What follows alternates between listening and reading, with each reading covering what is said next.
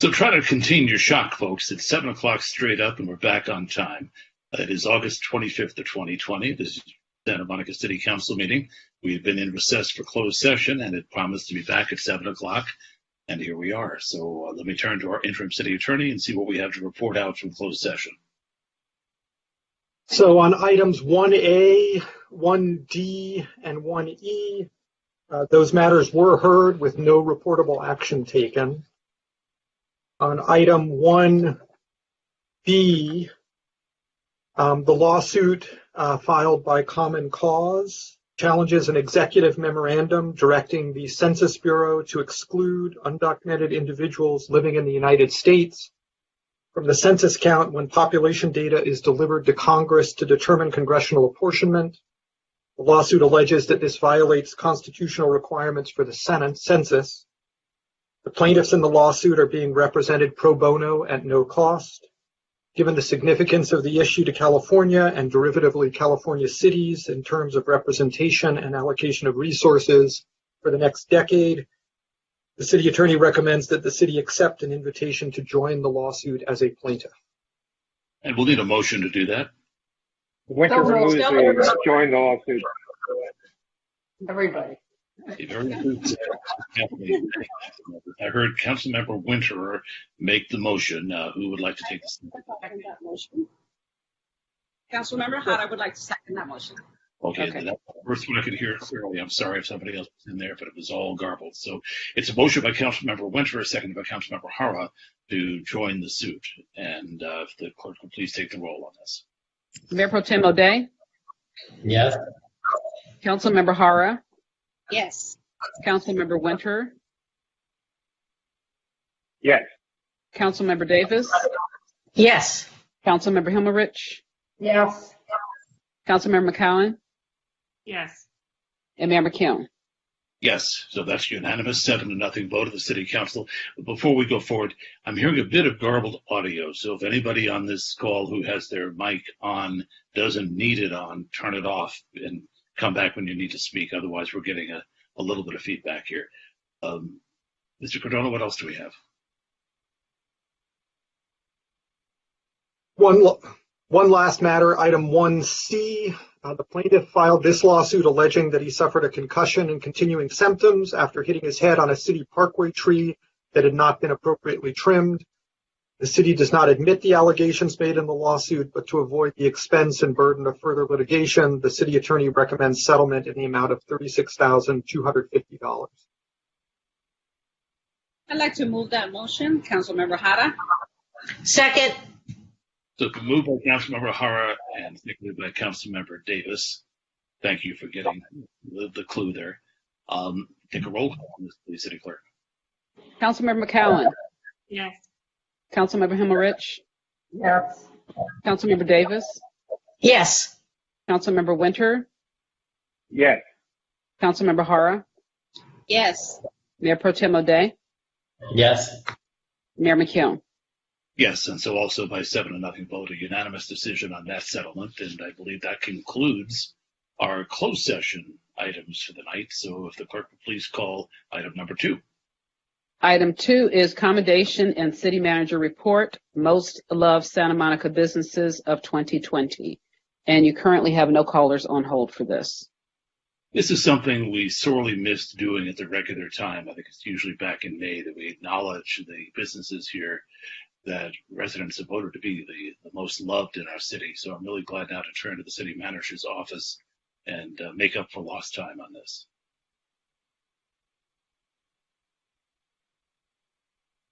Who do we have doing the presentation? I believe Jennifer Taylor is with us. Apologies, I'm on the mic now. Can you all hear me? We can. Okay, thank you. So I have my screen share. So good evening, Mayor and Council. My name is Jennifer Taylor. I'm the city's Economic Development Manager. I'm part of the Santa Monica Economic Recovery Task Force. And I'm here tonight with my hat on as the Buy Local Santa Monica Committee Chair, partly to give an update of the continuing efforts as part of the Santa Monica Economic Recovery efforts, but specific for tonight, to discuss our most loved Santa Monica businesses of 2020. This program celebrates our local businesses, and tonight I'm really pleased to be able to share this with you all, as you know, particularly as many of our businesses are struggling valiantly to reopen safely. And so, without further ado, I would like to this announces the winners of our Most Loved Santa Monica Businesses for 2020. I'm going to leave this screen up for a minute to allow everyone time to read the list of winners. I won't go through the whole list. I'll just give a little bit of background. So Most Loved Santa Monica is a contest. We launched it in 2014 by the Buy Local Santa Monica Committee and the Santa Monica Daily Press in partnership with our bids, so Downtown Santa Monica Inc., Main Street Merchant Association, Montana Avenue Merchants Association, and the Pico Improvement Organization, along with the Santa Monica Travel and Tourism, the Chamber, Santa Monica Chamber of Commerce, Superior Corporation, and the City of Santa Monica. And I'm pleased to say all these partners have come together not only to help to launch this Most Loved Santa Monica Businesses contest, but they also provide funding support to make it possible. And here's how it works. So every February since 2014, to coincide with Valentine's Day, we do a call out to all of our residents to vote for their most loved businesses. So it's their favorite businesses in Santa Monica. It's an online contest we do through SurveyMonkey. At the end of February, we close it up and tally the results.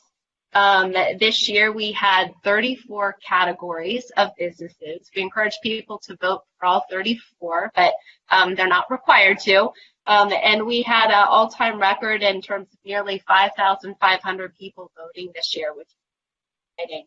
And all said and done, for Most Loved Santa Monica Businesses of 2020, we're pleased to be able to actually recognize 85 businesses. So this is the winners as well as the finalists.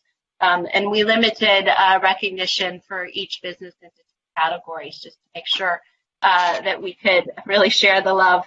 It was very, very competitive. As the mayor said, we normally do an annual award ceremony in front of City Hall, which I think nearly all of our council members have been part of before, along with our business leaders, where we announce the Most Loved winners. This is held in May. And unfortunately, we had to cancel it this year due to COVID. And so we've been working with the Santa Monica Daily Press to quickly pivot to where we are today with a virtual recognition at council. And I just want to say how much it means to our businesses to be recognized by City Council and to be recognized by City Hall. They're very grateful for this. And the Santa Monica Daily Press has now released a Most Loved 2020 publication, both digital as well as hard copy. It will be around throughout the year, and hopefully as we start to continue with our reopening and under Santa Monica Cares and Santa Monica Shines, as we're allowed to do events in the future that are safe, we'll have the publication at the events. The winners will also get a Most Loved plaque, a window cling, a commendation from council, just to help celebrate them, and then we promote them on the Buy Local website.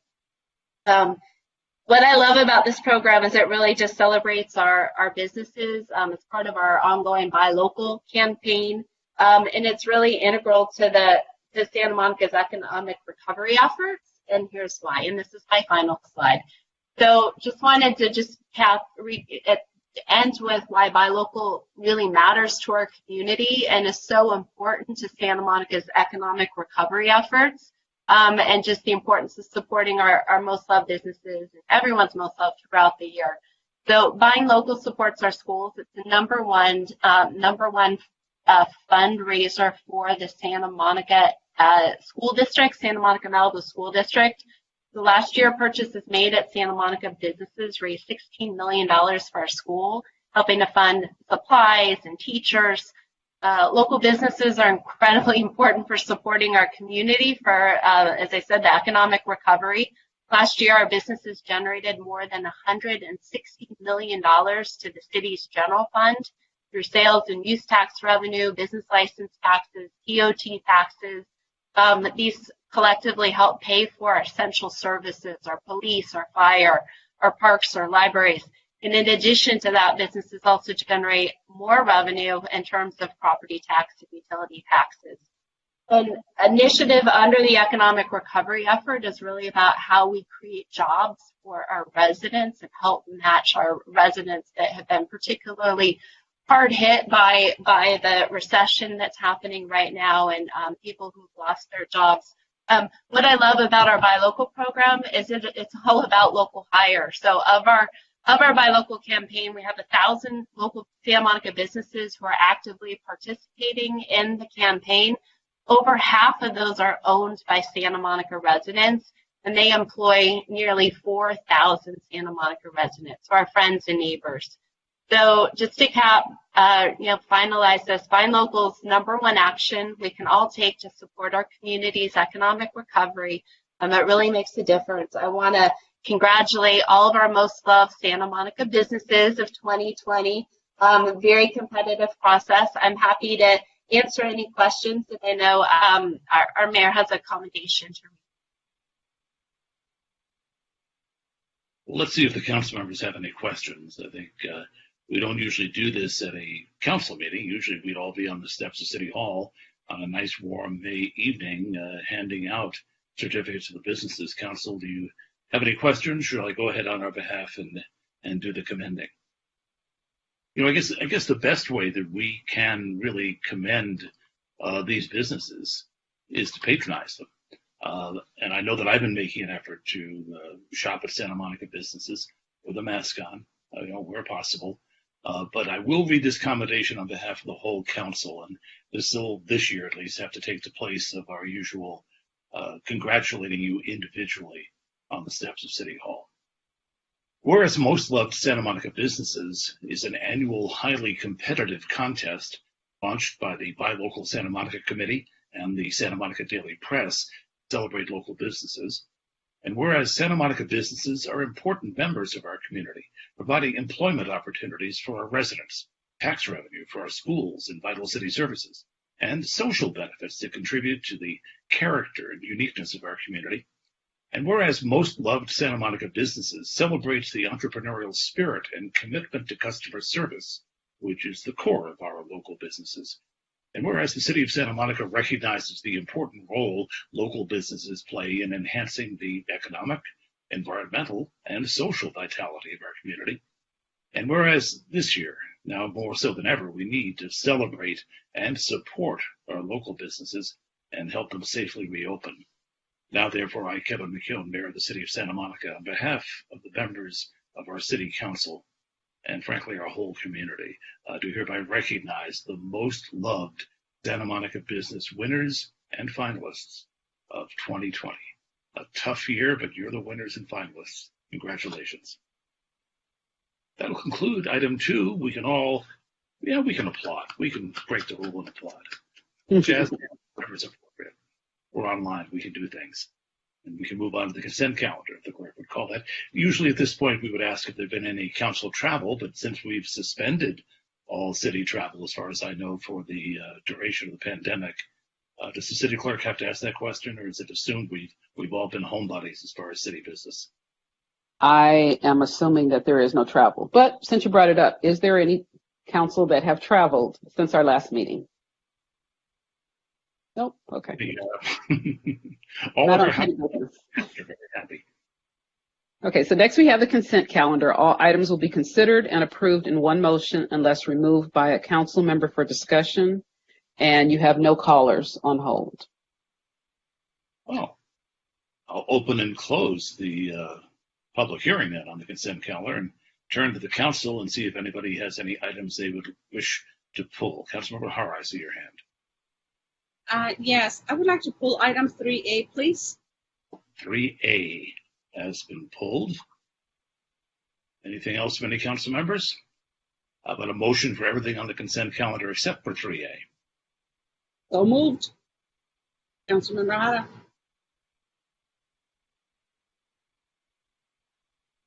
Second. Moved by Hara and hanging in the air. Who's going to second that one? Second. I second. I think I saw your hand, but I didn't quite hear you. Was that a second? Sorry, yeah, I don't know why you guys can't hear me, but You need to yeah, move in closer to the computer. Back. we seconded. I hear you loud and clear now. So it's a motion by Councilmember Hara and seconded by Councilmember McGowan. And this will be to approve the entirety of the consent calendar except for item 3A. If the city clerk would call that, please. Mayor Pro Tem O'Day, Yes. Councilmember Hara, Yes. Councilmember Winter, Yes. Councilmember Davis, Yes. Councilmember Himmelrich, Yes. Councilmember McCowan, Yes. Mayor McKeown. Yes. Did you get Mayor Pro Tem O'Day out of order? I missed that. Yeah, he was first. Okay. So that is unanimous vote of the council to approve the entirety of the consent calendar with the exception of item 3A, which I'll now ask the clerk to call. Item 3A is award purchase order for driver safety barriers aboard Big Blue Bus revenue vehicles to allow resumption of front door boarding and fare collection. Councilmember Hara, you asked to pull this. Do you have a question or a concern?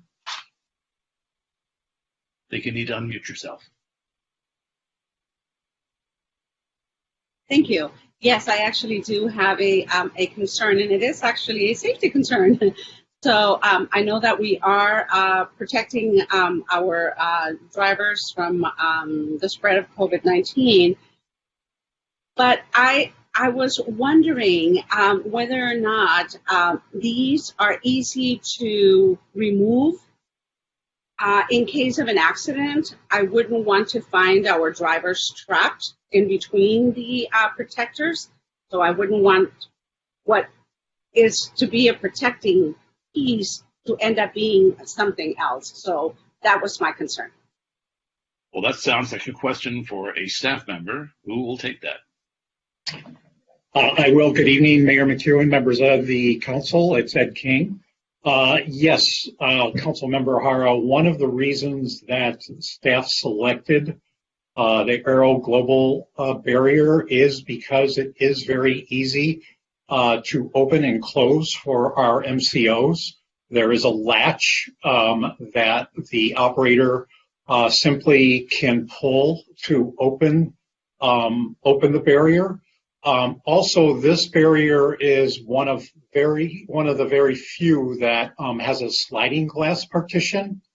So the operator has an opportunity to have the barrier either closed, fully extended, or opened halfway. So it provides an opportunity for the operator to get some air if no one is boarding or exiting the bus at the front door. And then the latch is very easily opened. And lastly, this is one of the few barriers that the staff tested. And we looked at up to, I believe it was 5 vendors' barriers.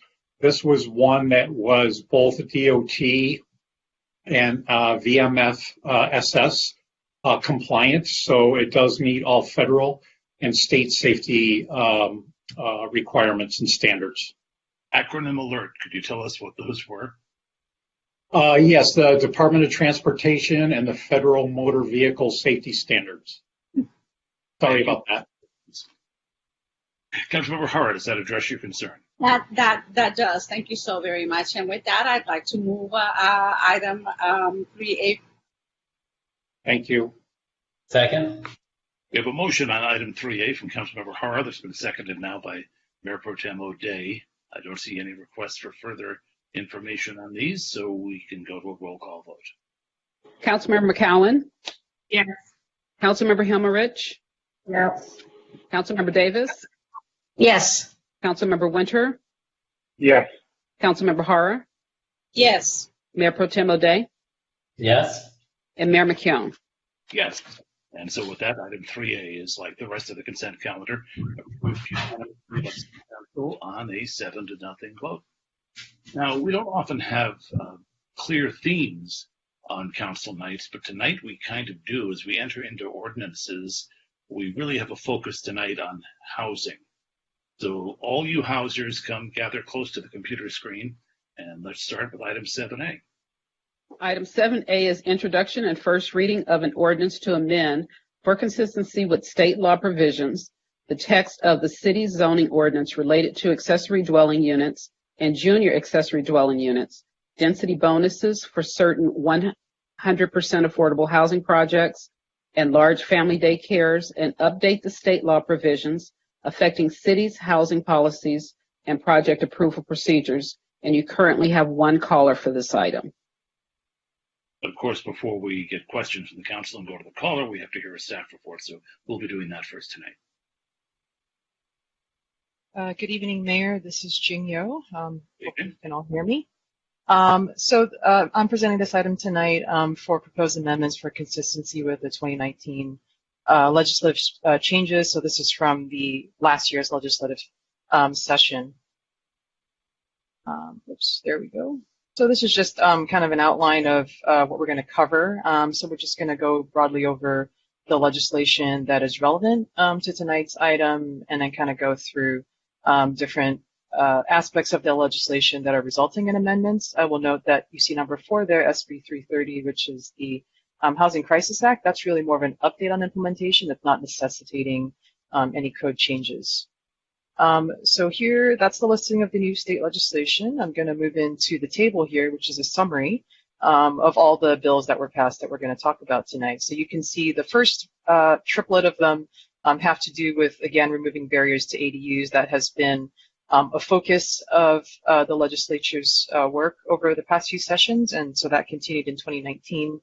SB 330, as I mentioned, is the Housing Crisis Act. This enacts basically a process, a voluntary process that developers can avail themselves of in order to qualify for some streamlining. There's also different provisions that apply to, again, remove barriers to housing. And then AB 1763 amends density bonus law for 100% affordable housing. So jumping into the first one, which is sort of not related so much to housing, but it was relevant because it was in the session, had to do with large family daycare. The city currently allows, as required by state law, small and large family daycare. So you can see sort of, how that's classified within the zoning ordinance. And within land use regulations, they are largely permitted uses, but there are what we call kind of these specific standards that apply to these kinds of uses. And you can see there it ranges from, noise and hours of operation, variety of things to minimize the impact on residential neighborhoods where these kinds of uses occur, and it just goes straight to a business license at this moment in time. The state law basically requires that all of those kinds of regulations are removed, so you don't treat it, any different than any other residential use. And you can see there it removes all physical requirements, for childcare in terms of location. Also removes the requirement for a business license. So here you can see a red line of what would be changed in terms of removing the concentration of uses, screening of outdoor play areas partially there would be deleted, but the fences requirement would remain on there. And then, as I indicated, the removal of the business license requirement. So that's a pretty straightforward change within the proposed ordinance. With respect to accessory dwelling units, I'm going to do sort of a broad level overview because there's a lot kind of put in here. And certainly if you have questions, we can, try and walk you through any specific questions you may have. So you can see here, this is just a sort of simple comparison of what existing development standards currently allow, which is to remove barriers for ADU production. So if you recall, last year, Council adopted some updates to the city's ADU regulations. It was, very much an overhaul to kind of update all of it to be consistent, removed barriers, in terms of setback, size, and parking requirements. So in the 2019 session, it kind of went a step further, removing more requirements. So you can see removes that minimum lot size requirement, reduces setbacks, prohibits the parking requirements completely, and it introduces kind of 2 new concepts. One is of the junior ADU, which is kind of this small ADU that's within the footprint of an existing single unit dwelling. And then also this, pretty new concept of introducing ADUs to multi-unit developments. We will, and the ordinance basically includes, adding those new sections in there. We've certainly seen a lot of interest in ADUs since legislation was passed, 2 sessions ago, and that interest continues even now into multi-unit properties. Some policy questions for the council's consideration with respect to ADUs that the Planning Commission made recommendations on. So we basically proposed the ordinance to be consistent with legislation. However, there are some things that are left silent, and so these were our attempts to get council's ultimate direction and action on reconciling some of these gaps between what the city would require, or maybe just gaps between the three different pieces of legislation. So one is the minimum maximum ADU size, or should there be only one ADU size? So the Planning Commission recommended that there be a maximum allowable size of 850 square feet for studios and 1 bedrooms and 1,000 square feet for 2+ bedrooms. And then on lots greater than 10,000 square feet, that allowable size could increase to 1,200 square feet. And you can see in state law, it only requires the city to guarantee 800, but then there's a minimum maximum of 850. So again, this is a policy question, certainly for the council to consider. The next one has to do with parcel coverage and floor area exemption. So this is, state law requires the city again to ensure 800 square feet for an ADU, and this is one of those standards that could be construed to potentially being a barrier to allowing ADU if you had a parcel coverage limit or something like that. So the policy question here is whether the total floor area of ADUs should be exempted from parcel coverage in all zones, and floor area in all zones should the exemption be limited to ensuring allowance of 800 square feet only. So within the R1 district, as council had taken action on the R1 update, that would Planning Commission recommended continuing to exempt that in the R1 district, and then within single unit dwellings in all other zones. So we do certainly have cases throughout the city where you have single unit dwellings in multi-unit zones or even in commercial zones in some cases. We thought in that case it was best to be consistent with what's allowed in the R1 district, not to have any confusion. So all single unit dwellings across the city have ADUs exempted from parcel coverage or floor area. And then in multi-unit and commercial districts, depending on what the development control is there, whether it's parcel coverage or floor area ratio, you would, in that case, they would just be allowed up to whatever the applicable maximum allowable size is. Next policy question had to do with junior ADUs and whether they should be allowed in single unit dwellings and multiple unit zones. So this was kind of a quirk within the state law where it just said single unit dwellings and single unit zones, kind of not accounting for the fact that maybe some cities have single unit dwellings and multiple unit zones. So we wanted just to be clear in that case that for consistency and regulation that the Planning Commission recommended that JADUs be allowed in single unit dwellings in just basically in all zones. And then the last one has to do with size of the second floor of ADUs and the applicability of step backs in the R1 district. In this case, the Planning Commission recommended that in that case, the second floor of ADUs proportional to the first floor. This is basically matching the existing standard right now.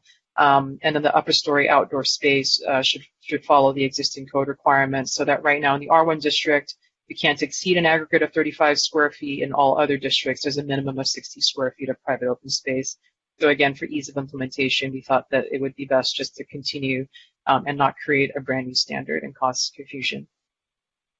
And then, there's one last one, owner occupancy limitation. So the way the legislations is laid out right now is that it sort of creates this moment in time where there's owner occupancy requirements before January 1, 2020. Then it has this 5-year period between 2020 and 25 where the city cannot impose an owner occupancy requirement, but then it is silent about what happens after January 1, 2025. Planning Commission there recommended that for consistency that there not be any owner occupancy requirement regardless of when the ADU was permitted. Moving on to the next section here, this is an update on SB 330, which is the Housing Crisis Act of 2019. So this is just sharing with the council what we're doing to implement this very complex law. At this moment in time, we are working on an application form and public-facing guidelines so that if applicants want to avail themselves of this process, they will be able to do that, and we should have that posted on our website by the end of this week.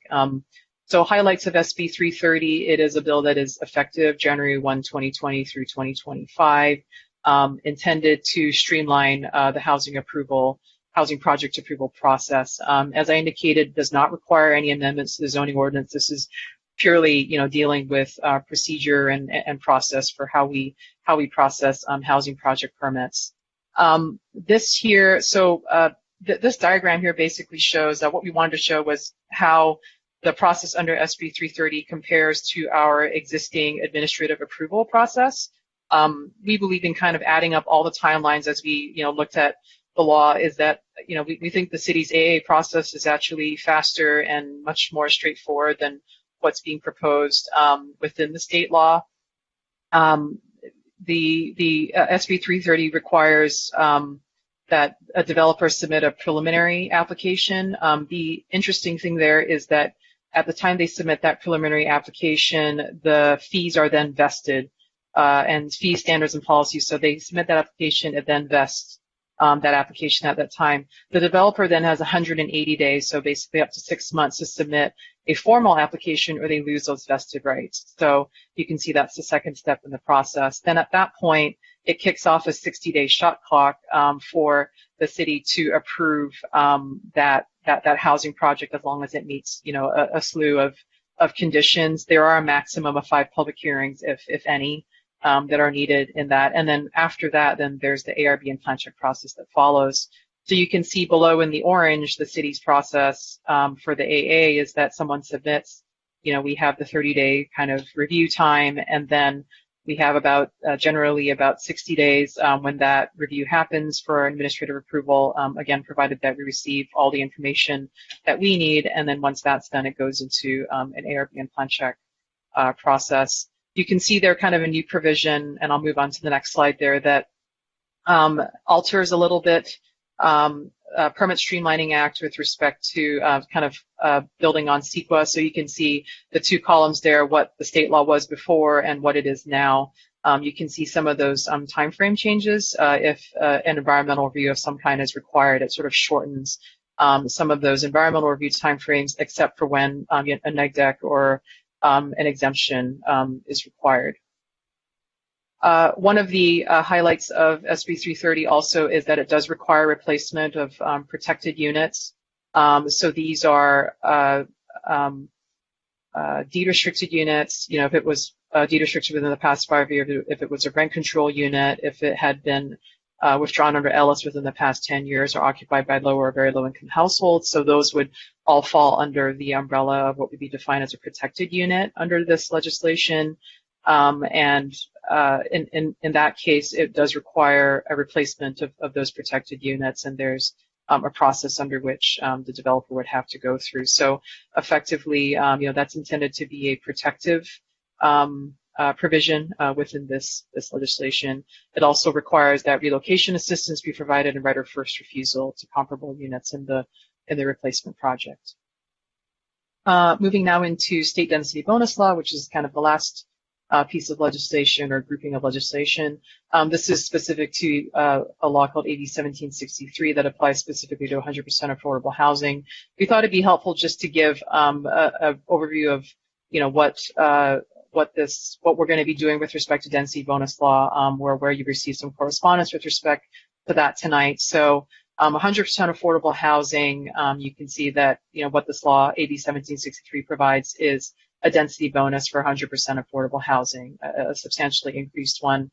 What we are working on through the housing element update is density bonus for commercial zones, and I'll kind of talk through some of the issues that are coming out of that.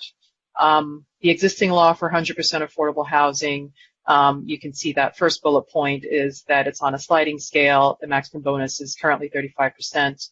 No additional bonus for 100% affordable housing. You get that 1 to 3 concessions. Under AB 1763, you get to up to 80% density bonus for 100% affordable housing. However, we would note in this case that if it's within a half mile of a major transit stop, there is unlimited density. So it really puts the bonus question aside in our minds, because unlimited density is how that reads.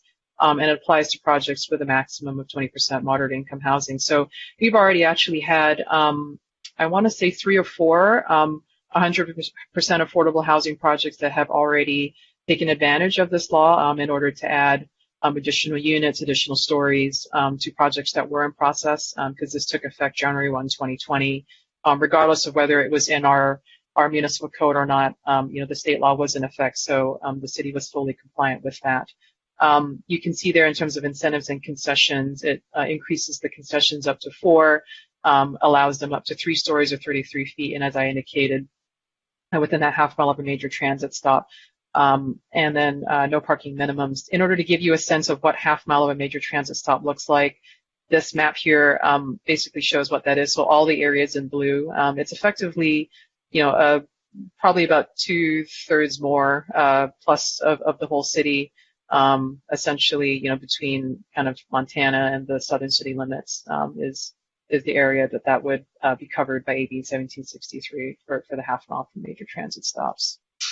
As I indicated, the other part of this, so that part is what is being proposed in your ordinance. In order to provide the council kind of a preview of what will be coming forward with respect to density bonus law, is that we are looking kind of a reconsideration of that density bonus. So this is under the commercial density bonus, which is a question that's been raised about, how to apply that and whether the city should be making any amendments right now. Really, the loose tier system provides additional height and density for projects that provide community benefits. So the city has a somewhat unique land use system in the sense that it has these tiers and it provides a development bonus, for housing projects. And, we've done the analysis in terms of comparing the city's bonus versus state density bonus law. The city is compliant with state density bonus law. Density bonus law has been amended since, the zoning ordinance was last amended. So now we are doing that analysis to, study and assess the city's rules with respect to the updates to density bonus law. In terms of how density bonus should apply in commercial zones, some of the work that we've done is kind of looking at other peer cities and how they apply it. And I think one thing that's become clear to us is that there's no right or wrong way to do this. There is no guidance within state law as to exactly how to apply this. There's not a precise procedure. And I think looking at cities as diverse as San Francisco, West Hollywood, Berkeley, 3 different cities, 3 different ways in how this applies in commercial zones. These are areas where you don't literally have a density limit. It's a building envelope limit in terms of, a development standard like floor area ratio. So, there's no kind of guidance as to how to deal with that. So, again, there are many ways to do this. And I think what we're trying to do is figure out, what makes sense for Santa Monica, that is consistent with the law and our land use system. And the reason we're doing this is that, we want to make sure that there's consistency and transparency in how we determine appropriate concessions and incentives or bonuses for projects that come forward, in order to answer this question of how we apply it where no maximum density exists. For example, it's not clear, whether applicants can request additional FAR and height in addition to an FAR bonus where density controls exist. So, there's not some resolution within state law about that. And, we also need to understand, when additional FAR is needed, what's that threshold, that's needed to achieve cost reduction. So, again, the process we're going through is to try and figure out a consistent and transparent system, so that everybody understands how this works and how it's applied, and, so applicants in the community have clarity as to what to expect, if a bonus is applied. So this is just giving you a little bit of that preview on what the next steps are. Tonight we would obviously recommend that the council move forward with implementing the incentives and process improvements for the 100% affordable housing projects consistent with AB 1763. And then, as part of the housing element update work, we will continue to study the impacts these laws have on housing, and then coming back to you with a comprehensive package to maximize production of housing. So our recommendation is to introduce and adopt first reading of the ordinance for amendments to the zoning ordinance to be consistent with state law. That concludes my report, and I'm happy to answer questions. So it appears there are parts of this that we really don't have discretion on. We're just making our local law compliant with state law. There are parts of this having to do with the ADUs and the junior ADUs where we have some significant policy decisions. And then the third aspect is, as far as the density bonus, you're looking for direction, but we're not really going to make any decision on that part tonight. Is that a fair division of this into three parts? Yes, that is an accurate statement. Okay, so council, that'll help maybe focus our thinking a little bit. Do we have any questions about the staff report before we go to the public input? Councilmember Himmelrich. Thank you, and thanks for your report, Jing. I have a couple of questions. First, on the ADU topic. When we covered this before, you told us that it was exempt from parcel coverage. All of it, right? Any ADU square footage is exempt from parcel coverage, so that's something we have no choice about. That is, right? yes, that's correct, yeah. And the policy question we are posing is, because the laws have added that you can add it to multi-unit, and we have multi-unit in commercial zones, we're like, well, what do we do about areas where we don't have parcel coverage as a measure of anything, but it's floor area ratio, but state law does require that up to 800 square foot must be exempt. And so we're asking that additional question of how we deal with this, we have more than that. So it's only up to, I thought it was the actual size of the ADU that was exempt. No, it's the guarantee of 800 square feet. Okay, so we could have 1,200 square foot ADUs and only exempt 800 square feet from parcel. That is right. Yep. Okay, and then a question about the question about the units, on a two-floor ADU, I guess that the second floor can't be larger than the first floor. Is that what you're recommending? The second floor cannot. That's right. Yep. And I may shock you, but I actually disagree with that because I've been looking at ADUs and there are a bunch of great designs of ADUs over garages and things like that. It was actually bigger than the first floor. So why would we want to put that restriction on?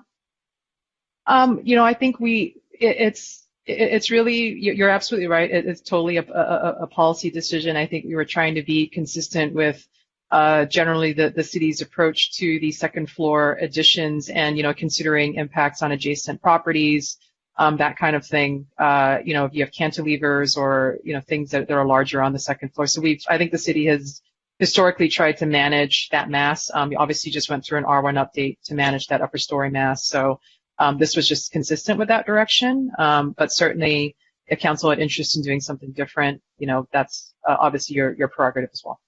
Well, so I guess my real question is, if the ADU itself is bigger than whatever is on the first floor, and the designs I've seen have been garage on the first floor and ADU on the second floor, but we'd still have setback restrictions and that sort of thing. Yes, that's right. We would. That's right. Yeah. So it would all apply. It would just be a design issue. It would. I think the other thing that is kind of influenced some of our thinking was also because state law limits the setback as well. It's 4 feet, so it's less than what the zoning ordinance would otherwise allow in some cases. So we were trying to obviously balance that with an upper story. And could we have different standards in different areas? We can.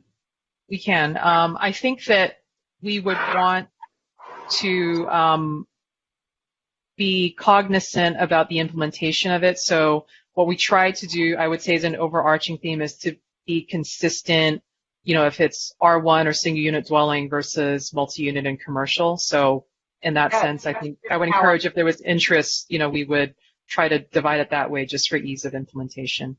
I also want to mention that I do have Ross available. He is truly the ADU expert, so I'm going to turn some things over to him. Thank you. And so in terms of now I'm moving to SB 330. I'm sorry, trying to be clear about this. So SB 330, the replacement of deed restricted units with comparable units, whether they're rent controlled or deed restricted or house lower income people. are we requiring, when they talk about comparable units, and I've always been troubled by this. So for instance, if we remove a rent-controlled unit, we put another rent-controlled unit in, do we require it be at the income level of the original unit? I believe, yeah, I'm going to ask if maybe the city attorney could assist me with that one with respect to the what the comparable unit would entail in this case. Because we did this, by the way, on Pico, in the 1100 block of Pico, where we have some rent-controlled units, yes, but they were decontrolled, and then so they weren't affordable at the time people moved into them. Right. Right. Let's repeat the question.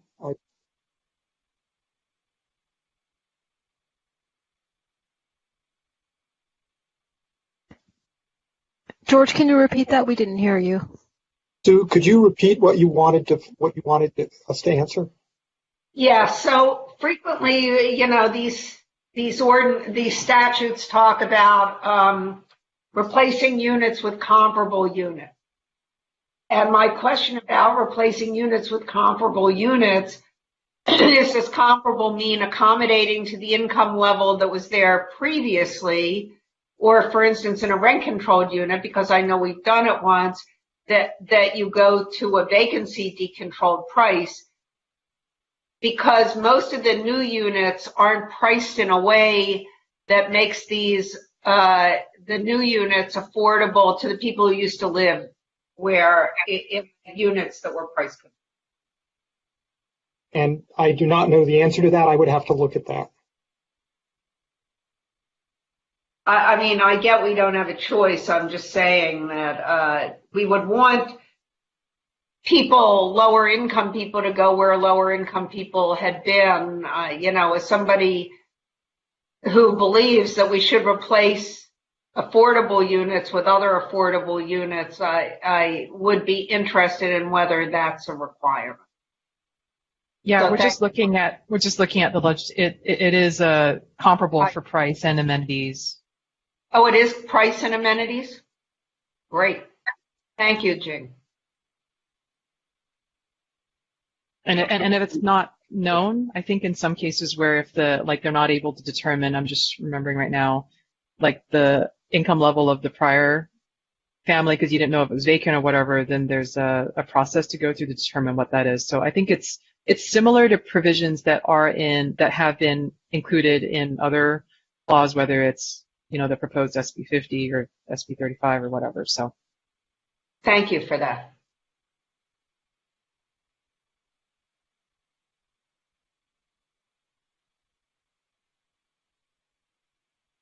Yeah, Ted, go. Sorry, my mic was off. Yeah, Ms. Got a follow-up on Councilmember Himlich's question about what we do now that ADUs are allowed in multifamily parcels, right? Because the recommendation is, for instance, that we would allow up to 1,200 square feet on a 10,000 square foot or more parcel, but obviously the multifamily parcels are much larger. So you need some guidance from us on that, and do you have a particular recommendation, or should we just follow the state law and put that in there for the multifamily? I worry a little bit. I think it's great that there's potentially unused real estate in multifamily dwellings, but it might also be ripe for abuse by certain parties. So I want to be a little circumspect about how we deal with that. Any suggestions? yeah, I'm gonna have Ross take that one actually. Good move. Good evening, council members. So right now we're proposing that a one bedroom or a studio can have 850, a two bedroom or more can have up to 1,000, but that is correct. If a multifamily property, which sometimes could be larger than our typical standard single family, had up to 10,000, they could get up to 1,200. I think that is Planning Commission's recommendation. I think we are comfortable with that. And it also is going to be very determined on, you know, how much usable leftover land is there for them to fit these extra units. I think current development might cap some of those sizes as is, just with regards to what space is left over. All right. And then I noticed that the Planning Commission had 3 items they suggested council consider for future consideration regarding ADUs. Is that something you would like some feedback on this evening? Yeah, if you would like to direct staff to kind of pursue those topics, we would definitely do that. We have not done it yet. We were waiting for your direction if those topics were something you were interested in. All right, thank you. No problem. I don't see any other council member questions, so I have a couple. You know, we have talked quite a bit about ADUs and JADUs on single-family properties because we just did a revisiting of our R1 standards, but we haven't really thought much about multi-units. So on a single-family lot, you have 1 unit and you're allowed 1 ADU and 1 JADU. Suppose you have a multifamily lot that has 10 units, so you're allowed 10 ADUs and 10 junior ADUs? I mean, how does that work? So for multifamily lots, there are kind of 2, or multifamily developments, there are kind of 2 paths to ADUs. One is the new construction of 2 units, if you can fit it on the parcel. The other avenue is you get to convert existing non-livable space, such as garages or attics or any existing square footage that isn't currently part of a unit. And the number that you can convert that space into is you always get at least 1, but the maximum is up to 25% of the existing unit count. So hypothetically, if you did have 100 units on the parcel, you could get 25 new ADUs if you had the space to house them in existing unused square footage. So those would be former laundry rooms, storage areas, bicycle storage, whatever was not required specifically for that purpose by code. That is correct. So we could have an application from a large building that was legitimate for 15 new ADUs, adding that many units to the entire building's count. It is definitely possible. Okay, I thought I actually had seen an application like that, but it's why I asked the question. Then the other question I had was for our interim city attorney. I know that there's some apparently fairly minor language changes you wanted to make to the ADU section of the ordinance. Are they substantive enough that you'd like to get them on the record before we go to the public and begin discussion, or can they wait until we're ready to take a vote? They could wait until you're ready to take a vote. They're largely technical corrections and typos and language that was inadvertently omitted. Well, not seeing any further questions from the council, I'll take one last look around. We will now go to the public and take public input on item 7A. So could we check our phone lines and see who's lined up?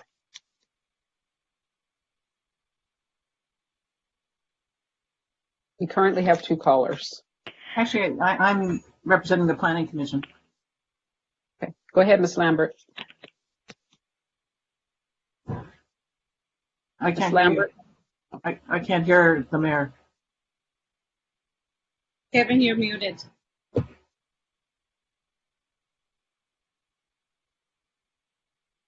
We can't hear you, Kevin. Can you hear me now? Yes. Well, interesting. My 2 little indicators on my screen are out of phase with each other. One says I'm on and one says I'm off. So that's working, and I'll just comment as I was about to, that Ms. Lambert, as the chair of the Planning Commission, by our standard rules, gets 5 minutes for her presentation. Okay. Not the 2 that are allowed to other people. So Thank you. I won't take 5 minutes. But, we're glad to hear. I'm the first housing wonk tonight you're going to hear. Good evening, Mayor McEwen and Chair and council people and staff. I'm Leslie Lambert. I'm the chair of the Planning Commission. To urge you to adopt the recommendations that we came up with on May 20th at our meeting. Jing is correct. Most of them are discretionary. In terms of ADUs, our mission, and I think that of the state, is to incentivize to the maximum extent possible the development of ADUs as a housing resource, which we certainly need. The changes that we actually to the lot coverage issue, there's some confusion, I think, because in the R1 standards right now, no ADUs count toward lot coverage. But our maximum sizes are 650 for smaller lots and 800 square feet for larger lots. But no lot coverage is ADUs don't count toward lot coverage. We're proposing 850 square feet for 0 and 1 bedroom units, which is in the state law. That's permissive, but we think it's a good idea. And 1,000 square feet for more than 1 bedroom units, and 1,200 square feet for more than 1 bedroom units on parcels that exceed 10,000 square feet in size. Now, where are those parcels? In the R1 district, there are a little over 600 parcels that are more than 10,000 square feet, and a little over 500 of those are north of Montana. So they do exist. And again, we are asking that none of the ADU square footage count toward lot coverage because we think that would be a disincentive. We'd like to see family ADUs developed. And if you count any of the larger units toward parcel coverage, we think that would be a disincentive for doing that. We also took the state law to heart about the owner occupancy, but we went beyond the 2025 sunset date for the owner occupancy requirement and put no sunset date in our recommendation to you. And in the interest of full disclosure, there was one commissioner who had a problem with not having owner occupants on site. And that person's reasoning was that tenants tend to destabilize a neighborhood and that you really need property ownership to stabilize a neighborhood. That said, it didn't really matter because state law says that we can't require owner occupancy. And in terms of SB 330, it's very interesting. My take on SB 330 is that it's a great measure for actually protecting the PICO neighborhood. And one of the reasons I say that is that much of PICO was developed in the old days as R3, and now it's R2. So the replacement housing requirement required in SB 330, I think, does much to protect the existing development in PICO.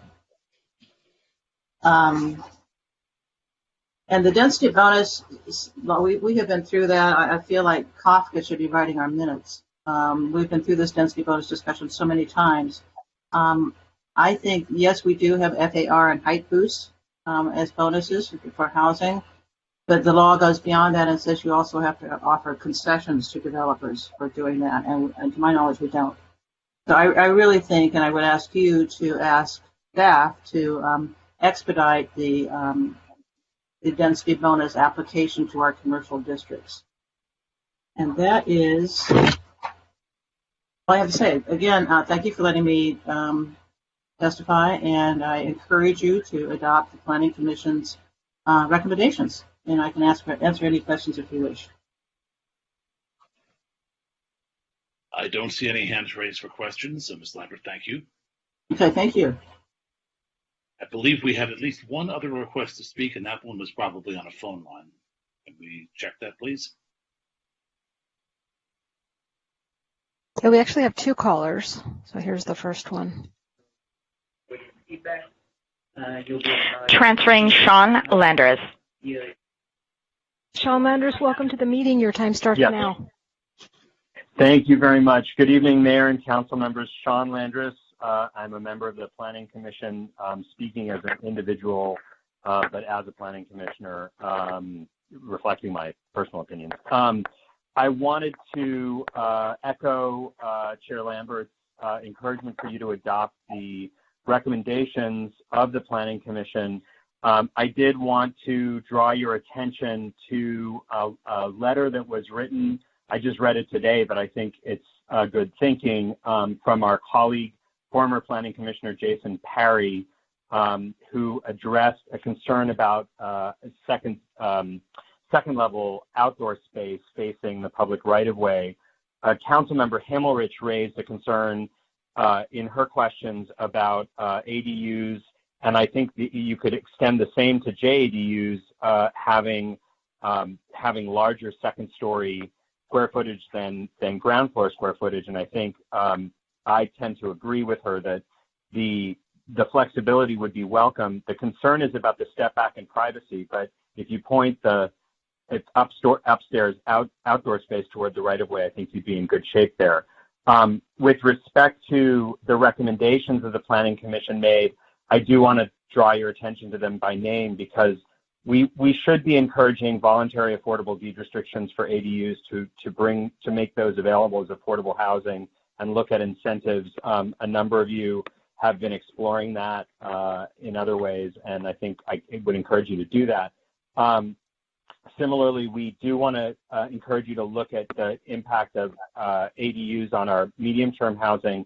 West Hollywood has an ordinance that ADUs are permissible, but they require a one-term lease, a one-year lease, in order to ensure that they are, in fact, permanent housing, and I think that would be potentially advisable here as well. And lastly, just to explain that third point, Mayor McEwen asked the question about 10 ADUs on 10 multifamily residences, on 10 units. You know, I think we do need to have more people. We do need to provide more housing, but there is a legitimate concern about the impact of parking, and moving to a per parcel permitting system rather than a per unit permitting system for our preferential parking would ensure that folks who build those ADUs understand that they're going to have to either not park, right, not bring a vehicle along with that ADU, or that those they're going to have to provide that parking off-site, off-street rather than on-street. So I really do encourage you to move those along. And then lastly, I want to draw your attention to a process. Yeah? Your time is actually up. Oh, I'm sorry. If somebody wants to ask me a question about free plans in San Diego, I'm happy to answer that question. Yes, I would like to ask that question. Thank you, Councilmember. I would like to draw your attention to a program that San Diego County developed where they took model plans for accessory dwelling units, put them online with full specs, and said to residents that if they were willing to use one of those plans, 1 bedroom, 2 bedroom, that those would be processed, I think, for free. There would be no plan check because none would be necessary.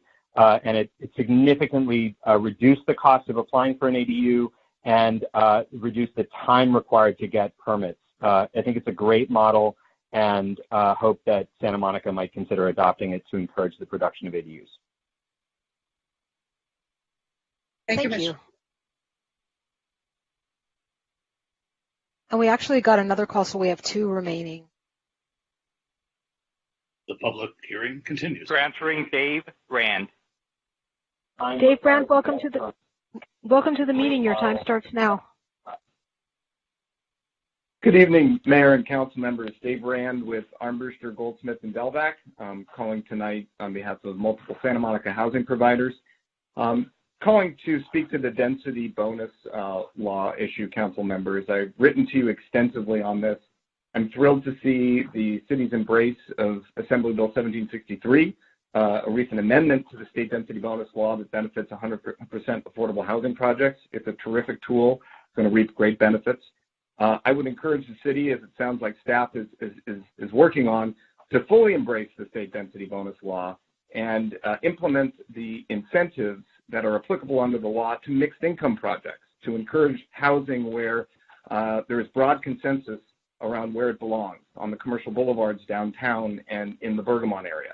The state density bonus law is not something to be afraid of. It's a fantastic production tool, and the incentives available are consistent with your policy goals to see mixed income projects replace older commercial uses in the areas where the general plan and the zoning ordinance clearly direct new housing. I would encourage you to look at the city of West Hollywood's model. They regulate development on their commercial boulevards the same way Santa Monica does, based on envelopes, height, and FAR. West Hollywood translates the state density bonus law 35% density bonus into an FAR increase, and then awards an additional building story to accommodate that increase. It's been very successful in West Hollywood. A number of projects have utilized that. It's clear, it's simple, it's transparent. It will spur housing production, and greatly hope that your direction tonight includes prioritizing the state density bonus law as a tool for housing production, certainly going into the next housing element cycle where the RENA obligations of all housing types are significantly increased. I thank you very much. Hope you're all well, and take care. Thank you. Transferring Michael Soloff. Michael Soloff, you're in the meeting and your time starts now. Thank you. Good evening, council members. While waiting to comment on later items, I heard you discussing the impact of SB 330 and the issue of what can replace units that are demolished. And I just wanted to be sure, to the extent it's relevant, that people are aware that Government Code Section 66300E as in dog, 2, sub number 3, little I3, says that in the case of a protected unit that is or was within the 5-year period preceding the application, subject to a form of rent or price control through a local government's valid exercise of its lease power, so a rent control unit, the affected city may do either of the following: require that the replacement units be made available at an affordable rent or an affordable housing cost to, and be occupied by low-income persons and families, and that will be subject to a 55-year deed restriction, so you can replace it with deed-restricted affordable housing, or require that the units be replaced in compliance with the rent or price control ordinance. So I think if that is what you're discussing tonight, you have an important policy choice to make about whether we're better off replacing those units with deed-restricted affordable housing in light of Costa-Hawkins and what will happen after the first tenant leaves a replaced rent control unit or not. So I apologize, this is something I hadn't been aware of before, but I wanted to be sure you were all aware of that. Thank you. Thank you. Thank you.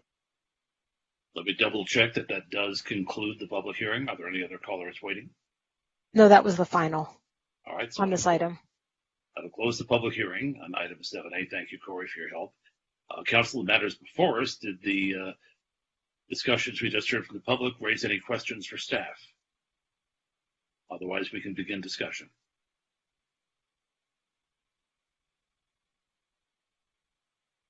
Well, we're usually shy tonight. I have a question, I guess. There were a couple of issues raised in the testimony that I'd like to hear from staff about. One, this notion of putting forward model ordinances like San Diego County did, and then two, how to broadly apply our density bonus rules, and are we taking full advantage of that opportunity? Sure, happy to address those questions. So with respect to the model ordinances for ADUs, that was actually part of the reason we got the SB2 grant. That's a work item that council had authorized when we got that grant, was to kind of create these kind of like customer-friendly guidelines on how to access the ADU procedures. We're kind of taking a lot of that work on now in pieces internally. But it would be great to be able to, use those grant funds to be able to, have more like graphic representations or even sort of model plans that someone could just take and say, I want to do this one. That's certainly not an unusual thing for some cities to have done around, our region and in California. So that's part of our work program already. In terms of how to broadly apply our density bonus rules to commercial districts, so as I indicated in the staff report, that is part of the assessment that we are undertaking as part of the housing element update. Our preference is to be able to present a comprehensive package of that to council in association, just so that council fully understands the effects of incorporating that update to the suitable sites inventory and the ability for the city to demonstrate the accommodation, for our RENA targets. We do not want to do this piecemeal, if at all possible. We want to kind of make sure that there's full understanding of how all these things together, because it's really, density bonus is only one tool, that we use to achieve that. Of course, that being said, if individual developers, come forward and submit projects, that they believe are consistent with state density bonus law, we are definitely looking at those on a case-by-case basis, because the city's intent is to be compliant and consistent with state density bonus law. Councilmember Winter has a question. Yeah, Mr. I'm wondering, did you see former Planning Commissioner Parry's letter about ADUs and the questions he raised? And if so, Yes, do you have yes. any thoughts on his suggestions? We did. Maybe I can have Ross jump on again. I think he actually had a suggestion to address that issue. Yeah, there was two comments from former Commissioner Perry. One was the upper story outdoor space and which elevations they could be located on. I think staff agrees or is fine with this this comment. It allows for, let's say, a balcony to have more options when it's closer to a street and not impacting, let's say, an adjacent neighbor. The second item that was brought up in that comment was allowing 1,200 square foot ADUs in multifamily, regardless of bedroom size. So just going kind of to the max size. Staff has some concerns about that, only for the fact that we want to be careful that we're not overcrowding parcels, making sure there's enough room for light and air to get in between adjacent parcels, and to make sure there's open space available as well. 1,200, again, I don't know if they would always be able to even fit all of that, just due to what size is actually left over to fit these. But there are some of those concerns about just what does it do to the parcel and kind of the operations of it. Great, thank you very much. No problem. Councilmember Davis. Yeah, I just want to quickly address the issue raised by Mr. Soloff. Do we need to decide tonight how we're going to define a replacement unit, rent control versus deed restricted affordable housing? I think if council wanted to give that direction, it's something we could give back. So the way the statute reads is that it would be a replacement unit that satisfies the requirements that are consistent with state density bonus law. So in terms of the replacement provisions in there, or a locally adopted requirement that requires that it's a certain percentage of units that are affordable or rent controlled. So that's something that that we could. That's how we were thinking about how it would be applied. But if council wanted to give that direction, we could bring something back that was explicit about the requirement. Well, I'm just wondering if we can kick that can down the road because, with the current existence of Costa-Hawkins, that might affect our decision. But if Prop 21 were to pass, that might change that calculus. So I'm just wondering if we need to address it tonight. If we don't, my temptation is to let's see what the voters do on November 3rd, and hopefully they'll pass Prop 21, and then we can make a decision. But I don't want to make a decision tonight without knowing how that's going to turn out. And certainly you could do that. Like I said, within the statute, there is that default, provision. So it's not like there's just this silent vacuum as to what to do, if there's not something locally adopted. So. Okay, great. Thanks. Well, I have a follow-up on that, and then I see Councilmember Himmelrich, but let me follow up on Councilmember Davis's question. If we did not specify at this point, and somebody came in with a project between now and November 3rd, or actually, more importantly, now and whenever the election votes are actually counted, the ballot measure goes into effect should it pass, they would then be entitled under an either-or provision. Who gets to make that decision? Do we, or does the developer decide, I'd rather give you rent control or I'd rather give you deed restriction? Until we make a decision, who does?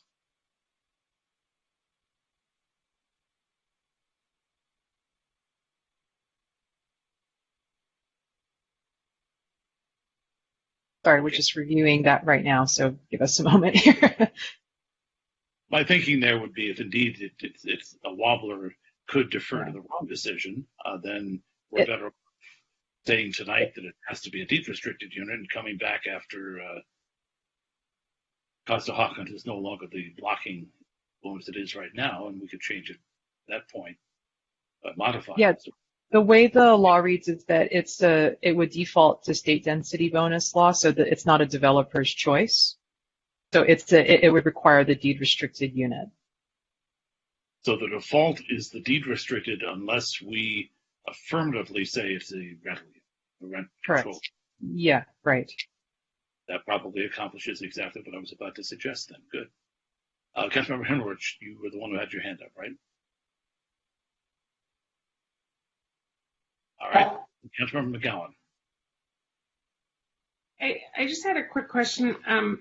So these ADUs and JADUs, they won't allow short-term rentals, but depending on what happens in our next council item, will that apply to ADUs and JADUs?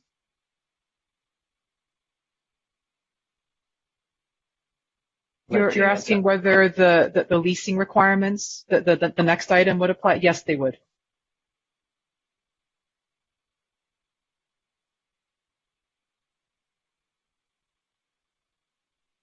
Okay, Council, I don't see any more questions. As we begin discussion, I pointed out at the outset there are really three categories here.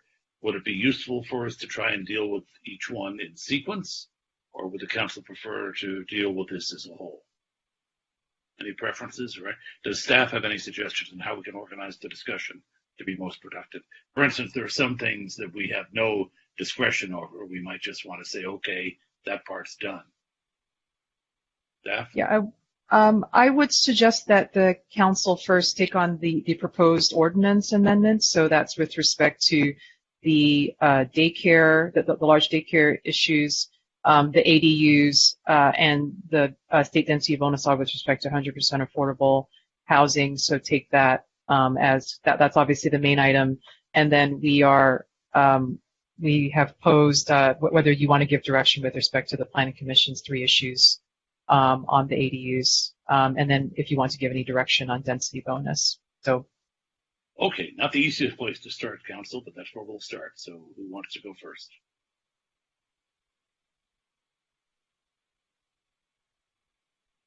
Are we simply accepting the staff recommendation? We still have some policy decisions to make. Councilmember Mitchell.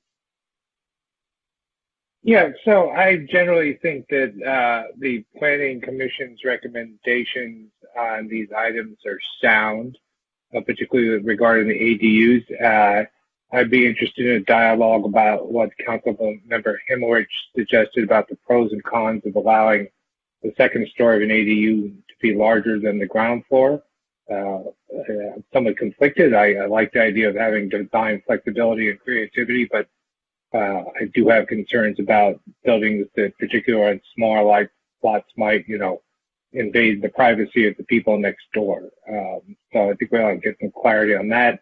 And then having heard from Mr. Furman about Mr. Parry's suggestion, I think we should go ahead and make that first change he suggested, which would be allow ADUs, their upper story space restrictions, along an alley or side street to allow those balconies or whatever are going to be outdoor spaces to face the public right away. Because I think that's one of the things we've always wanted in our planning is people to have front porches or balconies look out over the street just so that people are connected to one another. So I think that makes a lot of sense.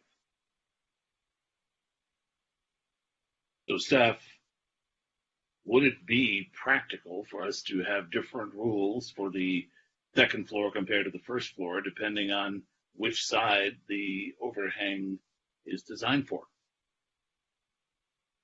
It is possible. There will already be a 4-foot side and rear setback on the kind of closest side property line. So the overhang or the cantilever would be more internal to the parcel. So by removing that requirement, I think we have enough development standards in place to already ensure with some certainty that there would be still privacy provided to adjacent parcels. So if there's an overhang of 4 feet with a 4-foot setback, then that would mean the first floor would have to be set back from the property line by 8 feet. What would happen? It depends. A lot of times, they're adding a second floor to an existing garage that is already built at property line. So it's hard to say exactly where the first floor would be.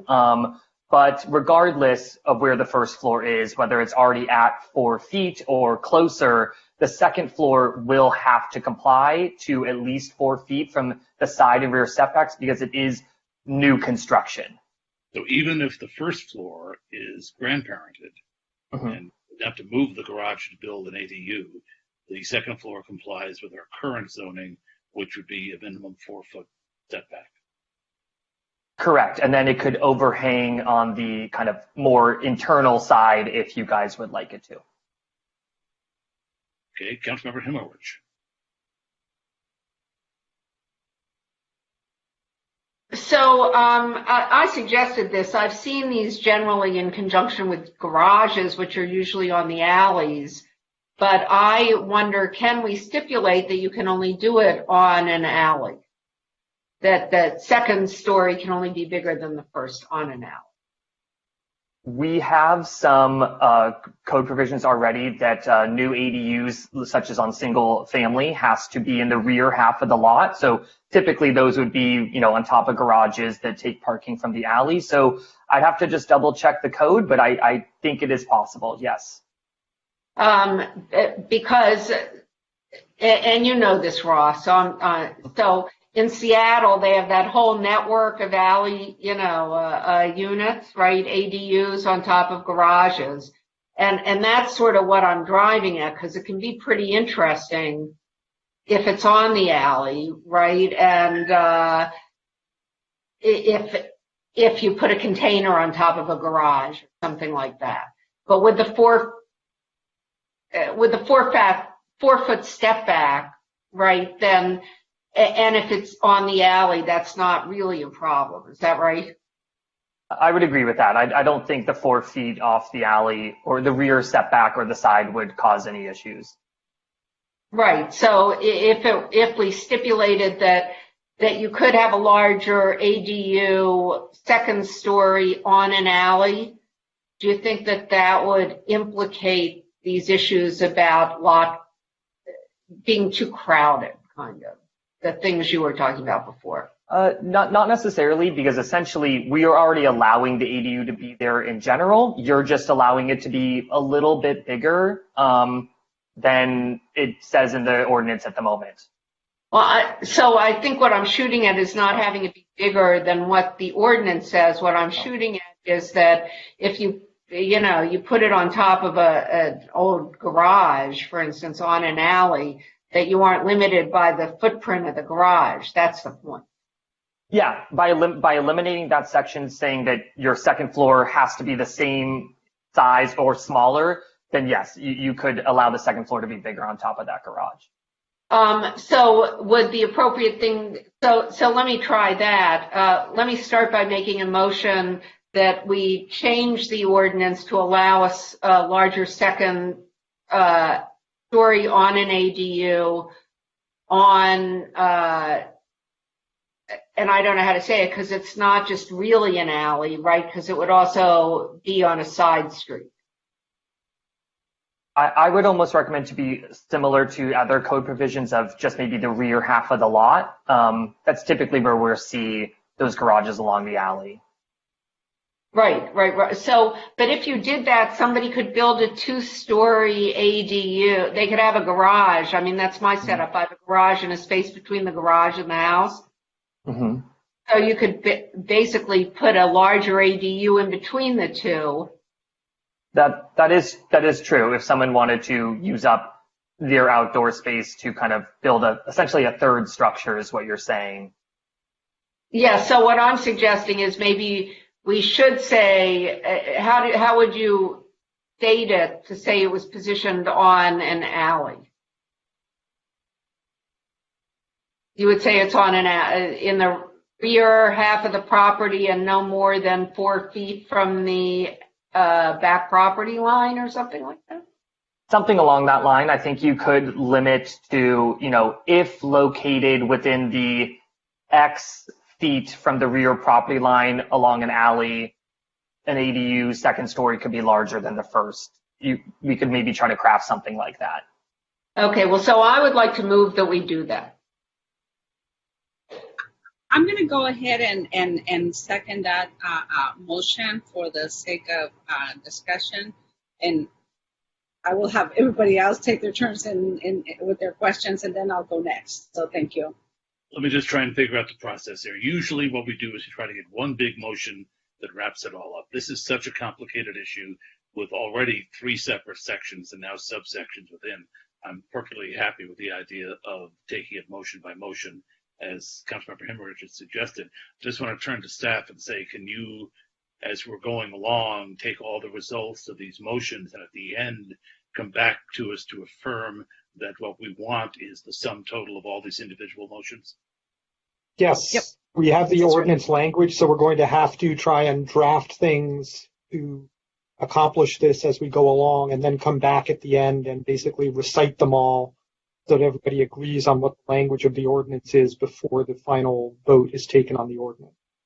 Great. So we have a motion on the floor from Councilmember Himmelrich. It's been seconded by Councilmember Hara, and I've seen Councilmember Winter his hand up for some time. Yeah, so, I mean, my concern is also we spent a lot of time with the R1 standards trying to make sure the second stories of, primary residences were not impeding on, the privacy of the people next door. So, but I understand what Councilmember Hemmerich is going after. I wonder if we should instead say that we would allow a second story greater than the first story in ADUs, where the ADU is being constructed on an existing legal non-conforming structure that is within the setback requirements. So when you do have a garage, for instance, that's closer than 4 feet to the alley or to the adjacent property, you're somewhat constrained there if you want to do the right thing, the green thing, and just build a structure on top and how much square footage you get. So maybe in those situations where you have that legal non-conforming garage or whatever accessory structure, if you want to put a second story on that, you can go over the footprint of the existing structure. So that, and I'm not even sure if that was sort of what you was after or not, but that's one thought I had as an alternative. So look, I don't have a problem with that, although I don't think that the predicate of an existing non-conforming structure, the design of these is that you have a 2-car garage and then a larger ADU above it. I'm just saying it's a common design on alleys in other cities that's been effective and doesn't bother the next door neighbors, right? That's why I'm proposing it, because we can have more living space for families in an ADU. We don't need more living space for the cars underneath the ADU. You know what I mean? So you can still have your 400 square foot or whatever it is garage, right? But then you could put a larger thing, step back on top of it. So you could have more lot coverage at the ground level, but you would have more living space in the second floor. But if it's on the alley, then it won't impose on people. That was sort of the concept. If you want to do it with only existing non-conforming structures, I think that that's doable, but I think that, and I'm not one to say this lightly, right? I do believe that it will give us more flexibility if on these alley ADUs we allow more mass on the top. So wait a minute. What we're saying, I think, is that the overhang can exist so long as it's not on the side of the building toward a neighbor. So it could be That's right. It has to be your overhang that you would get to use, or it could be an overhang that faces toward the alley, or even in some very strange situation where the garage is in the front of the parcel toward the front street. You just don't want the overhang to be toward an adjacent residential parcel. Is that? Well, the problem with the front garage, no, because this is really alley specific, because the alleys are places where so most houses are placed sort of on the center of their lot. If it's in the front of the lot, then chances are it will more encroach on your neighbor than something in the back, which is, right, that's on the alley, where basically people are just putting their cars or their basketball hoops, if that makes sense. So are you thinking the rear third of the parcel or the rear quarter of the parcel? I would, yes, I mean, rear quarter, probably rear third.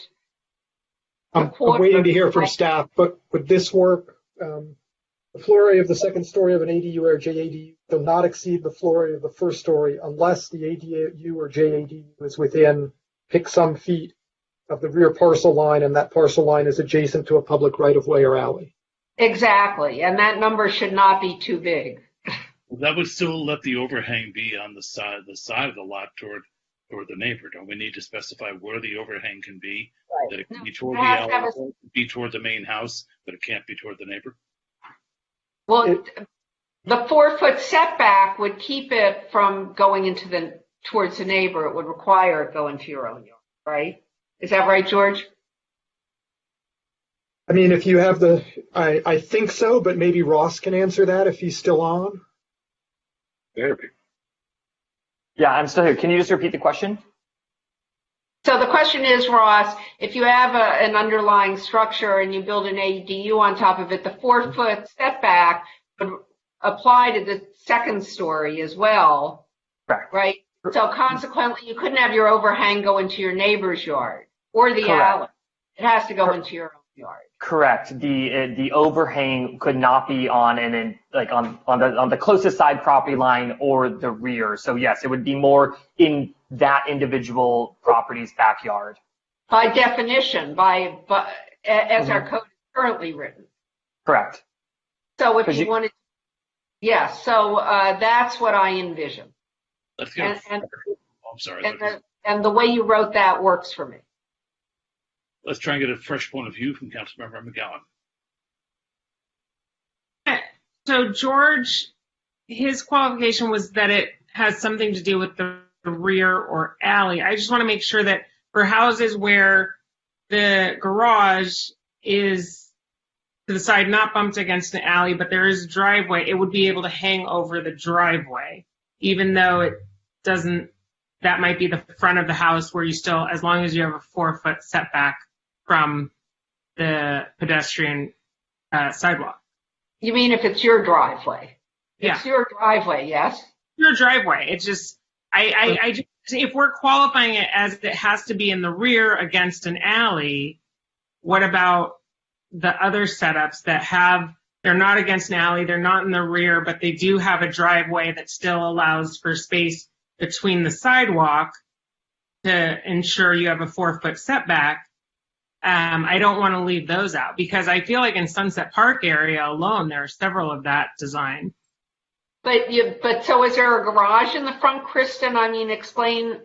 The garage is like adjacent to the house on the side, and it has a way, but it doesn't back up necessarily against the rear. Sometimes there's still grass area behind it. Sometimes, But the driveway comes up but then it's not in the back third of it, is it? Not always. So Right. I just want to make sure don't narrow it too much to just this like back against an alley because there are other styles.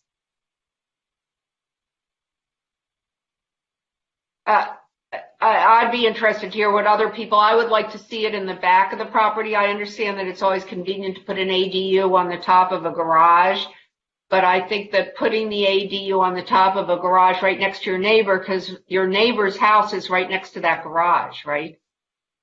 Okay, so let's hear from a couple more council members who have their hands up. Councilmember Hara, followed by Mayor Pro Tem O'Day. Thank you.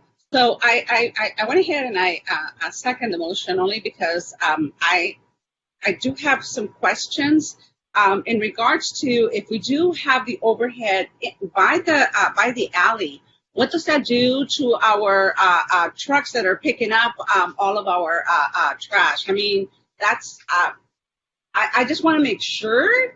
Are we going to stay directly on the still within the limits of the property? Or does that overlay go over the property limit? Is that still going to provide enough room for all of our sanitation trucks to go through? Right. I'm not hearing that kind of a proposal in terms of hanging over into the public right-of-way. This would be, it sounds like there's an interest in allowing this towards the rearest part of the rear part of the property, if you will, next to the alley, but not literally overhanging into the alley. So that would still all be protected. Okay, and would that still provide though enough space for them to go through? I know that even with trees, they have a rough time going through. And I'm only saying that because I've been through there, okay, with some of them, and so I want to make sure that that wouldn't impede their process, their going through. That's what I want to make sure that it wouldn't do. Right. Yeah, it would still need to comply, I believe, with all the setbacks. So again, it's not overhanging into the public right of way. Thank you. Mayor Pro Tem O'Day. So back to sort of where Kristen, Councilmember McCowan was, I want to understand, so we're talking about a second floor that might have an overhang because it's larger than the first floor. It still has to live within the setback limit of the property, right?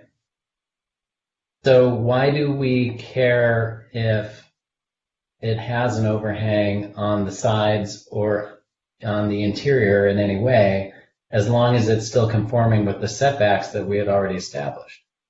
Yes, so the answer there may be just, if that's the desire, I think the solution would just be to remove the limitation and just let the second floors be bound by the setback rules and the fact that you're not going to be able to overlap into a public right-of-way or into your neighbor's yard, and you have to comply with the setback rules so that any overhang would then be into your own property.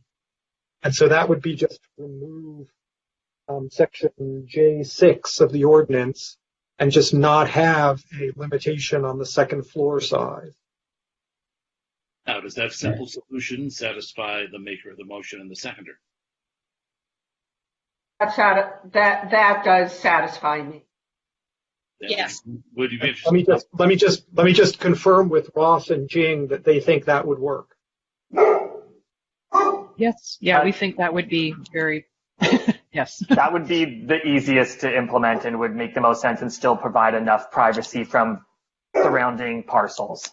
Good. So, Councilmember Himmelrich, would you like to restate your motion to be what's said? No, I don't want to restate it.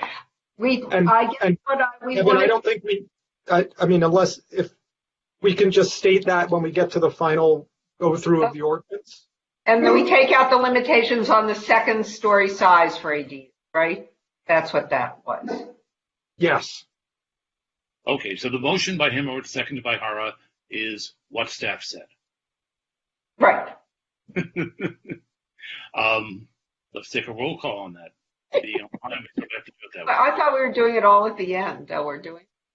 Well, I guess if we can just agree by consensus that we're all okay with that, then we can just move it forward.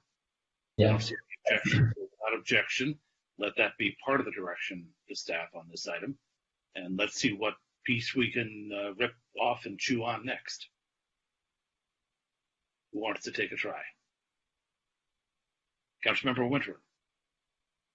Well, as I said before we got into that, I've been very happy with the staff recommendations and the planning commission recommendations on all the components under consideration. So I would move the staff recommendation, which is regarding all the ordinances, with the addition of what we just discussed regarding the removing the limitation on the second story square footage of an ADU, and also incorporating former Commissioner Perry's exemption for street or alley adjacent ADUs from upper story outdoor space restrictions. Well, Second. Maybe we need Mr. Furman to clarify what that means, but I thought it was a good idea. I think we have wording already in place to address the upper story outdoor space on those elevations. So that would be, so everybody hears that would be on page 177 of the ordinance, section N41, which would now read, upper story outdoor spaces shall not be located on the side elevation closest to a side parcel line unless that parcel line is adjacent to a public right-of-way or alley. well, that takes away Kristen's thing, right? No, this is for the outdoor space of the ADU. Oh, right. The balcony or whatever. Right. Okay. But wait, no, I'm sorry, wait, but here's the thing on Kristen's situation If you want to have outdoor space on the interior of your lot, right? I mean, you just want to put it on. You can. This is just giving you the opportunity. And this is just that section is just a prohibition on outdoor spaces located on the side elevation closest to a side parcel line. So if it were on the interior, I believe it would be allowed, but maybe Ross can confirm that. That is correct. Originally, the code was going to read that we were limiting which elevations it could be on. We always wanted the outdoor space more in the interior of the property. But now with this revision, it would allow it on close to a side property line as long as that side property line kind of only looked over onto a public right of way. So we still have, or alley. We still have, yes, we still have provisions that would keep it if the adjacent property was a neighbor, not a public right of way or alley. Now, so the only question I have about this is this, Ross. I know there have been a lot of disputes in Ocean Park, and Ted, you probably know more about this than I do, over these outdoor open spaces, and people are complaining that their neighbors are encroaching on them or putting trees on them or other things, you know, or whatever. Is this going to be a problem with that in other neighborhoods?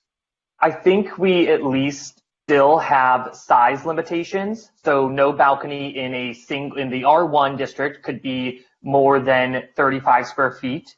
Everywhere else it would be up to 60. I know that's still considered sizable.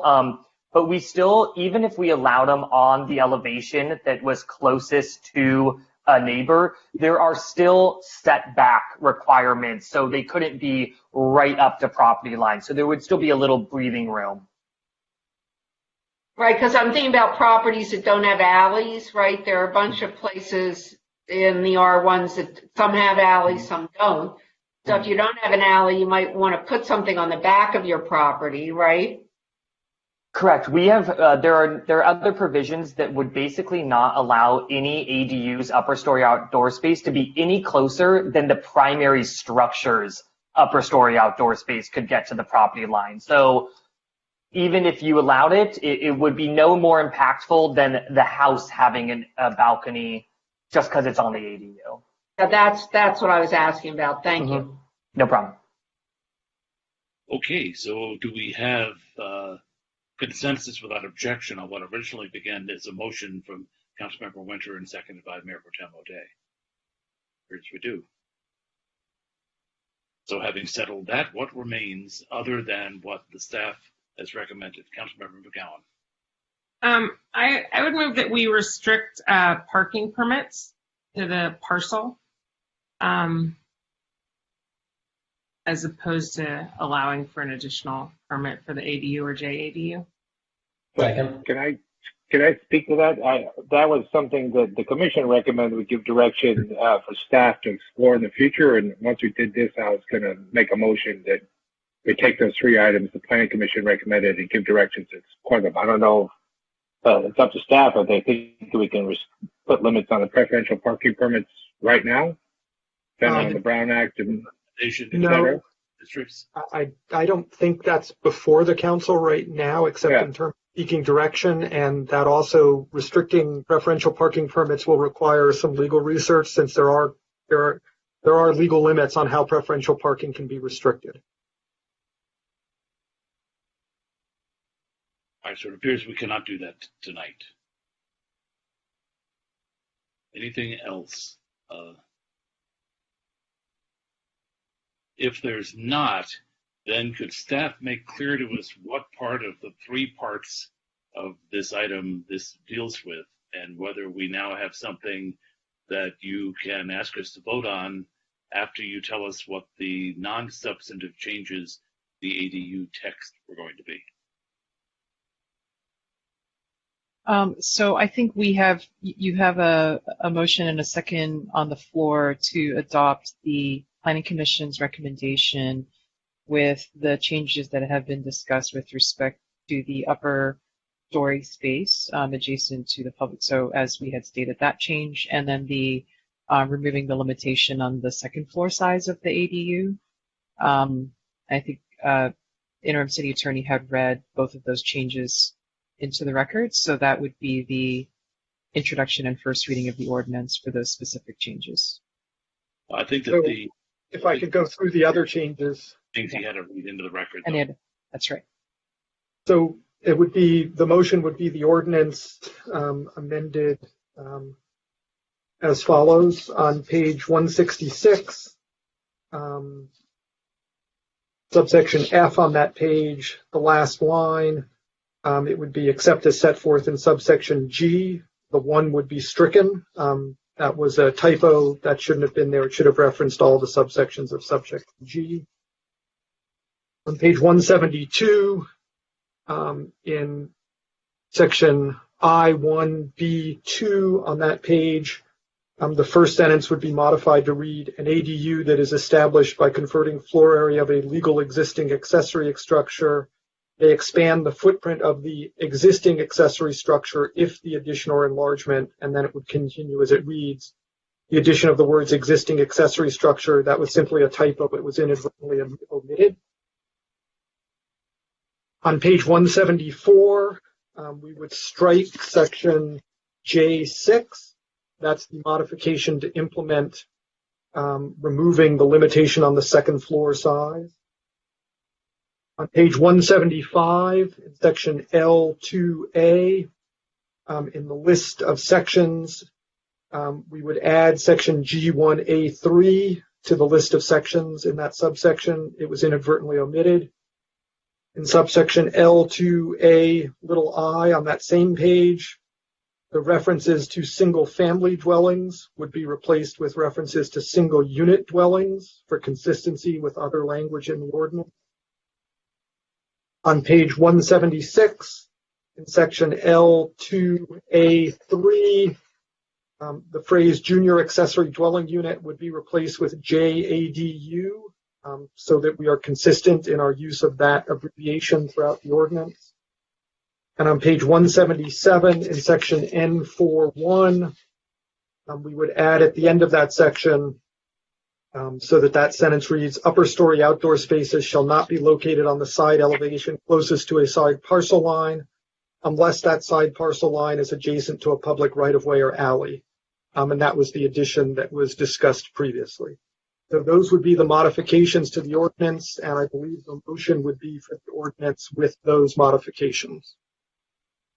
Now, the ordinance would still leave us some things on item 7A having to do with direction for future discussion and determination, but we appear to have a motion, a second, and no further discussion on this adoption of the ordinance. Last call for discussion. I see none. Oh, I do see some. Councilmember Himmelrich. George, I was able to follow you on that, but your numbering is different than ours, just so you know. The pages you were talking about were not the pages I was looking at. Okay.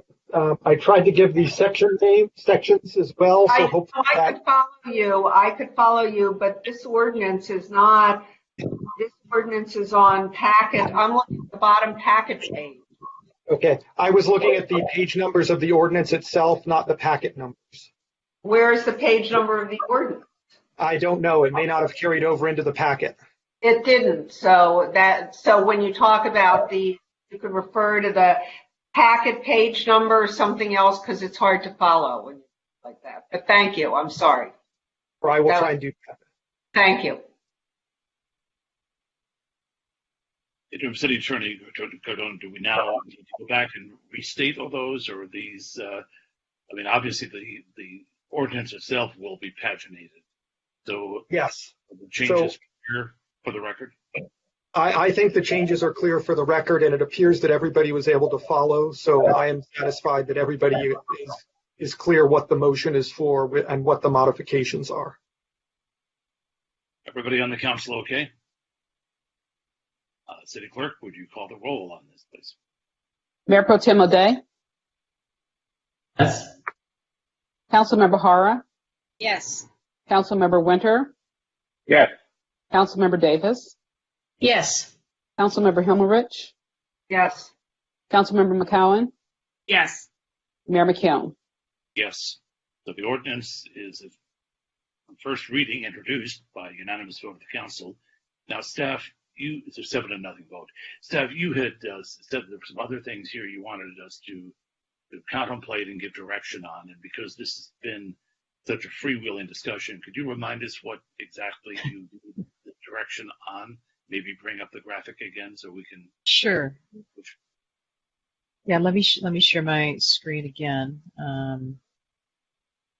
So this is the second part. I think that we had, if council wishes to give some thoughts or feedback, as I indicated in talking about the commercial density bonus, issues that we are currently studying as part of the housing element update work. This is just some of the research we've done so far, and in presenting kind of different models that we've seen in or different systems as to how you apply density bonus law where there is no maximum density, where we have just floor area ratio as opposed to a maximum units per acre. So you can see there are kind of three systems here generally that we've seen, which is San Francisco's model, which is this using concessions to expand the building envelope. One of the things that issues that we see here is that it kind of puts the bonus question aside, but it's just using the concessions potentially to expand it to some limit or potentially as much as the developer thinks they need. That one, it has those sets of issues, but it's not really providing that clarity and consistency that we're looking for.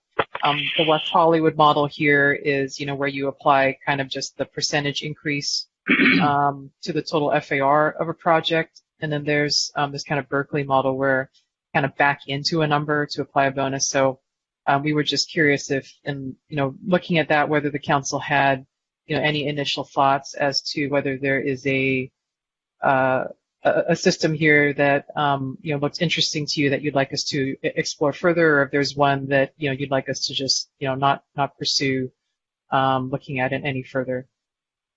It looks as if the San Francisco and West Hollywood models increase the size of the building, while the Berkeley model increases the number of units but keeps the envelope the same size.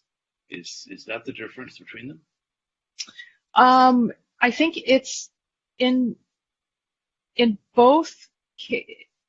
It's possible, I guess, depending on how it's applied. But I think generally that's probably somewhat accurate. I would say these are more of like methods of how to get to apply a bonus. I would say certainly in the San Francisco model, yes, you're probably looking at an envelope expansion, and the West Hollywood one, it may not necessarily expand the envelope as much as its floor area. So that might not make the envelope necessarily bigger. In terms of Berkeley, that could expand the envelope, but it's just providing a way to get to like how to break down, how to convert that bonus or this extra development potential into a number of units, or sort of how to back into something. So they all might expand it. Three possible ways to do this. There may be more. And there may be more. Yes, certainly. Because I know what our preferences might be. If I can get back to the screen where I can see the council members. There we go. Right. Questions on this? Councilmember Himmelrich. No. You're on mute too. Harry and I were both had our hands up, just saying. So, Jing, so you know, Councilmember Himmelrich, during a screen share, I cannot see you, so that's why. Okay. No, I understand. I raised my hand, that's all. So, Jing, on the different methods, I think what we're looking for is more housing units and not necessarily bigger housing units, right? Although there's some correlation there, but what we're looking is, so does the Berkeley method satisfy that more than the other methods?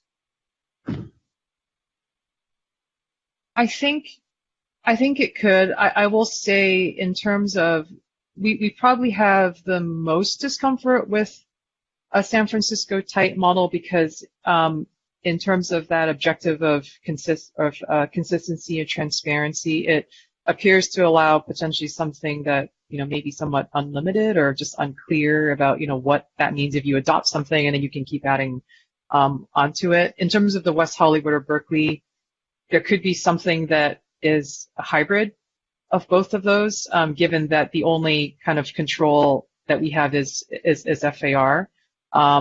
So, you know, there's a way to figure out how much someone gets and then back into the number of units. So it's possible there could be something there. But the way Berkeley does it certainly gets more specifically into, you know, immediately trying to break down some conversion formula, you know, to number of units. Right. So my preference would be for either something like Berkeley or possibly West Hollywood, but this is such a new concept to me. I would really need to see a lot more. Yeah. I wish I'd known about it before because I'm used to researching these issues, and it's just hard for me to say, but that's my preference. But your general intent would be that we increase the number of units, that we not just allow the units to be larger and therefore rent or sell for a higher amount of money. Well, not only that, but that's right. That's correct, Kevin, and have more bedrooms, right? I mean, somebody was talking about family housing, right? Yes. I see Councilmember Winter and then Councilmember Davis.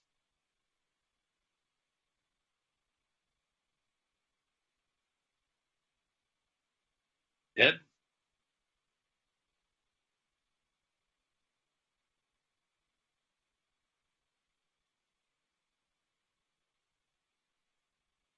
I'm not hearing Ted. Is anybody else hearing him? Let's go to Councilmember Davis and Councilmember Winter. I'll come back to you. Well, I agree with Sue. I don't feel like I have enough information to make a firm decision. I didn't like the San Francisco model, but I am concerned. I understand the idea of increasing density without increasing building envelope, but then do you run the risk of not having it be family housing? If, you know, you have a building envelope that, just to use a number because my math is bad, would normally include 30 units, and you say, okay, with the density bonus, we're going to get 45 units, but the building envelope stays the same. Those are going to be a lot smaller units and may not be appropriate for families. So I don't think it does leave the building envelope the same, but Jane can answer. Well, let me finish and then, so I guess what I'm saying is I would like to see, you know, more information, and I'd like to see sort of practical application as to how it will work. Because if it doesn't leave the building envelope the same, if, for example, it looks like the West Hollywood model gives an additional floor to accommodate the density and how that would work. I just think I appreciate the information, but it's way too general, I think, to really make a decision. So I'm uncomfortable, you know, making a firm decision tonight, although, like I said, from the three models and the way they're presented, I think the San Francisco one looks the least attractive to me. So Councilmember Winter is going to try again. Yeah, hopefully I've messed with my settings enough that you can hear me now. Good. Yeah, I think it's clear to me that we have three other housing issues and an additional item on the agenda before us later, and that we don't really have enough information to make too much informed guidance on this. And as staff had suggested earlier, they would come back with a more complete examination of these options as part of the housing element. So I'd like to suggest that's what we do. Let me ask staff, did you get enough of an idea from the council that we're interested in maintaining the ability for these to be family units, and that we agree with you that of the three, the San Francisco is the least intriguing, that you can move forward with at least the feeling you have some direction and or support from the council? Yes. And I apologize. I wasn't meant to push this into a detailed discussion because obviously we've not presented all of that. So that's exactly the level we're looking for. So as Councilmember Winter pointed out, we got a lot on the agenda. We're actually running a bit late. So what else was there on this item 7A in terms of future thinking or direction that staff needs from the council tonight? I think the final item was just with respect to the Planning Commission's three recommendations for the council to consider. And in this case, again, you're not kind of getting into a detailed discussion. It's just if there's interest in exploring the three ideas that the Planning Commission put forth. Okay, so there's a field of weeds out there. Let's try to stay out of it. Councilmember Winter, you're first. Yeah, I mean, so the three recommendations, I wonder, Ms. Yao, the second one is to incorporate ADUs into a generally applicable ordinance for medium-term housing. Couldn't we do that in item 7B right away? It's agendized, or do we need to direct you to study it further? I think that's right. I think that's right. So in which case, I would suggest we just give direction to staff, or we give direction to staff to explore voluntary affordable deed restrictions for ADUs and limits on issuance of preferential parking permits for ADUs, such that such permits are issued on a per parcel instead of a per unit basis. That would bring up the issue that Councilmember McGowan had brought up before. I had already seen a hand up from Councilmember Himmerich, and I think I saw Mayor Pro Tem O'Day. But first, if that was a motion, we should see if there's a second. I did. Councilmember Hada second that motion. There was a motion by Winter, seconded by Hara. Next discussion goes to Councilmember Himmelrich. And all I wanted to say was that I think there are many ways that we can incentivize the creation of affordable ADUs. I think we should do it. I think it could, depending on what happens in this legislative session, create different options for families that otherwise couldn't afford basically to live in a home. So I do want to explore that. I want to look at waivers, fee waivers, and tax waivers, and other kinds of incentives to create affordable ADUs in our everywhere, but particularly in the R1 neighborhood. And Mayor Pro Tem O'Day.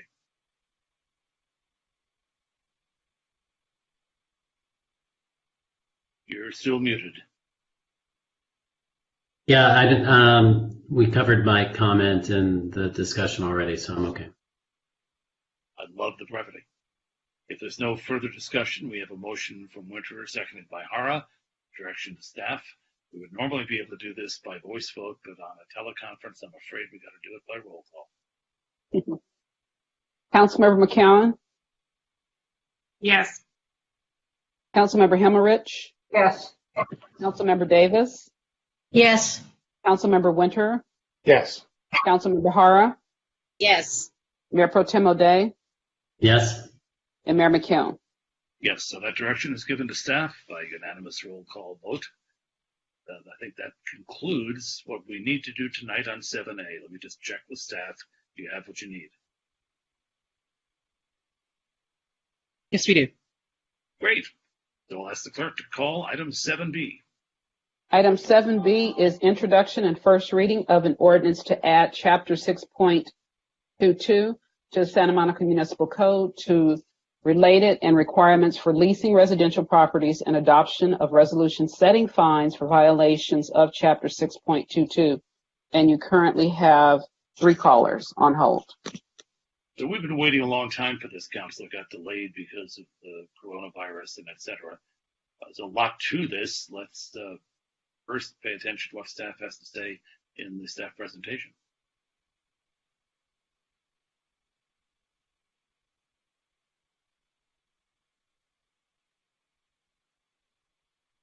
I can see somebody's shared screen, but I don't hear anybody yet. Excuse me. Sorry, I need to unmute myself. There we go. Thank you, Mayor. This here is the presentation for leasing requirements for rental units. And this would apply to all rental units existing and proposed.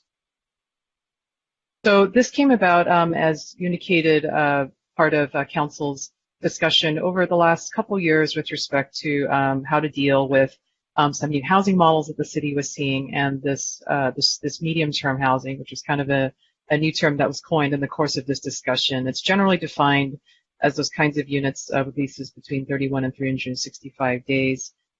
As you know, currently only short-term rentals of 30 days or less are regulated by the city's municipal code. And some of the policy basis for this work articulated by council with respect to concern about the high turnover affecting neighborhood stability and resulting in unaffordability in the city's existing rental housing stock, and certainly an interest in retaining housing stock for permanent residency. We thought it would be helpful to review because it's been quite some time since council gave the direction at your September 2019 study session new housing models. So what came out of that was really a two-phase approach to this issue. One was to bring back as an immediate initial step the protection of existing rental housing in residential zones.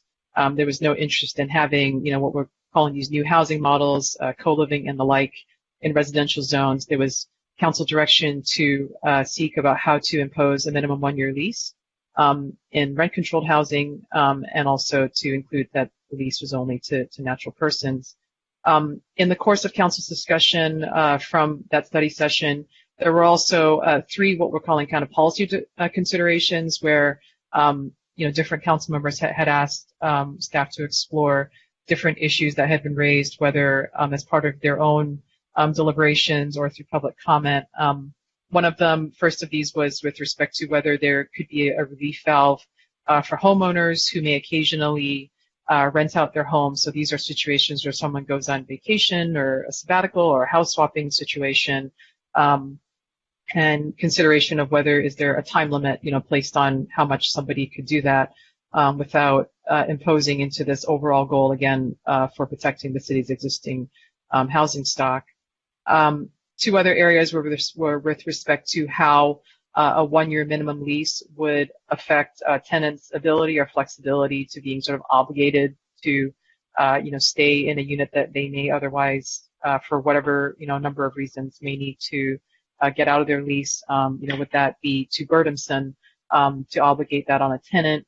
And another consideration was there were questions about allowing a sublease to as something that rent control law does allow to as a way to support rent control tenants to staying within their unit. So that was kind of discussed as part of the first phase of this. The second phase of this is really, again, part of the work on the housing element update to explore possible options for new housing models in commercial zones. So that's work that we are undertaking as part of the element that is not the focus of tonight's discussion.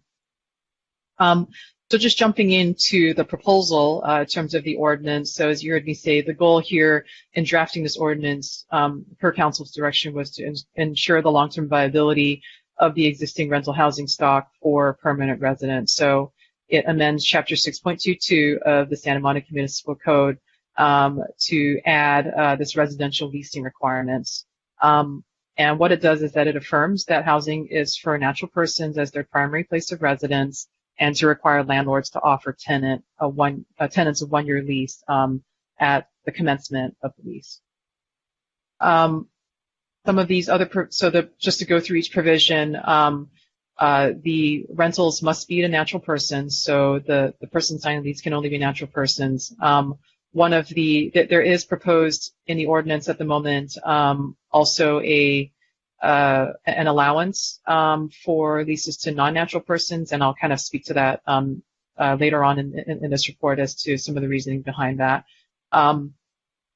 Second provision is this 1-year lease, and what's proposed in the ordinance is a minimum offer of a 1-year lease, so not a requirement that someone be required to enter a lease, but that the landlord must offer that 1-year lease, and the tenant could potentially decline that. As you can see, they have the option of rejecting that offer of a 1-year lease, and they could request to sign a shorter lease than that. And as you heard me say, the exemptions to the leasing requirements here, so in terms of the requiring that there be a 1-year lease offered to natural persons, is that it would not apply to leases that already exist as of November 1, 2020, and that owner-occupied rental housing units would also have an exemption from this. Limited types of subleases would also be exempt, and then home sharing, of course, which is under a different set of rules. So just putting forth some of the policy questions for council to consider.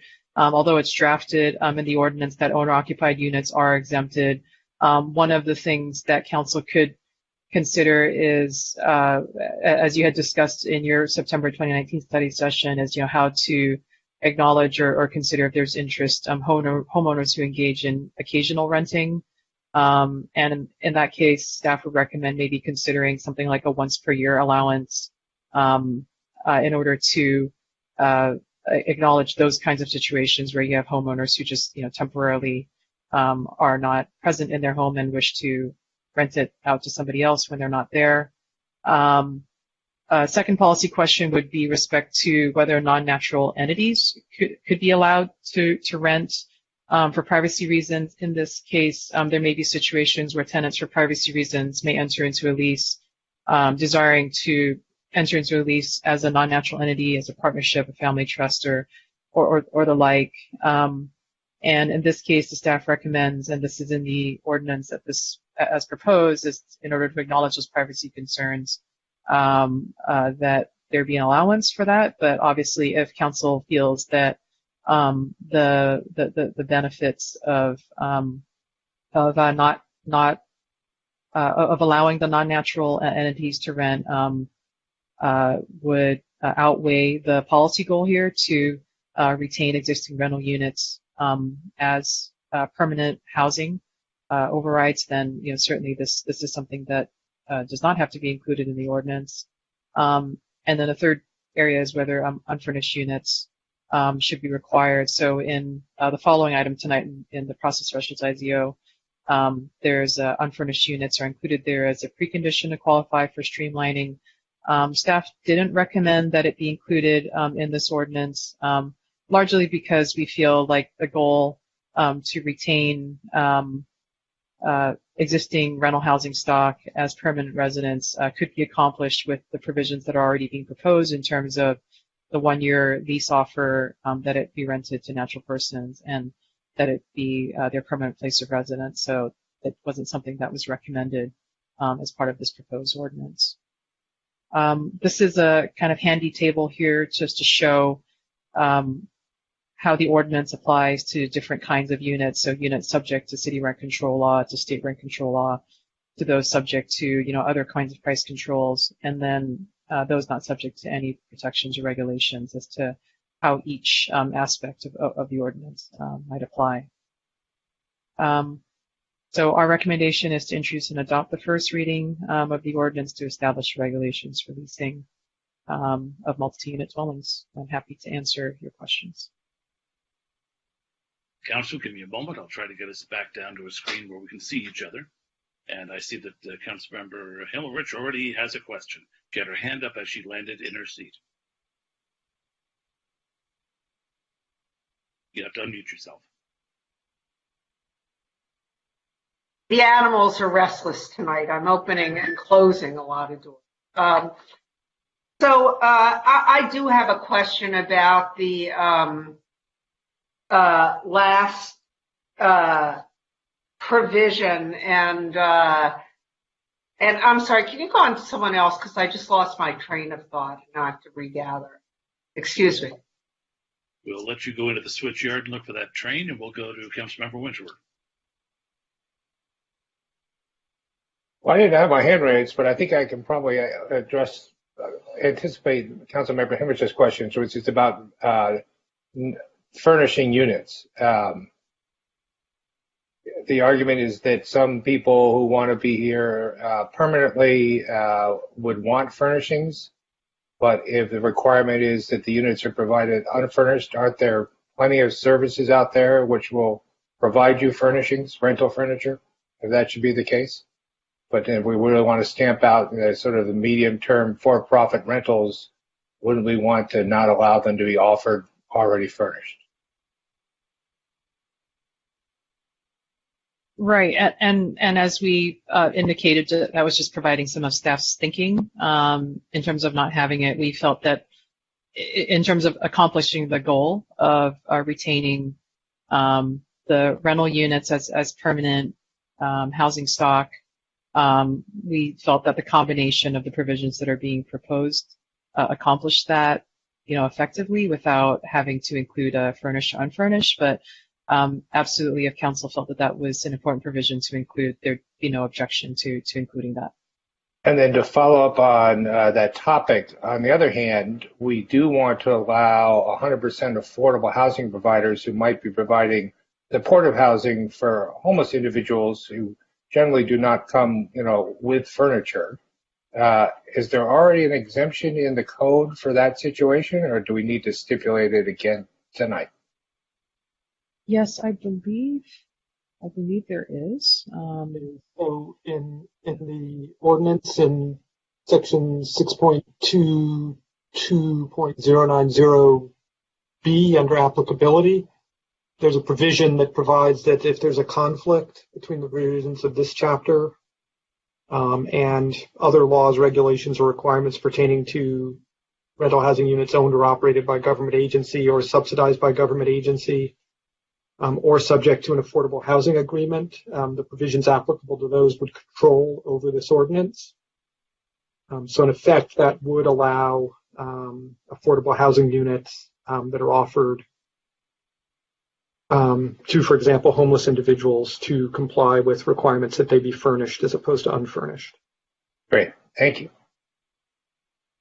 Now let's try Councilmember Himmelrich. Has that train come in? Thank you, Mayor. My train's back, and the problem was that when we took away the chart, can you go back to the chart, Jing? Because that was what I wanted to ask about. Because the exception that we were just talking about is only to the extent the laws conflict. So when we talk about deed restricted, and I'll tell you what my concern was originally was all of the 100% affordable, deed restricted units that are downtown that, and my concern is that I think it should apply. So it's not, so when I look at this chart, units subject to local, state, federal price control, Section 8 exclusionary, right? Well, look, it doesn't, and my understanding of what George just read is that it only is carved out to the extent that the law governing the unit in the deed restriction or price controls or whatever limits it, right? But not to the extent that that doesn't require anything we don't require. Is that right? That's right. Yes. So we were trying to kind of make it easier to understand, but yeah, no, you're absolutely right. Yeah. So it would be a permanent resident, probably. It would be a natural person, right? And okay, so it's only to the extent that it's inconsistent, right, with the other law, right? And it does so where there are no X's next to natural person, unit subject to local, state, blah blah, right? Right. There should be an X there. Yeah. I think we were just trying to say, like, there's this ordinance, so it's nuanced in that way. But no, you're right. Yep. And should there, so similar to the extent that the federal, state, or local laws preclude it. Right. But what I'm saying is that it doesn't mean they're entirely exempt from everything we're doing in this. Correct. That's right. Thank you. Yeah. That was my question. Okay, do we have any other questions for staff before we go to the public input on item 7B? I don't see any, so you have a public hearing. I'll now open the public hearing, and I know we had a few people waiting. That may have increased during the staff report, so can you tell us how many people we're expecting, and we'll start hearing from them.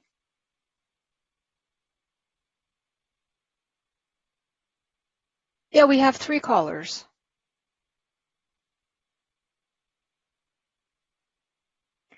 Transferring Jonah Breslaw. Hi, welcome to the meeting. Your time starts now. Hi, this is Jonah Breslaw. I'm calling with the Los Angeles Alliance for a New Economy.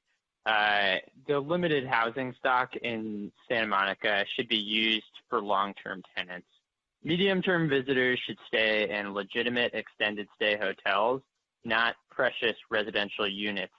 On behalf of the Los Angeles Alliance for a New Economy, we urge you to deny the proposed ordinance unless there are 3 changes. 1, the requirement for year-long leases. 2, the prohibition of rental leases to corporations. And 3, the prohibition of furnished rentals.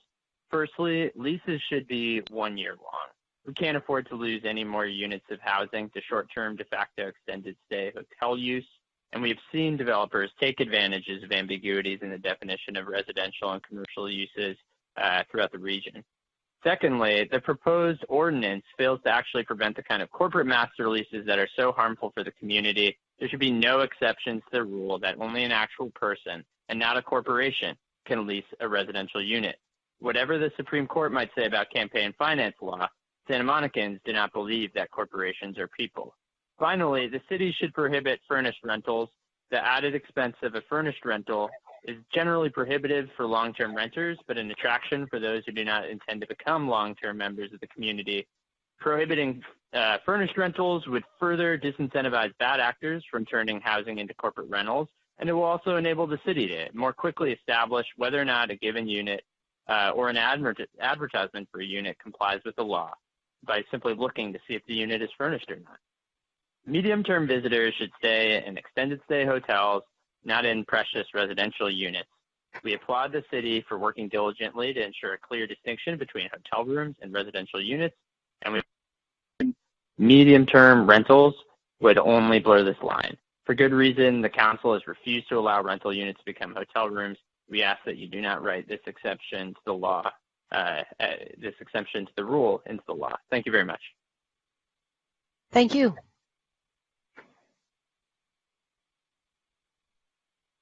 Transferring Jennifer Kennedy. Jennifer Kennedy, welcome to the meeting. Your time starts now. Hello, Mayor and Council members. Thank you for taking action on this issue. As a former rent control board member, it is heartbreaking to see the stock of rent-controlled units being rented to vacationers as furnished extended stay units. Please enact strong restrictions that will apply whether the unit is rent-controlled or market rate.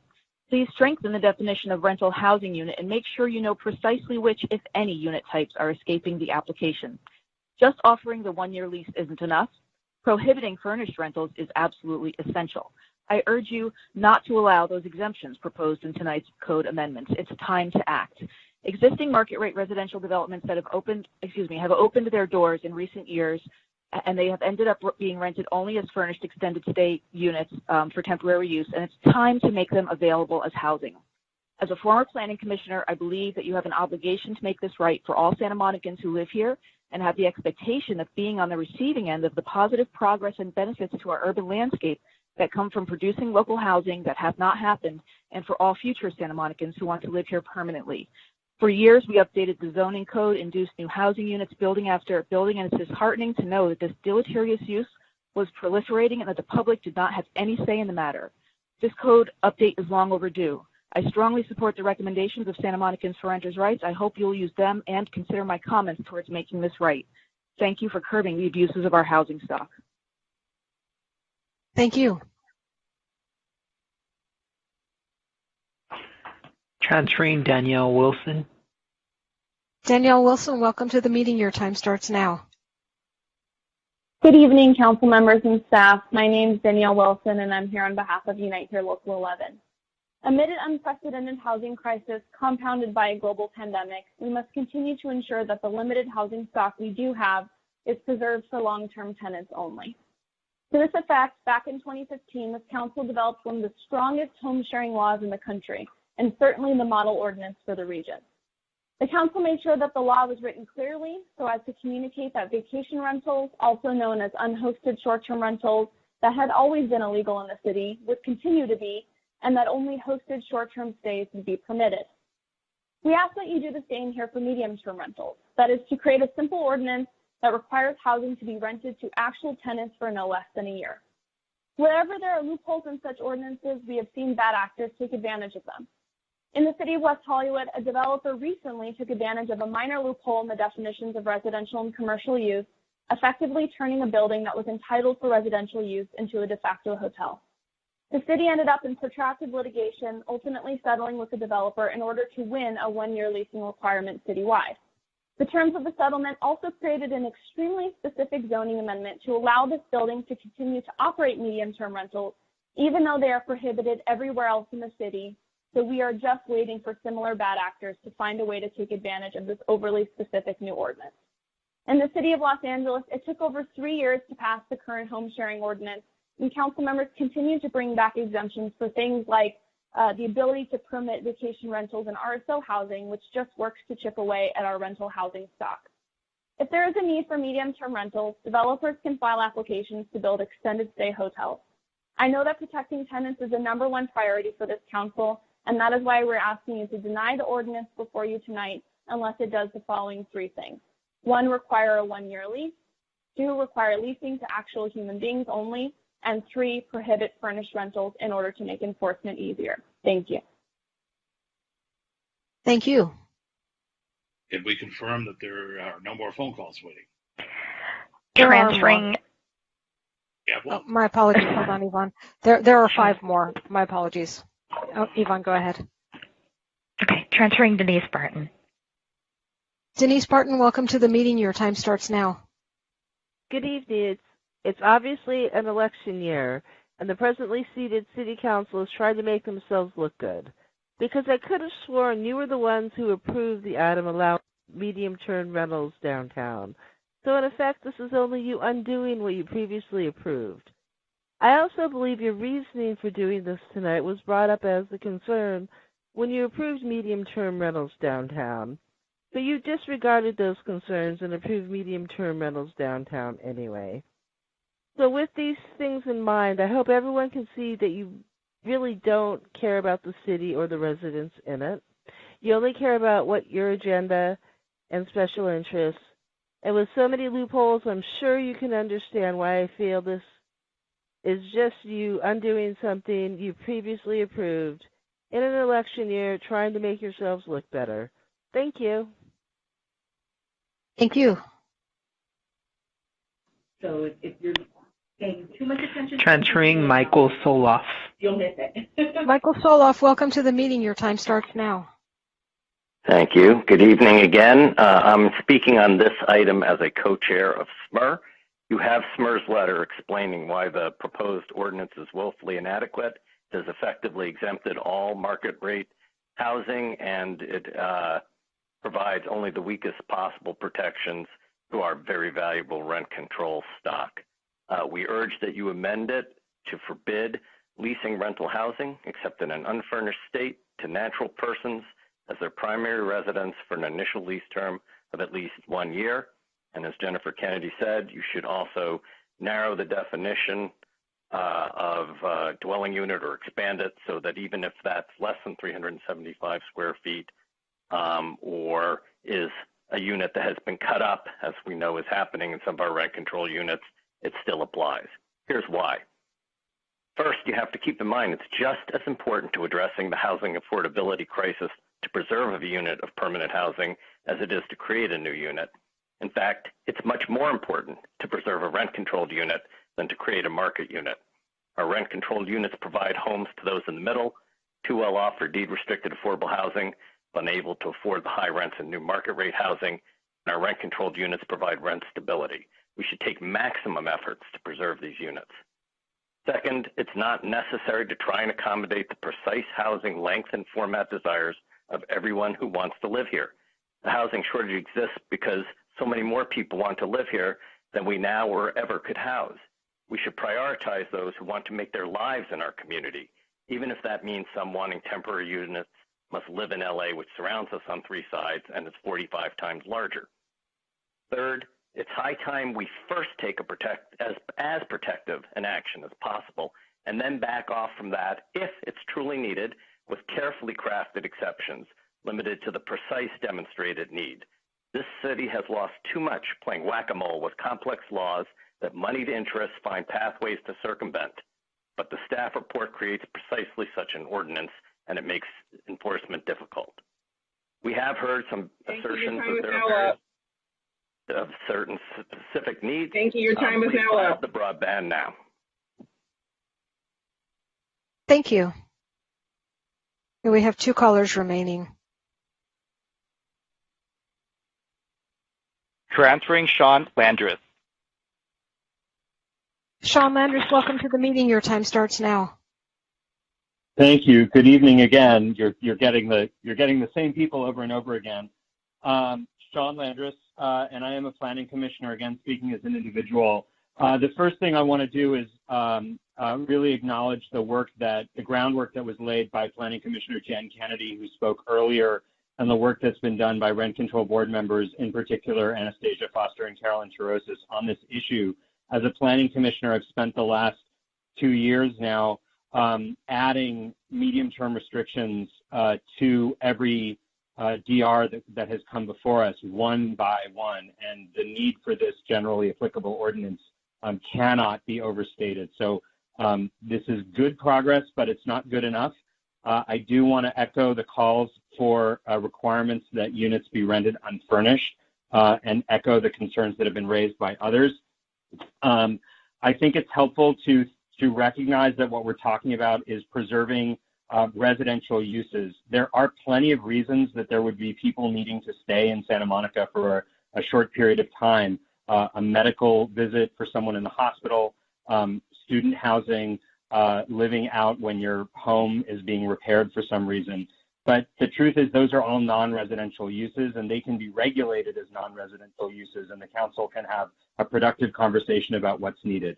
Lastly, to the point about trust, I just want to ask the question whether or not there would not be discrimination against people who have disabilities under the ADA. There are some trusts that are set up for people to preserve their assets, and they technically might need to be the tenant.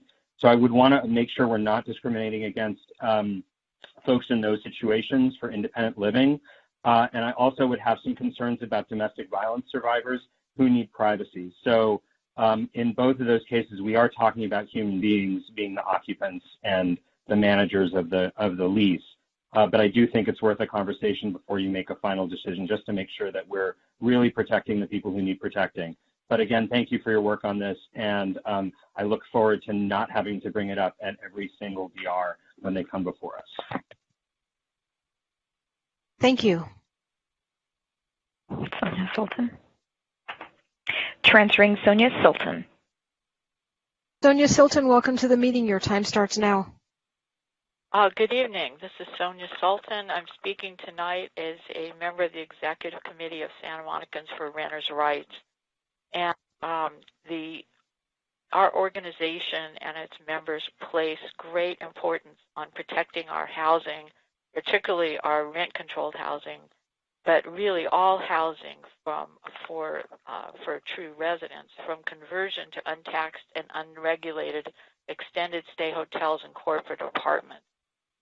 We urge the council to pass an ordinance, the kind of ordinance that we're really looking for, which would be a revised version of this chapter 6.22, and one that forbids leasing of rental units except in an unfurnished state to natural persons and for their use as permanent residents, and with an initial lease term of no less than 1 year.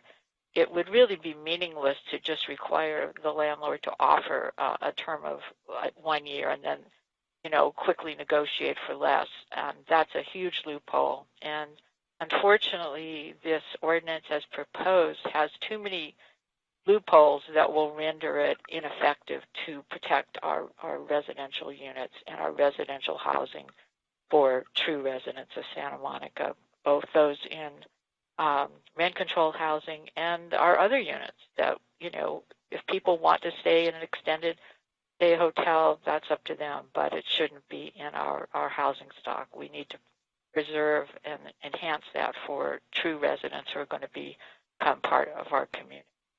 Thank you very much. Mayor, may I ask a question? Sure. We have a question. Ms. Sultan is still on the line. She is, yes. Ms. Sullivan, hi. This is Councilmember O'Day, Mayor Pro Tem O'Day. A few of the speakers, as you have mentioned, primary or permanent residency as a requirement, and I wonder, how do we fit, say, students in there who might be here for Santa Monica College or one of the other colleges? Have you given thought to that?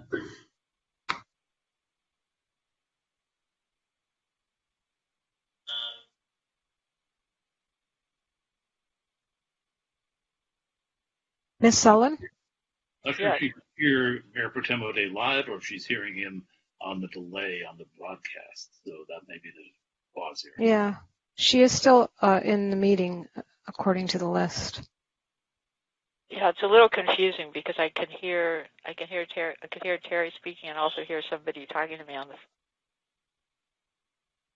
Yeah, so go ahead. You're in the meeting with Terry's questions.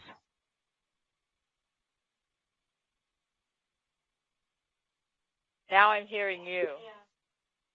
Yeah, so turn down the volume on your computer or television because there's a delay from what you're hearing in the meeting. Okay. Ms. Sullivan, did you hear Mayor Pro Tem O'Day's question? I think I heard. I only heard part of it. I think he's Why don't we say something about housing for students, but I'm not sure. Why don't we ask Mayor Pro Tem O'Day, now that you're with us in real time, to repeat the question? Thanks. I just wonder, you mentioned primary residence or permanent residence as one of the criteria for an ordinance of this type, and I wonder how students fit in there. A lot of our college students maintain a primary residence elsewhere, maybe wouldn't be considered primary residence. Have you given thought to how students would fit into that kind of a rubric? I agree that students are important members of our community, especially those that attend Santa Monica Community College. And I know there's been some talk about college looking to provide housing specifically for those who would like to live in the community. So I think it's something to be considered, but I don't think it should be. I think that type of housing should not take up, overtake our rent-controlled units. And I think that needs to be part of a different conversation. Okay, thank you. Thank you. Thank you for your... One more call, is that right? We do. We have one final caller. Transferring Dennis Zane, co-chair of Santa Monicans for Renters' Rights. Dennis Zane, welcome to the meeting. Your time starts now. Thank you for your... One more call, is that right? We do. We have one final caller. Hello. Go ahead.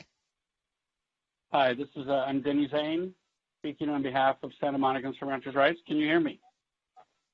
We can. Council members, hi, this is Denny Zane calling on behalf of Santa Monicans for Renters' Rights. First of all, I wanted to say that I heard someone say earlier that you should not make yourselves look good. I believe the contrary. I think you should make yourselves look very good, and make yourselves look very good by showing that you really are serious about addressing the housing crisis in our community. The SCAG and the state adopted the RENA precisely because they said, a serious housing shortage. You should take that very seriously and protect the existing housing stock that we have every bit as aggressively as you might want to pursue development of new housing. You have items on your agenda later to try to expand the housing stock. Why not also then protect the existing stock by strengthening this ordinance? First of all, I really think it's very important to require that tenants be natural persons, that the ordinance apply to all rental units, not just rent-controlled units, that we require a one-year lease, not just the offer of one-year lease, and that all units be leased unfurnished. Allowing furnished units is an open invitation to flout the law. And as to the issue of the student housing that Mayor Pro Tem O'Day raised, I had my son went to Cal Berkeley recently, and the housing that he stayed in would have fit, I think, all the standards you have provided here. There was a one-year lease. It was unfurnished. Believe me, I carried a lot of furnishings up into that room, and it applied, and it was indeed a rental unit. So I think that there is full opportunity for student housing here.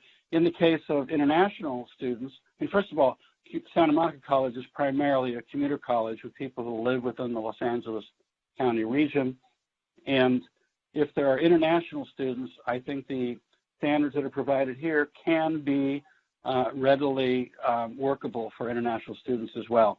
So be bold, make yourselves look good, stand up for housing, do it tonight. Thank you. And that was our final caller. And I've learned one thing as mayor during the era of teleconferencing, always ask a second time. Does that finish the callers on the public hearing tonight?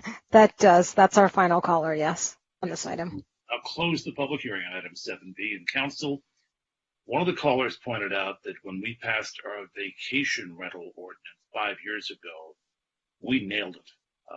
It has stood up in court. It has been a model for other cities. So can we do that tonight on short-term rentals? We can start now if council, based on what we heard from the public, has any questions for staff. Councilmember Hara, and then Councilmember Winter. So I wanted to actually to follow up a little bit on the permanent supportive housing. I know that we do have, and I know that I just want to make sure that we get the clarification that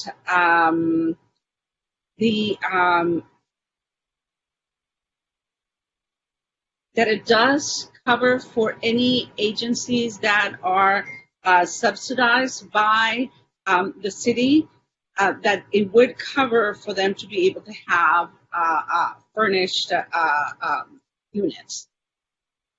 I'm concerned that we do want to make sure that we also provide housing for our homeless communities, and our homeless community does not have furniture, and they would not be able to provide that for themselves. So I'm thinking about that, and I'm also thinking about some of our homeless students. Santa Monica College, as Mr. Zane pointed out, we actually do have some homeless students that attend Santa Monica College, and they are being assisted by UCLA and one of our churches here in Santa Monica, but I don't think that would be enough. So I want to make sure that we try to figure out whether or not that is also included in there. Trust me, I'm not trying to open up any loopholes so that way somebody else would come in, or a big agency would come in and try to take advantage of that. So how could we make sure that we have that protection as well for our homeless population? I think City Attorney Cardona earlier pointed out that there are other provisions in our ordinances that would allow the furnished units in that sort of situation, but could you reiterate that and perhaps clarify? Yeah. Thank you.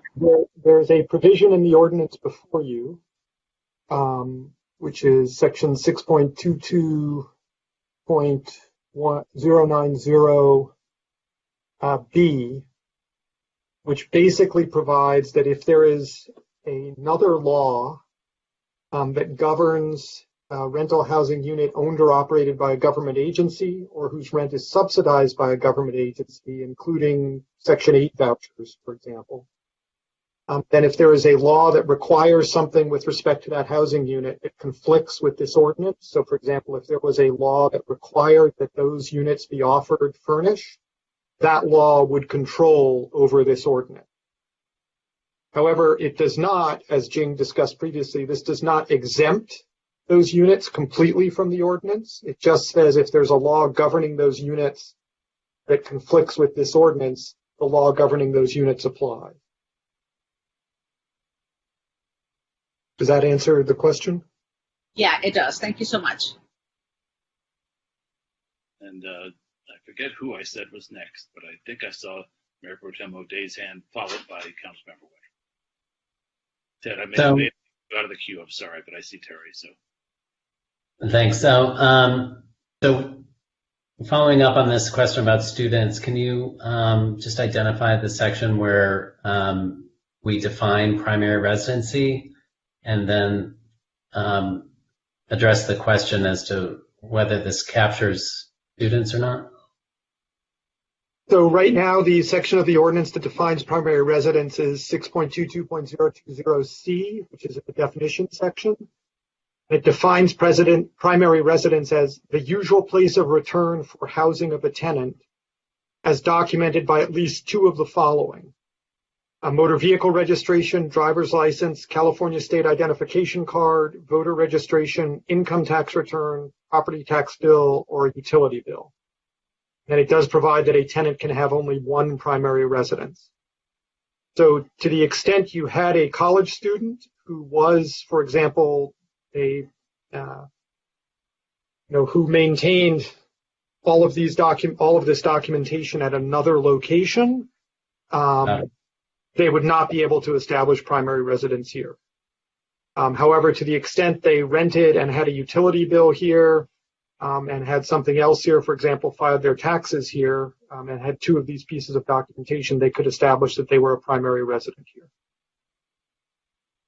And this definition of primary residence is taken to be parallel with that's used in the home sharing ordinance when we require primary residence there.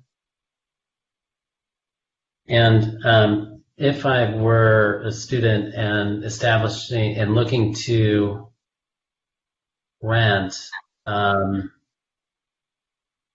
would I be able to maintain in some venue primary residence as my parents' house, and then other venue in order to sign a lease, primary residence in Santa Monica? Or would that be considered some form of? Under the definition as it stands, it says only one primary residence. So the purpose here would be that, so for example, if someone is coming to Santa Monica College and they want to rent in Santa Monica, and they want to rent under this and sign a lease that would comport with this, they would have to be offered a 1-year lease as it's currently drafted, or if you change that to requiring a 1-year lease, they would have to sign a 1-year lease, and then they would have to go about making their unit here, their primary residence. So they would have to have their utilities, get a utility bill, and they would have to shift some of the stuff that they otherwise might have at their parents' house here in order to qualify it as their primary residence. Okay, I'm not sure what the implications are of that for students who are typically maintaining primary residence elsewhere. But that answers the question. Thank you. Councilmember Winter. Yeah, my question is simple. I just want to reiterate for the record that whatever we do this evening would be applicable to ADUs. Make sure that's on the record. The language of the ordinance specifically includes accessory dwelling units, and something that should have been in that I will ask to add before this is also to specifically include junior accessory dwelling units, so that both would be encompassed. Excellent. I'm glad I've raised the question. Thank you. Councilmember McGowan. So on the JADUs, because the JADUs allow for an internal entrance, you don't have to have a separate entrance. I feel like we would have to qualify it where if we were to go to sort of unfurnished with this, which I think is the direction we're going in, that would not qualify. That would not apply to a JADU unless it has a separate entrance. Does that make sense, George? I understand what you're saying, so I think that could be a choice you could make. Okay. I just want to, okay. Thanks. Well, I have a question for staff. I see what we're poised to do tonight, I hope, as an urgent move that we're taking to eliminate what's become a very profitable business in our town that continues to erode what should be permanent housing stock. So my question is about the applicability date of this. Normally, if we were to do a first reading tonight, we'd have a second reading then on September 8th, and this ordinance would take effect 30 days after that. Yet in the presentation, it said that this would take effect on November 1st, I believe, which would give people an additional 3 weeks to enter into leases counter to what we'd be adopting as our policy. So what was the thinking of setting an applicability date separate from the normal one of 30 days after second reading? I'll turn to Jing. So the thinking here was just to pick the sort of first of the next month, if you will, as kind of lining up with how leases work. But that can certainly, it's absolutely a policy decision as to the applicability of the council. That was a proposal, just thinking as to the effective date of it, but you're not obligated to have it apply only after the effective date. As you know, it can certainly reach back as well. Okay, thank you. I think this is a pretty good thing we're dealing with tonight. And I think Jane had something to say about JADUs. I'm sorry. Oh, yeah. So just to clarify on the question about JADUs that Councilmember McCowan had, JADUs are required to have a separate entrance. They may optionally have a internal connection, but they are required to have a separate entrance. So sorry, I just want to clarify because in the in the staff report, I thought it said that JADUs exterior access separate from the primary dwelling shall be provided. However, interior connection is permitted. So that just means that I guess that my concern is, so they in every instance have to provide an exterior. Correct. Okay. They may have that internal. And so connection. if they make a decision to rent, it would, if depending on where we go with this, it would have to be unfurnished. And what about if they had included like a fixed Murphy bed or something? I'm just curious how that, I know that's getting a little in the weeds, but the JADU one just kind of sounds like a loft second story in a lot of cases. And so I'm just trying to understand I just make sure I'm understanding that. If I understood the concern was about that separate entrance, so it is required to have that external separate entrance, per the statute. So. Okay. All right. Thank you, Jane. Well, I don't see any other council members, so I'm going to kick this off because this is something I really care passionately about. It's been a year since we began talking about that, so I think it's time we get something done here tonight. Here's what's at stake. We have been losing our local residential housing stock to a very profitable line of business, which is renting those units out short term for less than a year to people who don't intend to live here, who are not part of our community. And we've had some discussions before about how we're going to stop that. Now, I hear the concerns about students. I hear the concerns about JADUs. But I am so much more overwhelmingly concerned about the loss of housing stock that I think we have to be quite definitive and quite firm in what we do tonight. If we want to stop those businesses, not just dissuade them, but stop them from gobbling up our housing stock, there were four pillars that were raised that this would have to sit on. And I think that each of the four is very important. One is that the rental has to be to a natural person, not to a corporation. The second is that that person intends to really be part of our community, that this will be her or his primary residence. The third is that the lease be for no less than a year. And I've heard it be suggested that it be offered. We all know what a ruse that'll turn out to be. No, it has to be a required lease of a year or more. And the one that I had the hardest time with, but I've now landed quite firmly in favor of, is requiring that the units be unfurnished. And here's why. It just makes it way too easy for someone to rent a furnished unit to somebody who's here for a short period of time. As has been pointed out in discussion already tonight, there are firms that will, give you furnishings for a unit that you move into. That can and will be done, and in fact, it may be used to evade what we're trying to do here. But I think we tonight, as a council, have to look back to what we did 5 years ago with the vacation rentals. Everybody told us what we were doing was too hard and too strict and too burdensome.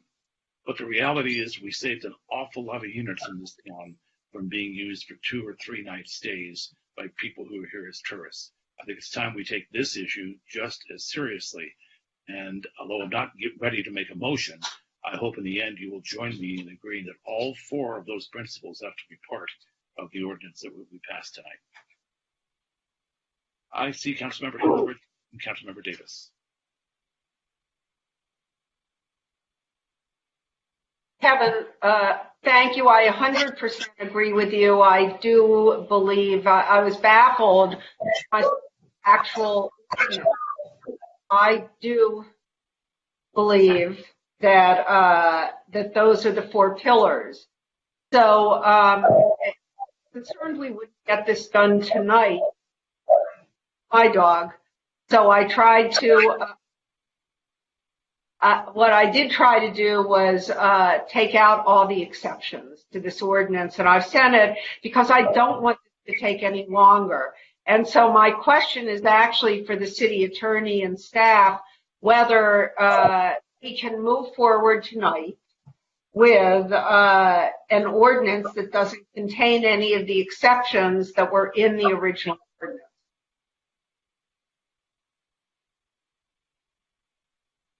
I'm asking either Jing or George, I guess.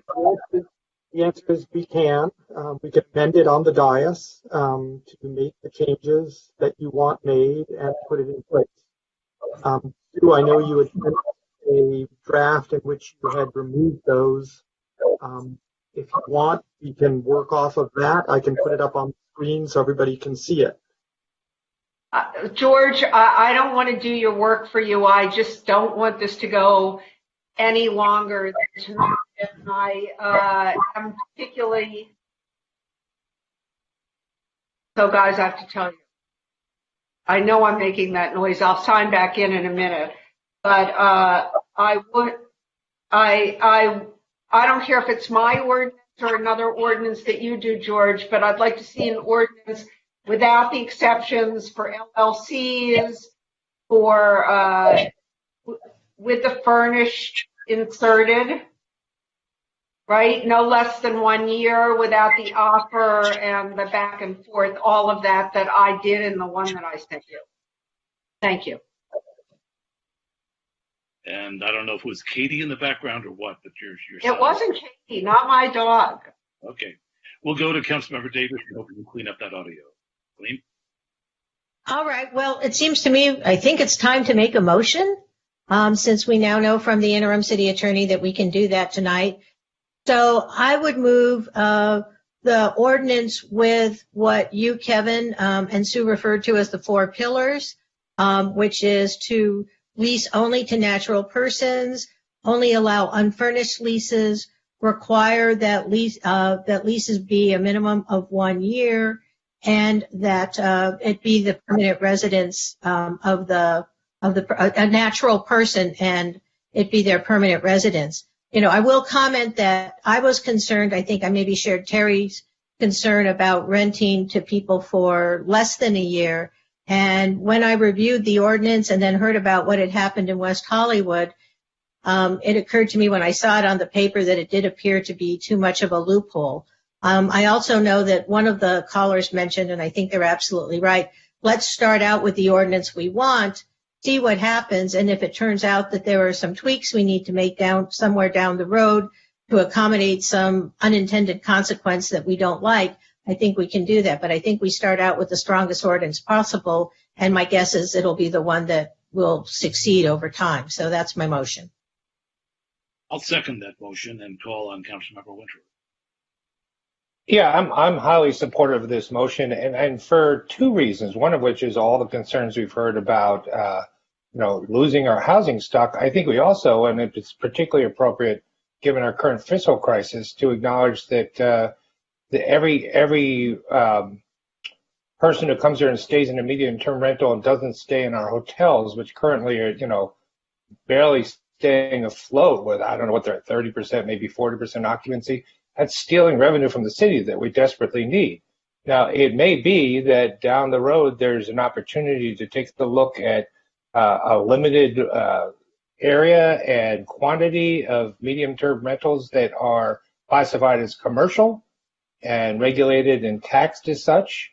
If it's true that, once the economy starts booming, that our hotels are back at 90% occupancy and charging through the roof, daily rates. But I think right now, most of those hotels, if I came into town and said, I'm a professor, I'm here for a short term, I'm visiting people in a hospital, they'd be willing to work out a deal for me to stay there for an extended stay. They would rather have me paying, a quarter of their rack rate than have an empty room. So I think that given the situation we're in, the economy, and I think now is the time to strike and try to stamp out these uses that are taking away long-term housing from people, and realize that we have the opportunity to adjust down the road as the economy recovers, and maybe create the opportunity for, as I said, carefully prescribed and limited, medium-term rentals as commercial entities rather than residential entities. I do want to ask the maker of the motion, however, what her sentiments are about the possible exemption for an owner. If I own a single-family home and I want to go away for 3 months for sabbatical or whatever, of that once a year exemption for those individuals. So, it goes back to, I think, what we heard, which is the minute we start to make exemptions, I'm afraid that people start to exploit them. So my inclination is to have it not be friendly, but I'm willing to entertain further discussion about that. But my first inclination is to it to not be friendly. But all right, I completely understand. I just bring it up because it's one of the issues staff asked us to take a look at. So I just wanted.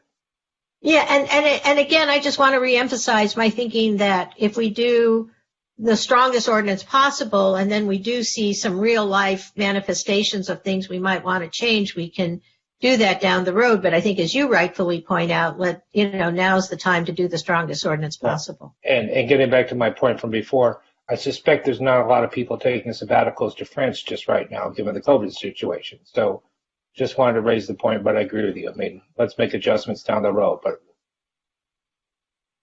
okay, Councilmember McGowan had her hand. I agree with the motion. I think we absolutely have to require year-long leases. I think I've been most disturbed by what I'm hearing from Rent Control Board and others about the fact that some of our rent-controlled units are falling into this loophole. It's absolutely disgusting, and being rented as furnished units. That's some of our more moderately priced housing.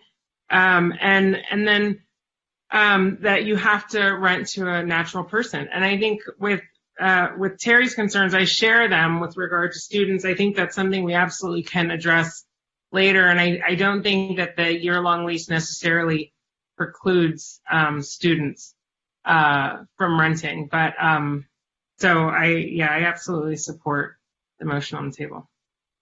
Before we go back to Councilmember Himmelrich, who had her hand up, I'm sure at this point staff is getting the sense where we're heading, and I hope that it'll be possible for you to reword the ordinance so that we can get a restatement of it in time for a vote while we're still on this item. Councilmember Himmelrich. Yeah, 2 points. First of all, on students, I have one kid who went to college and law school in the last few years, and another who went to college in the last few years. They both rented places for a year over the summer. If they weren't there, and they frequently were there, they would get one of the summer school kids or somebody who was taking classes in the summer to do it. So I view the student issue as something that we can work out later. And in fact, I view all of these, including Ted's 3-month issue, as something we can work out later, because I think that the more exceptions, and maybe, George, you might want to put up what I did send you, because I basically just created an ordinance with the help of Michael, who's much more precise than I am, that doesn't have any exceptions in it, but has everything else in it that this had before we looked at it. Yes, if everybody is ready, I can put that up. I've modified it slightly, Sue, to clean up the language and make it mesh with other things, but I think it has everything that people are asking for it. Kevin, if you're okay with that, it might make sense to just walk through it so that everybody can see it. I'd love to walk through. Let me ask one thing, though, first, of the maker of the motion. Councilmember Davis, it's your seconder here. Would you be amenable as a friendly amendment to making sure that the applicability date of this ordinance is the usual 30 days after second reading, and strike the delay until November 1st? Yes, I'd be fine with that. That's friendly. So, City Attorney, go on. Have at it. I will put it up and share, and I hope that Jing will object if something doesn't make any sense.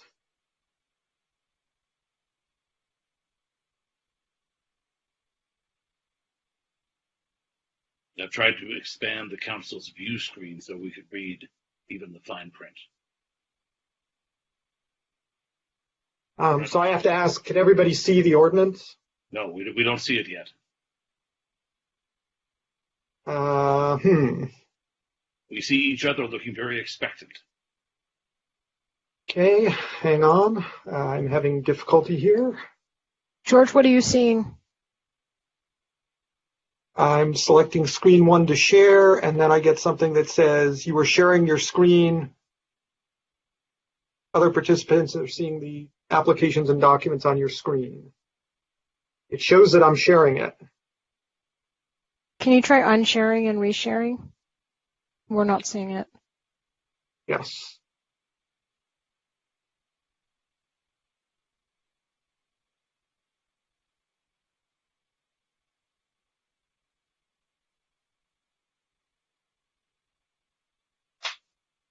Any success there?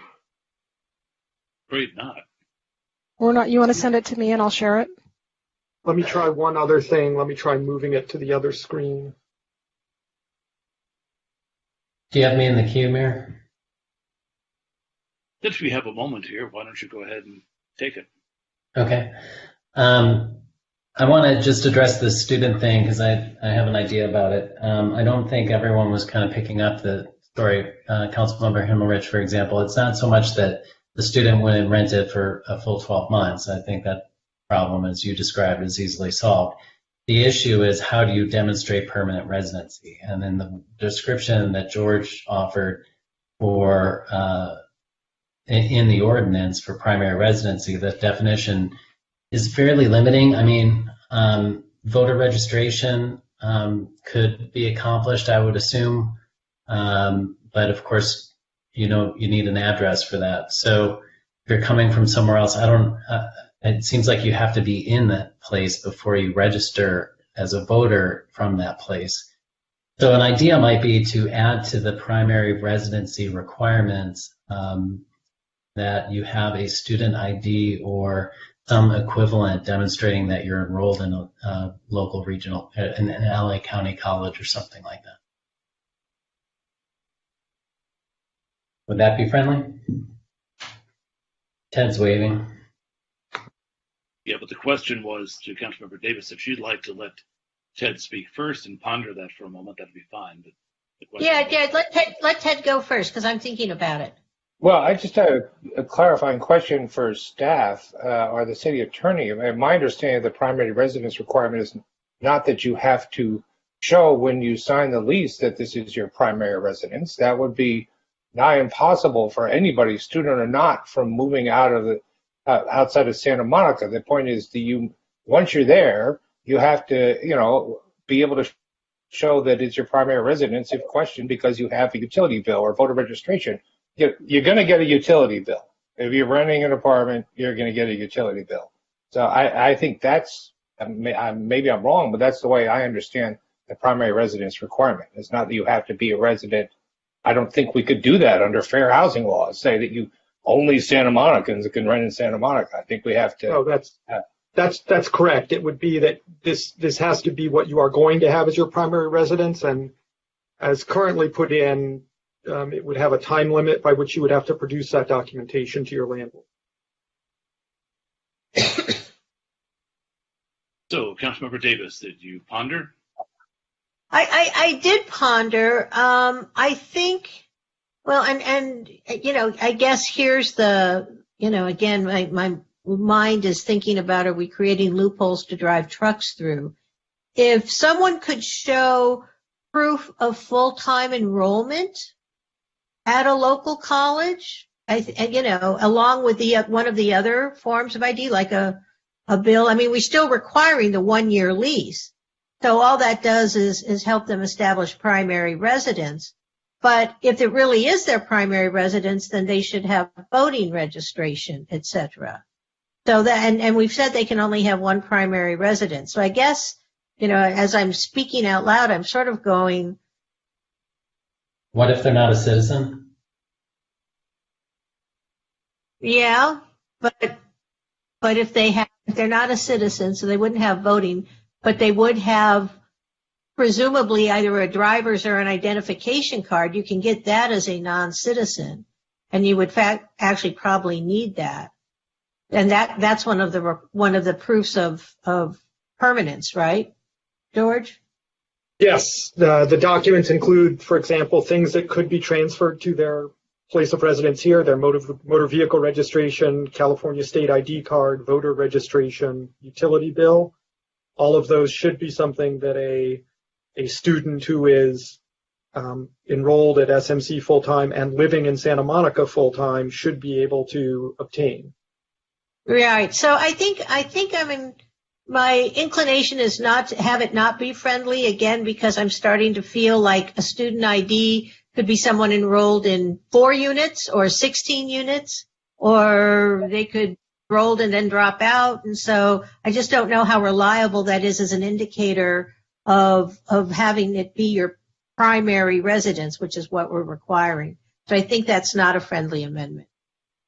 We have a council member who works at Santa Monica College who might know something about this, and that's Councilmember Harsh, who wanted to speak next. I actually did. Thank you so much, Mayor and Councilman O'Day. Because you just reminded me of some of our DACA students. Some of our DACA students might not have some of those identifications that you would be necessarily be looking for. However, if you want to make sure that these students are there full-time, you can always request something from the school. So, I mean, that's just, my thoughts. So, and I think that we want to be also cognizant of some of our residents that might not have the identifications that we require. Scratch our heads up. Point. We just, if I can, Councilmember Davis, I want to just check back with the city attorney whether the document is going to be visible to us or not. Yes, I've sent it to Jing, and she can now put it up. She is apparently having success sharing her screen. So okay, there you go. Counselor, are we okay with going to that, or do we need to resolve the issue with the college students first? I can't see you anymore, I'm afraid, so see. Everybody looks intent on the screen, so go ahead and present to us. So section 6.22.010 would remain the same. So if we can scroll down, the first change would be in 6.22.020B, the definition of lease. To deal with the potential carve out of portions, we would add here occupancy of a rental housing unit or any portion of a rental housing unit to cover that. Then if we scroll down to D, rental housing unit, we would keep the definition except that we would add this exception, except that a dwelling unit for purposes of this chapter may be less than 375 square feet in size to deal with smaller carved out sections. We would then add a junior accessory dwelling unit to make sure that those are covered under section 3. So that would be the amendment, the changes there. Then we would go down to subsection G, where we would define what an unfurnished rental housing unit is, to mean a rental housing unit delivered by the landlord to the tenant without any furnishings, computer equipment, housewares, bed linens, towels, artwork, televisions, entertainment systems, or appliances, except for a stove, a refrigerator, a microwave, a dishwasher, a clothes washing machine, and or a clothes dryer. So that would be basically our definition of unfurnished. Then in 6.22.040, we would simply change this to simply require that a landlord and tenant may enter a lease only if the tenant is a natural person. That would be the requirement, that rental be only to a natural person, taking out the exception that was in the proposed ordinance. Then moving down to 6.22.050, there are two different ways we could go here. We could simply say the first sentence, a landlord and tenant may enter into a lease only if the tenant will use and occupy the rental housing unit as the tenant's primary residence. That's the requirement. That would pose enforcement issues if we have nothing to back that up. So the enforcement for that would be the next two sentences. No later than 30 days following the commencement of the lease, the tenant must provide and the landlord must receive. Documentation is specified in section 6.22.020C, which is the types of documents we've talked about. The rental housing unit is the tenant's primary residence. We would then impose an obligation on the landlord to keep that documentation and provide it to the director of the community development department or delegee on request. And that would be for enforcement purposes if there was a belief that that was not satisfied. Then moving down to the next section, 6.22.060, we would change this to be requirement of minimum lease terms to tenants and simply reword this to say a landlord and tenant may enter into a lease only if it is in writing and for an initial lease term of no less than 1 year. So this would effectively require that there be an initial lease term of no less than 1 year. The offer and acceptance language that was in the proposed ordinance would be then removed. Then to section 6.22.070, this would be the requirement that the landlord delivered an unfurnished housing unit. Landlord and tenant may enter into a lease only if the rental housing unit is an unfurnished rental housing unit. We would propose that there be an exception for a sublessor who is a natural person who will continue to reside in the rental unit as his or her primary residence is exempt from this requirement, as is a sublessor who enters into a sublease that replaces a departed tenant or subtenant under the rental agreement on a one-for-one basis. So those would be the only exceptions there. Then the notice provisions, we would require notice of the requirements of section 6.22.060 and 070 to prospective tenants by the landlord in both English and Spanish so that tenants are aware of these requirements. There would be administrative regulations that would establish what those how those requirements have to be given.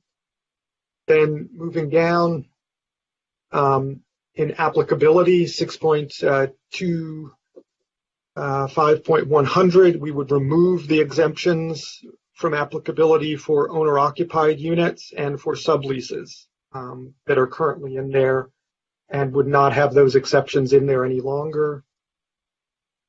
Then scrolling down, those are the substantive changes. Other than that, we would change the cross-references to match with the new provisions, and we would modify the non-waiver provision to take out the references to offers of a 1-year lease since that's no longer in here. And those would be the changes. And the applicability date? And then we would change the applicability date, which is not in there. Yes, there it is.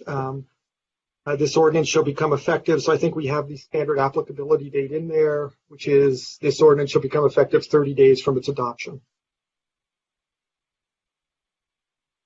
I want to praise the remarkably quick work and the cooperation it took between departments to display that to us tonight. Let's go back to viewing the council if we can. Yeah. So we have a motion on the floor that's been seconded. If there's some further discussion, first Councilmember Winter and then Councilmember Hara. I think it's great. The only thing I wonder about is providing the proof of residency within 30 days. I guess I think if I moved into an apartment, I call a gas company or Edison and say I want a utility bill, I'm probably not going to get that bill within 30 days. I don't know if anybody's tried to make an appointment at the DMV lately, but they don't give them out within the first month that you ask, and that was pre-COVID. So I think I wonder if that's if you wanted to change that to 60 or 90 days, I think that either of those would probably work. Well, I was going to suggest 60, right? Because when you get 90, you start getting into, okay, that's just what people are looking for. But 30 just to me just sounds unrealistic. I'm interested in what my colleagues think, but it's practically speaking, it seems to me burdensome for anybody who's moving from outside, the city or the state to produce those documents. Let's see how the maker of the motion feels. 60 days is fine. I still haven't been able to change the address on my driver's license because of COVID. So Yeah. I've been in my new house 6 months. So yeah, 60 days is fine. That's a practical recommendation. That's okay with a second or two. So Councilmember Haro, you were next. I believe Councilmember McGowan had her hand up for a moment there. Was that to speak? Okay, so Councilmember Haro. So, in the process of the reading of all of the changes, I've also thought about our AB 540 students over at SMC, which are our undocumented students. So I just need to bring it up. And again, like I said, what you can do is you can request verification from the school, and I'm pretty sure they would be happy to do that. As changing your name to the bill, Councilmember Winter, you can actually do it online, and you can print it out online, and that's something that could be done fairly easy and within probably a week's time. So, but you are correct as far as DMV and changing your address. That's probably going to be a little bit more difficult to be able to obtain. So, thank you. Is there further discussion on this? The maker of the motion gets to close debate then. Councilmember Davis. Well, I do want to make sure that we are taking into account the needs of our undocumented residents. And I want to make sure that they're not going to get shut out of the housing market because they can't produce the right documentation. So, but I don't know, and maybe someone here knows off the top of their head, what other documentation we could add that would make sure that undocumented residents were able to rent in Santa Monica. I mean, it would break my heart if we created a barrier to that. And so, absent some suggestion that there's some other form of ID, and maybe a DACA registration is a good start. That's something, but that obviously covers a relatively limited number of people. So absent that, I guess, while I would like to pass the motion tonight to get it on the books, I'm just wondering if we can give some thought to a relatively, maybe down the road, quick amendment to add some other forms of ID once we get a better read about what types of ID undocumented people might have. I just really would break my heart if all was made it impossible for undocumented people to rent in Santa Monica. But we certainly can do that. That is to say, amend this ordinance once adopted. Yeah. I share your concern that we not delay this, that we pass something tonight, but we can certainly, as we find that there are problems, we can fix them. Councilmember Himmelrich, we were going to close debate, but you have your hand up. Well, no, I was just going to say that this allows staff to draw up guidelines, and so as they're doing it, they can add the additional forms of ID to the guideline, I believe. Well, I think they're set forth in the ordinance, so we probably have to amend the ordinance, but that's fine. I think we should. May I ask one question? Would anybody have any objection to me removing property tax bill from the documentation, since a tenant typically will not have a property tax bill that was carried over from the short-term housing? No. That's a friendly amendment. And then one other thing, which was it's been pointed out to me that the November 1st date is actually in the applicability provisions. So would anybody object to me changing the November 1st date as referred to in the applicability provisions to read as of the effective date of this ordinance, so that it's tied to the effective date of the ordinance? That is also friendly. All right, so we now appear to have language that reflects the intent of the council.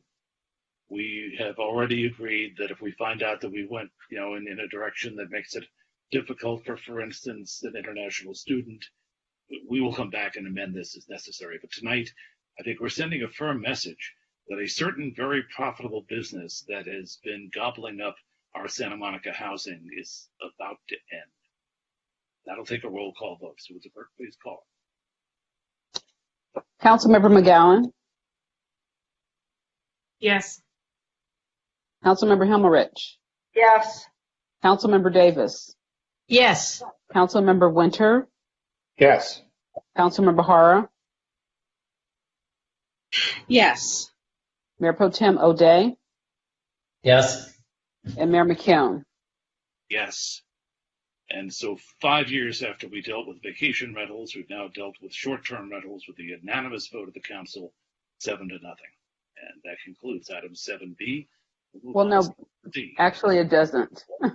It doesn't. There's a resolution as well. Yeah, there's a resolution to adopt and establish fines and. Yes, enforcement.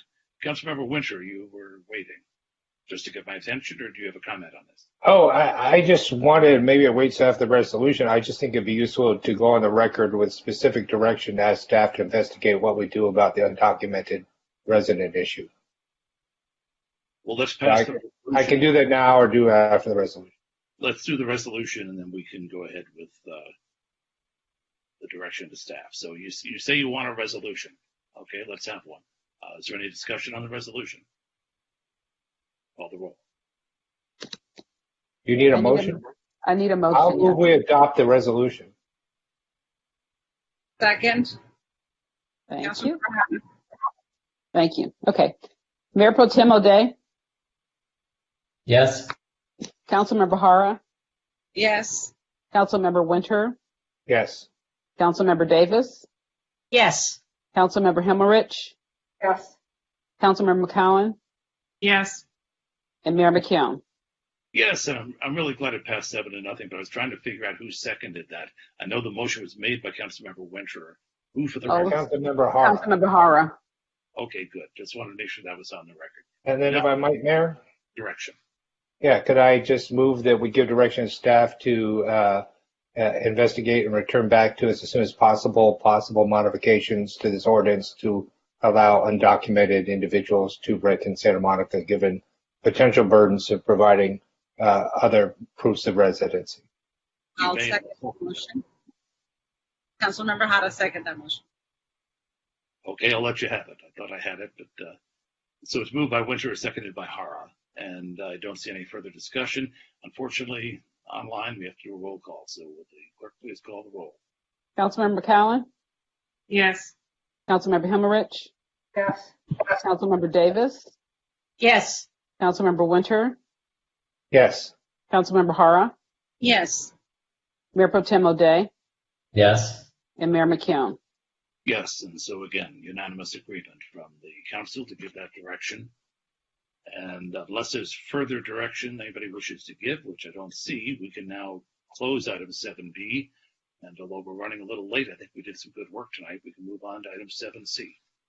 Item 7C is introduction and adoption of an emergency interim zoning ordinance to extend emergency interim zoning ordinance 2633, amending the Santa Monica Municipal Code, Chapter 9.39 and Section 9.40.020 to increase thresholds for review of 100% affordable housing projects and housing projects subject to the Housing Accountability Act by administrative approval. And there are 4 callers on hold. And this extends an IZO we've already voted on and put in place, but to refresh our memories, could we have a staff report? Thank you, Mayor. Jing here again to give the staff report on this IZO extension. This is going to be a relatively brief report. As you indicated, I'm just going to review Council's prior action from March 10th, 2020 of this year, where Council adopted a streamlined process that created an administrative approval process for housing projects that are either 100% affordable housing projects or compliant with the Housing Accountability Act, but no greater than Tier 2 limits. We also, in adopting that ordinance, also required preliminary design review similar to what we already require within the downtown area. I wanted to highlight for you just some of the procedures and how we've implemented them. These are not within the ordinance itself, but I thought it would just be important to share with the council since it was a point of discussion about the community meeting requirement and how we've kind of updated that due to COVID-19. So we do have a separate application up on the city's website specifically for AAs for housing projects that qualify under this ordinance. You can see here we require a site posting and the notice to the 750-foot radius. the applicant is required to create a project website and hold a virtual community meeting to present the design, and then allowing 2 weeks for public comment from that meeting and referring people to that website. So they are then required to provide summary of any of those comments received. So those are all things that the applicant has to do, and it is a checklist requirement in the application. Upon approval, it is then the city's responsibility to post the determination meeting approved plans on the website. The preconditions to apply to market rate housing to qualify, given council's action that you just took on the prior item, you certainly could remove these from the ordinance if you so wish. The difference here is this requires a deed restriction for the housing units being made available for natural persons as their permanent residents. Again, the offer of the 1-year lease and the units are unfurnished. Again, it's the option of the council if you wanted to strike that from this ordinance at this time, given your action. So with that concludes my report, and the recommendation is to introduce and adopt this emergency IZO extension. Now, Steph, you just said that we could remove some language that we just duplicated, but that language that we just passed doesn't take effect for another meeting in 30 days. So would we want to leave the language in this interim ordinance that's already in place? Certainly, good point. You could certainly keep it in there, and I think as I said, the only thing that's duplicative is the provisions, but the deed restriction is something that is specific only to these projects. So it's certainly, as an IZO, it's something that we could come back to later as well. So, council, questions for staff on this? Councilmember Winter. Oh, I didn't have a question. I was going to comment on your question.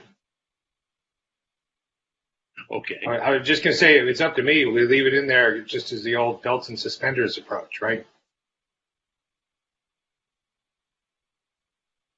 Online now, so the ink doesn't cost us anything. I would also note that this ordinance includes just the offer versus the required lease term, so that could be something if you wanted to align with your prior action as well. All right, so we could amend the ICO tonight to include the provision we put into the permanent short-term rental. We're not going to do it yet because we haven't heard from the public. I'm just asking a question of staff. Yes, you could. It's properly agendized for us to do that. Council, any questions for staff before we see what the public hearing brings to us? I don't see any, so our people who are standing by the phones could let us know what's happening. I'll open the public hearing on item 7C. There's 4 callers. Let's welcome them to the meeting. Transferring Roderick Hall. Roderick Paul, welcome to the meeting. Your time starts now. Good evening, everyone. My name is Roderick Hall, and I'm the organizing director for Abundant Housing LA. I'm calling in to support agenda item 7.3, given the fact that Santa Monica has a RENA target of a little under 9,000 units, and the 2/3 of those are affordable units. We know just from looking at data and what people say that it takes a long time and it can be rather difficult to build housing, which is great if you don't want to see that. But for a city that's looking to be in compliance with new state mandates and laws, I think this is the perfect opportunity to make it easier, to streamline the process, have housing be built more quickly, especially housing that's affordable given the housing and homelessness crisis in the city of Santa Monica. And I also want to add that even though this agenda item is next, I won't be able to make it. I just want to say I also offer my support for agenda item 70 as well. Thank you. Thank you.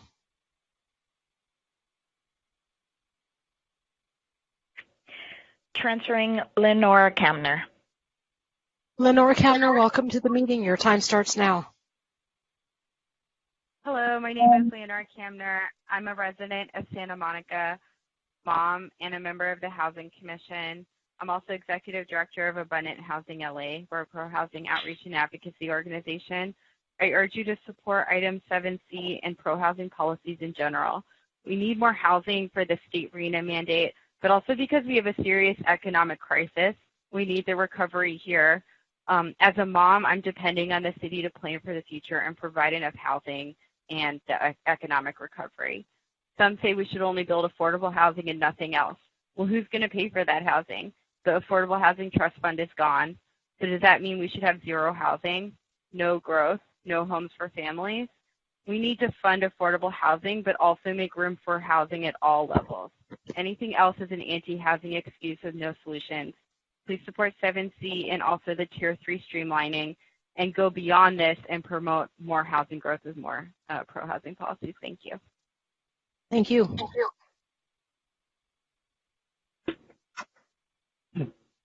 Transferring Eva Warnier. Eva Warner, welcome to the meeting. Your time starts now. Hello, it's Eva Warnier. I'm calling regarding 7C. I love living in Santa Monica. I moved here a year ago. I think it's really nice and nice jobs, but I think there should be more affordable housing. It should be more equal. That's why I support the planning staff and I support item 7C. And I say yes to more housing. Thank you. Transferring Mark Yetter. Mark Yetter, welcome to the meeting. Your time starts now. Hi, I'm Mark Yetter. I'm a Santa Monica resident. The future of Santa Monica, our economy, our racial and economic equality depend on affordable and available housing. So building the required new housing is a really, really big task, and especially now in the wake of this pandemic. And I believe that the best path forward is to do everything we can to secure a better future for all Santa Monica residents. I sincerely hope you will streamline the building process and support items 7C and 7D. Thank you for your time. I appreciate all of your hard work. Thank you.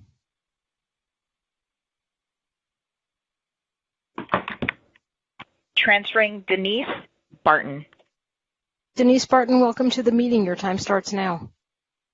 Good evening. Oh, look, another item to remove residents' participation as much as possible from the planning process in favor of ease and reduction of costs of developers, aka your campaign contributors. I also have to take issue with 100% affordable housing building with market rate retail and restaurants on the first floor.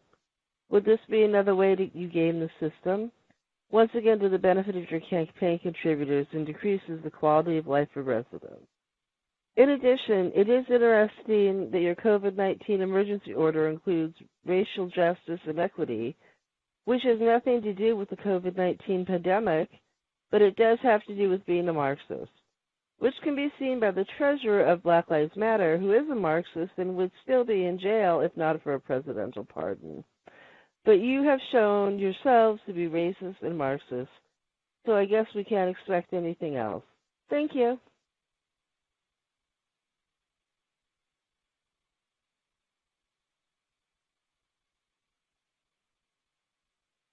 I see your hand, Councilmember Winter. Waiting for confirmation that that was our last call. That was our last caller. And with that confirmed, I'll close the public hearing on item 7C, and so the extension of the existing IZO is before the council with the possibility for amendment. Councilmember Winter. Yeah, I'll move we extend the existing IZO with a change to the required deed restriction to the language that a one-year lease, instead of being offered, is required. So, can I just put the language that I think would be on the record to make sure that it's acceptable to everybody? Sure. If you can make the technology work, sure, George. I can't put it up on the screen, but I can read it to you. It's not that long. So, in section 9.39.020 A3 C3, right now it says all prospective tenants shall be offered a written lease which has a minimum term of 1 year. We would change that to read all leases shall be in writing and provide for a minimum initial term of 1 year. Sounds good to me. And then we would do the same thing in section 9.1 40.020B3 subsection 3, the same change would be made. They're parallel.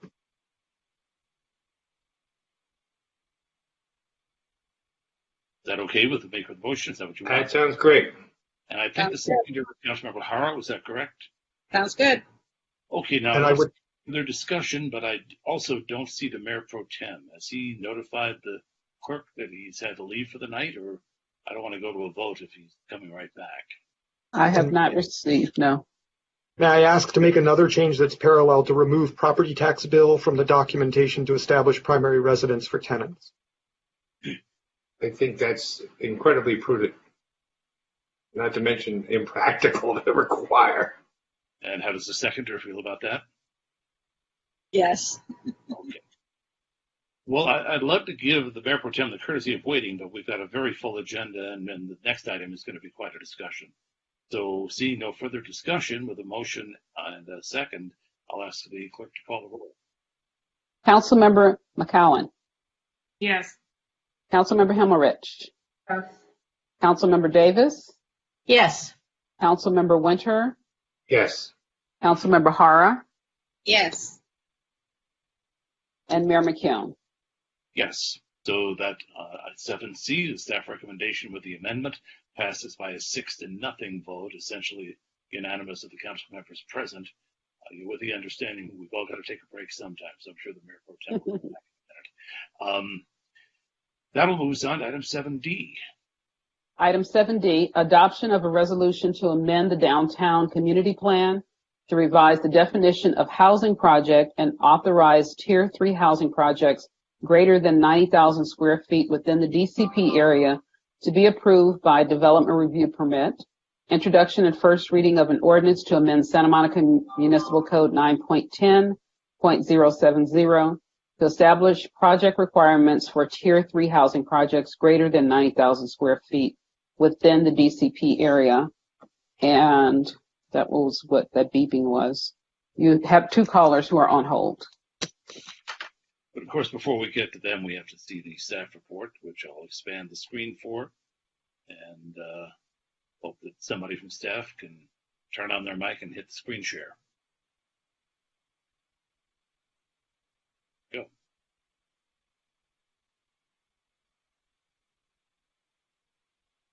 Yes, thank you, Mayor and council members. Steve Mizukami from City Planning.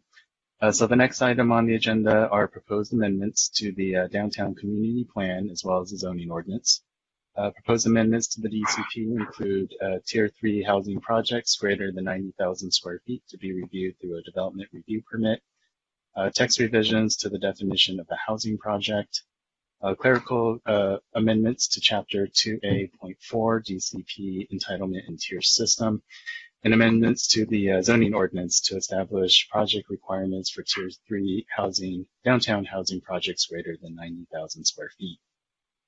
I do want to touch briefly on a few of the housing discussions both the Planning Commission as well as City Council have had over the last 9 months. On December 10th, the City Council held a study session regarding housing policy in response to state and regional directives regarding the increase of housing production for Santa Monica. On March 10th, the City Council adopted an emergency IZO authorizing affordable housing projects and H8A compliant projects to be reviewed through an administrative approval process, which was just extended by the previous item. And on May 20th, the Planning Commission recommended that Council amend the proposed DCP and zoning ordinance amendments that are before the Council this evening.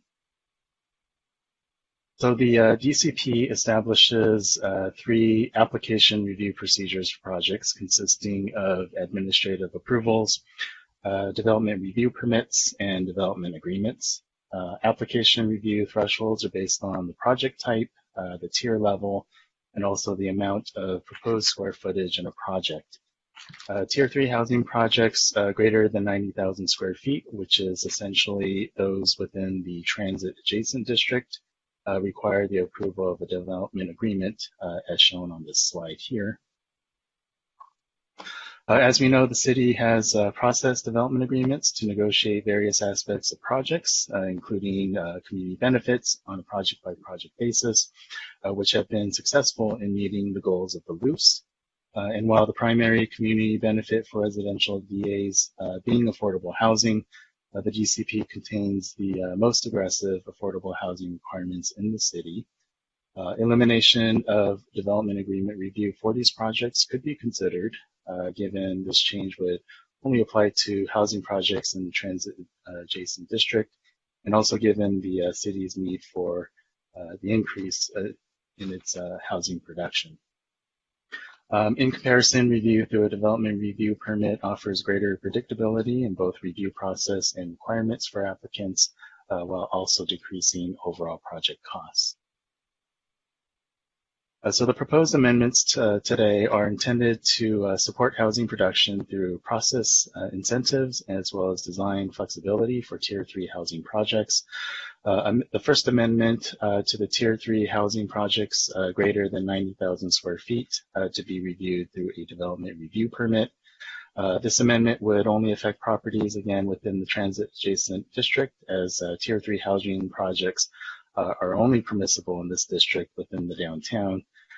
This would not result in any changes to the downtown district development standards, such as building height or floor area ratio. And then also the established large sites requirements as identified in the DCP would not be affected. So this is a map of the transit adjacent district highlighted in blue. There are 27 parcels outlined in red in the district that could achieve that 90,000 square feet of square footage based on the parcel size of 22,500 square feet or greater. However, the number of properties affected by this change would be considerably less based on the parcels being either recently developed or entitled that would likely not be pursuing large housing projects. And we provided a list and a breakdown of these properties in the staff report to provide a sense of what this change means to the TA district. Moving on to amendment number 2, this amendment would revise the housing project definition to allow up to 33% of the total building square footage to be commercial floor area. Remove the limitation that currently restricts the location of the area to the ground floor only and allows any commercial use and not just limited to neighborhood commercial uses in a project. These changes would align our housing definition with the Housing Accountability Act definition and is intended to improve the financial feasibility and provide additional flexibility in developing mixed-use housing projects. Also to note that the 33% threshold is a maximum and not a minimum requirement, and that projects could propose less commercial space. Amendment number 3 are clerical amendments to the language within the chapter to A.4, outlining the development agreement review procedures, which is needed for document consistency. Amendment number 4 to the zoning ordinance, chapter 9.10 for the downtown districts, would establish project requirements for Tier 3 downtown housing projects greater than 75,000 square feet. Specifically, this section establishes project requirements for Tier 2 and Tier 3 housing mixed-use projects up to 90,000 square feet in the form of community benefits for each of the following categories. As we know, these categories include affordable housing in the unit mix, as well as additional developer impact fees to transportation, open space, and affordable housing mitigation for commercial projects. And these requirements would remain unchanged. These proposed amendments to these sections would include revising the applicability of these requirements to all Tier 2 and Tier 3 projects, and would provide consistency in these requirements for all housing projects which would exceed the Tier 1 thresholds. Again, this change is intended to incentivize Tier 3 housing projects, and that these requirements would be prescriptive and no longer determined through the DA negotiations, providing greater predictability while decreasing overall project costs. So the Planning Commission agreed on many of the proposed amendments as commissioners emphasized the need for flexibility and predictability for housing projects moving forward. And in a 5-2 vote for each of the two motions, recommended approval of the proposed amendments to the DCP and the zoning ordinance. The Commission was supportive of eliminating development agreements for Tier 3 housing projects and stated that the review of housing projects through a development review permit instead of a DA would be appropriate, as it actually provides greater predictability and overall transparency during the review process. They were also supportive of revising the housing definition by removing the restriction on the location of the commercial uses as currently limited to the first floor only for mixed-use projects. And of course, allowing commercial uses on all floors would provide greater flexibility in projects obtaining future commercial tenants. It was also specified that commercial uses should not be limited to neighborhood commercial uses and that it should be open to all uses. And this change is reflected in the current proposal. On the topic of whether to increase the allowable commercial square footage in a project from 25% to 33%, some commissioners expressed concerns about the trade-off of reducing residential floor area for projects. While it was also commented that if increasing the allowable amount of commercial square footage can help with the feasibility of developing a housing project, then perhaps it would be worthy of consideration. The Commission also emphasized the importance of the Architectural Review Board and their role in reviewing projects, and part of the city's plan for restructuring the ARB recommended that the Council concurrent with these amendments, established a formal design review process with development agreements and all Tier 3 projects at a minimum, subject to ARB review. As we know, the ARB in its current form is proposed to be replaced with an alternate design review process. And of course, staff will be having a separate discussion with the Council on this matter, which will be forthcoming. So in summary, the proposed amendments supporting housing production through process incentives and design flexibility for Tier 3 housing projects. And these changes are consistent with the lease policies that seek to expand housing opportunities near transit-rich districts, including near the downtown Expo Station.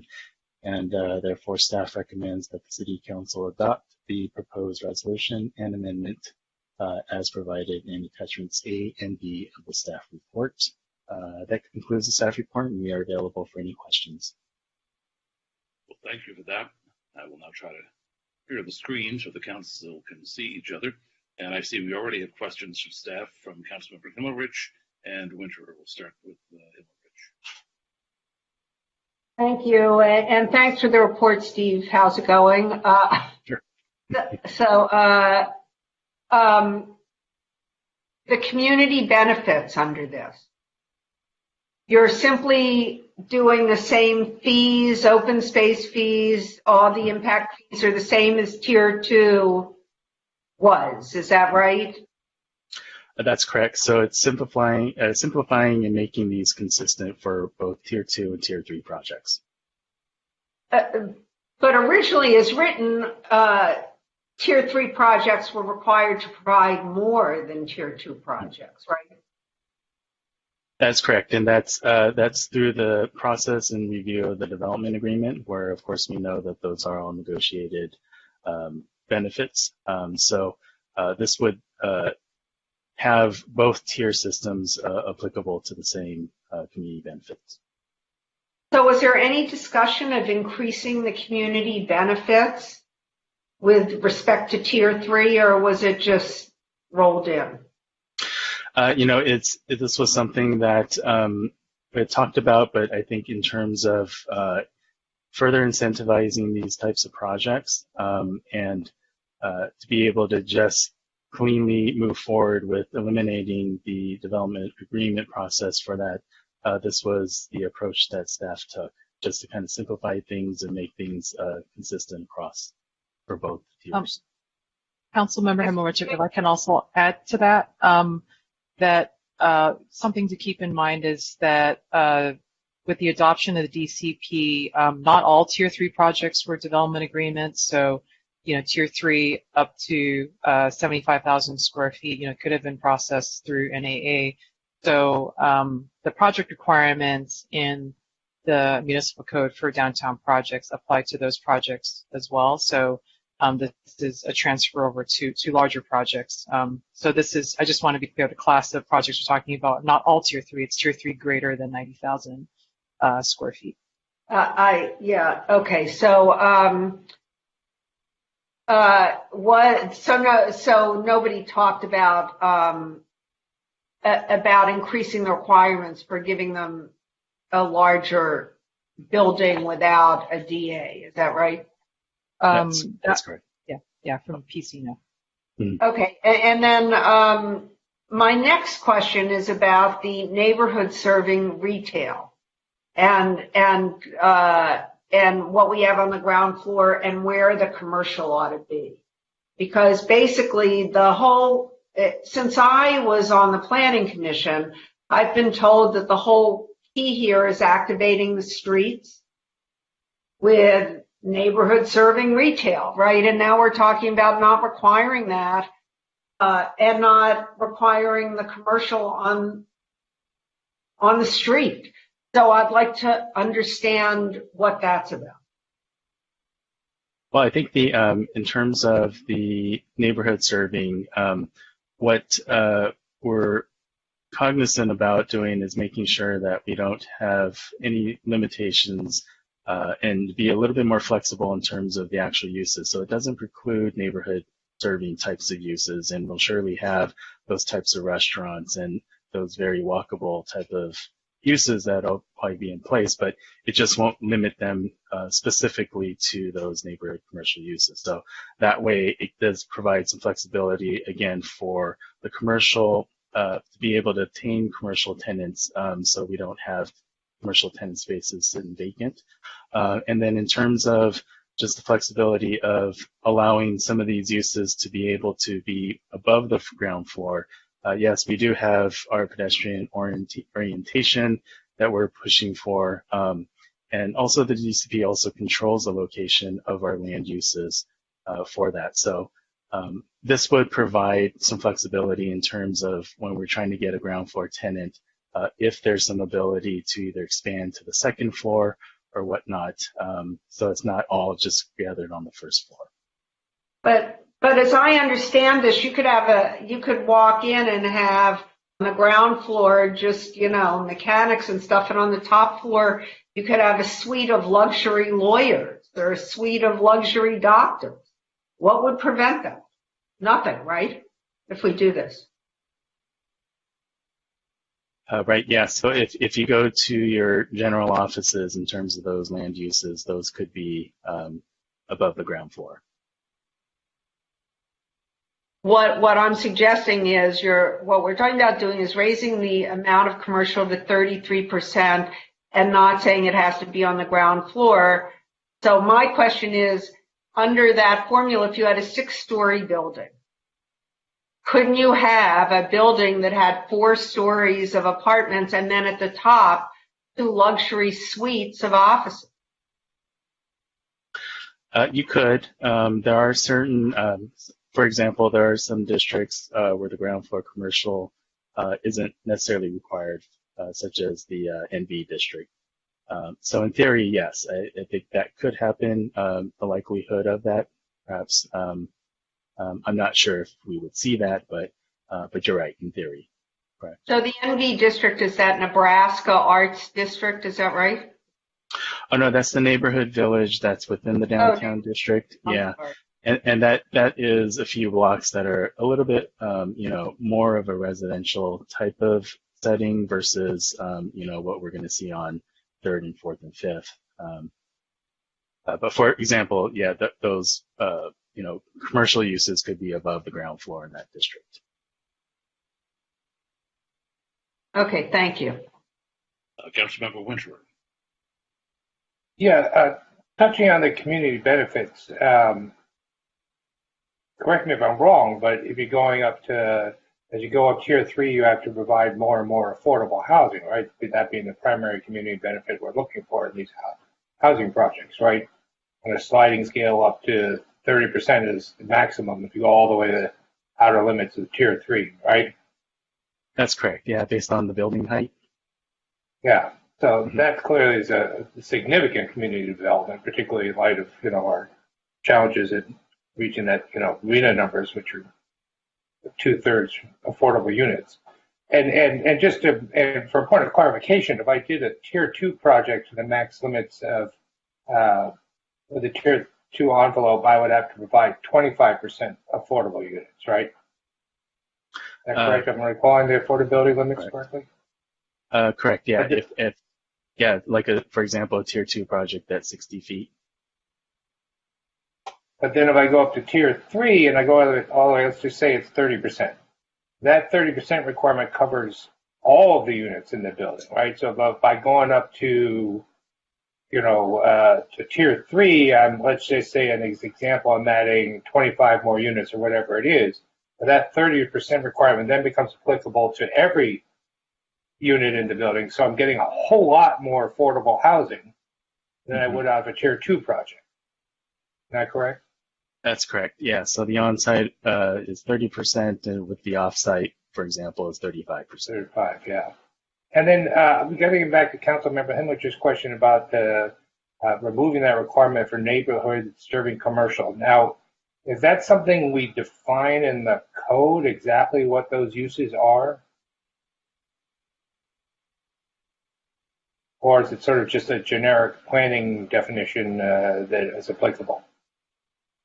Yeah, I think I don't think that we have a specific definition for it, but it's always, when we start to think about neighborhoods serving commercial uses, sometimes we do see some parallels to some of our other districts. So, for example, our neighborhood commercial districts, which are kind of geared towards neighborhood serving, like Montana or Main Street.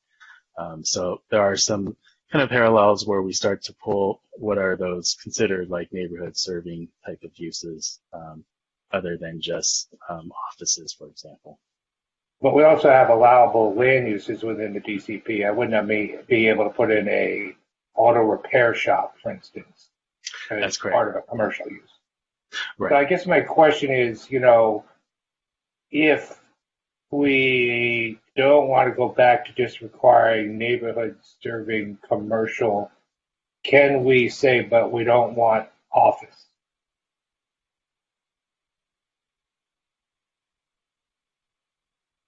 So I think our land uses, our zoning districts have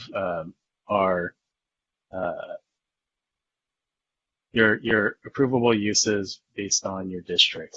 So those do talk about, perhaps maybe office as being a part of it. So the TA was specifically directed towards activating the ground floor space. So I think those land uses are, in a way, filtering that as trying to get that ground floor activity. I guess what I'm getting at, so, this is talking about changing the definition of housing solely in the DCP, right? Not elsewhere in the city, correct? That's correct. So the Councilmember Hemmich's concerns, which are valid, that, someone would put a high level, high expense office space in a project.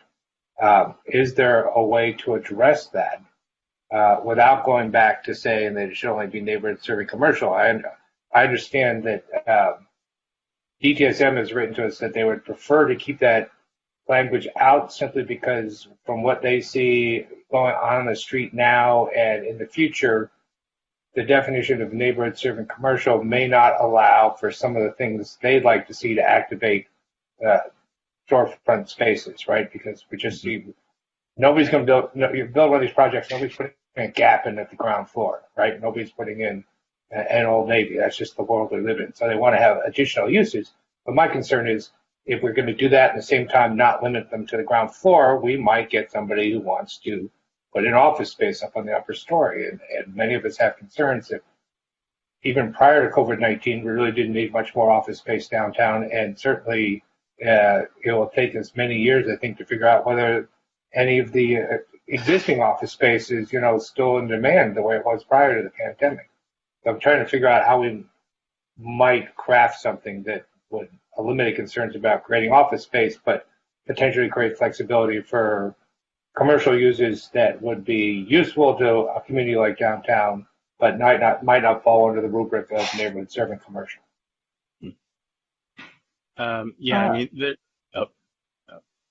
So Councilmember Winter, if I can just, again, we're not talking about generally, just so we're clear, because again, the DCP, we spent a lot of time going through the land use regulations and creating sort of this fine-grained, detailed land use table. So within the transit adjacent district, as Steve mentioned, the purpose was to create these the most active district, other than the promenade in the city, but also to provide these housing opportunities. So we are talking about just what you'd have to think of it almost as a precondition to qualifying for this streamlining incentive for these tier 3 projects that are being proposed to shift from a DA to a DR. So I just don't want to confuse a broader discussion about land uses in downtown when we're talking about a very specific class of housing projects here.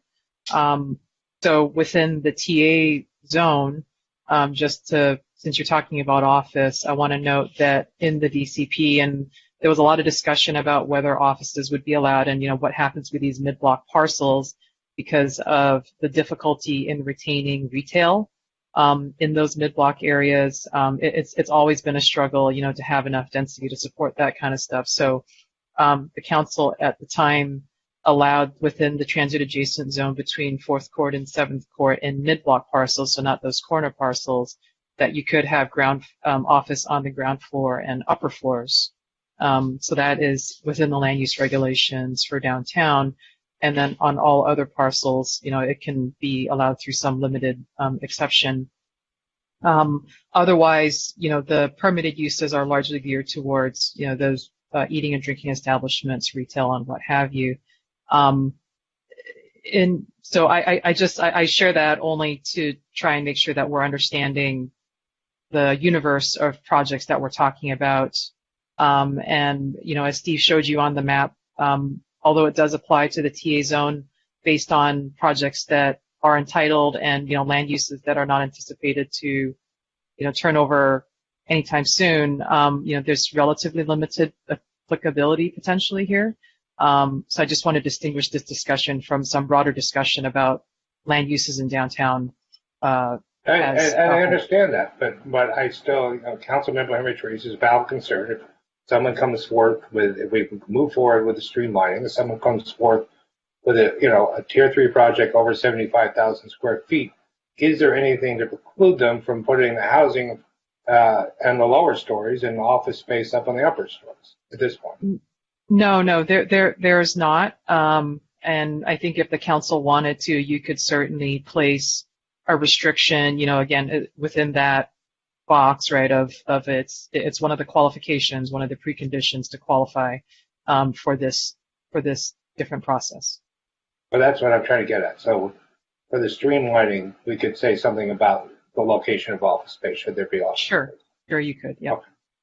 If we didn't go back to just saying neighborhood serving commercial only, correct? Mm-hmm.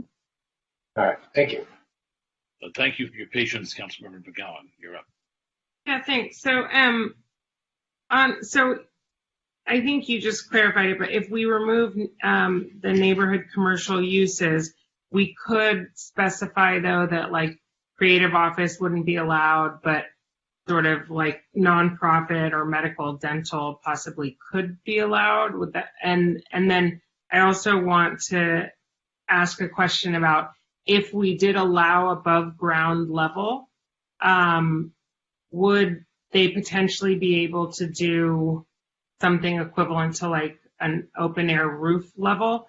I'm just thinking because during COVID, restaurants especially are struggling so much because of not being able to create sort of more outdoor space.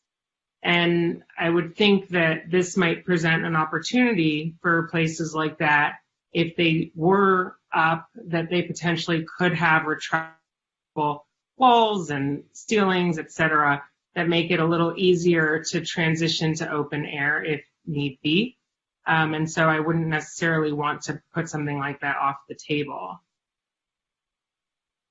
Oh yeah, I think in terms of restaurants that might have some openness to the top level or something to that effect, I think that's would allow for, this change would allow for like restaurants, for example, to be on the upper levels that might have some exposure to the sky.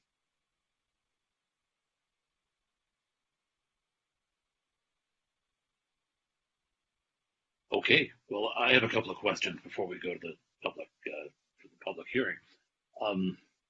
First of all, could staff clarify for me the difference between two things in our current zoning definitions? And one is neighborhood serving, and the other is street activating. And it seems to me that where one might not be appropriate, the other might be. So can you compare and contrast those two? So street activation, I think we have always kind of seen that as those uses that are going to activate the walking, the pedestrian usage of the front of that area. And it's kind of very similar to like how we define, I guess, active uses, which are exactly kind of that. It's the restaurants, it's the retail, it's the uses that are going to pull people in from the sidewalk. And those are kind of, what we see as active types of uses. And then, of course, we have active design standards, which are design standards that are trying to make sure like there's visibility into our ground floor storefronts to try to encourage that active kind of activity. So for the most part, then, office space would not be considered a street activating use? Yeah, not typically, no. Okay, so that may be where we end up on that one.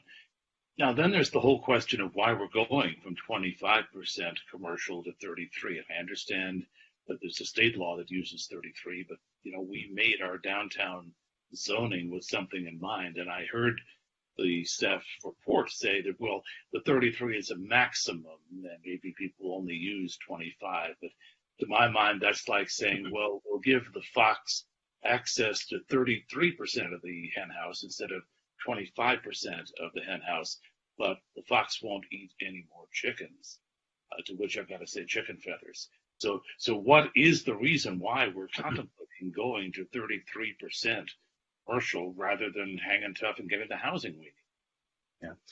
Yeah. So considering our current housing needs, I think staff took kind of an approach like every little bit helps in providing flexibility to help with the feasibility of housing project. But I think what we are hearing is that this increase from 25 to 33% is not a critical change compared to the other changes that are proposed this evening. So I think from a staff policy perspective, the staff can support keeping the percentage at 25, even though we did proposed 33, and that was in alignment with the HAA definition. However, there isn't any obligation that we need to bump up the percentage if council would like to maintain it at 25%. So at least theoretically, depending, of course, on what the council decides, we could allow the DR instead of DA, but keep it at 25% and require that the ground floor uses be street activating, if not neighborhood serving, and therefore not have office on the ground floor. All that's within the mix of things the council can land on tonight. Correct. I don't see any more questions from the council, so let's see who we have waiting for the public. And Mayor McKeon, I just want to make sure too that it doesn't necessarily have to be ground floor activating. So, by the way, I think require that if there is any commercial within the 25% that's not on the ground floor, that it has to be on the second floor. It can't be up on the roof. Although I know you proposed an idea for a rooftop restaurant, and you may or may not want to preclude that. I'm just trying to make sure we understand the range of options before us. We don't have to adopt this whole cloth or not do the change from DA to DR at all. There's a whole realm of things we can do. which are informed of the questions we've asked and may also be informed by the public hearing before we get into discussion. So if there are no more questions, I know there were some people waiting, I was told. This is item 7D. We'll open the public hearing. And how many people do we have on the phones? There's 4 callers waiting. Actually, I'm speaking again, Mr. Mayor. Hello? My understanding is that we have a presentation from the chair of the Planning Commission. Ms. Lambert, are you speaking for the commission? Yes.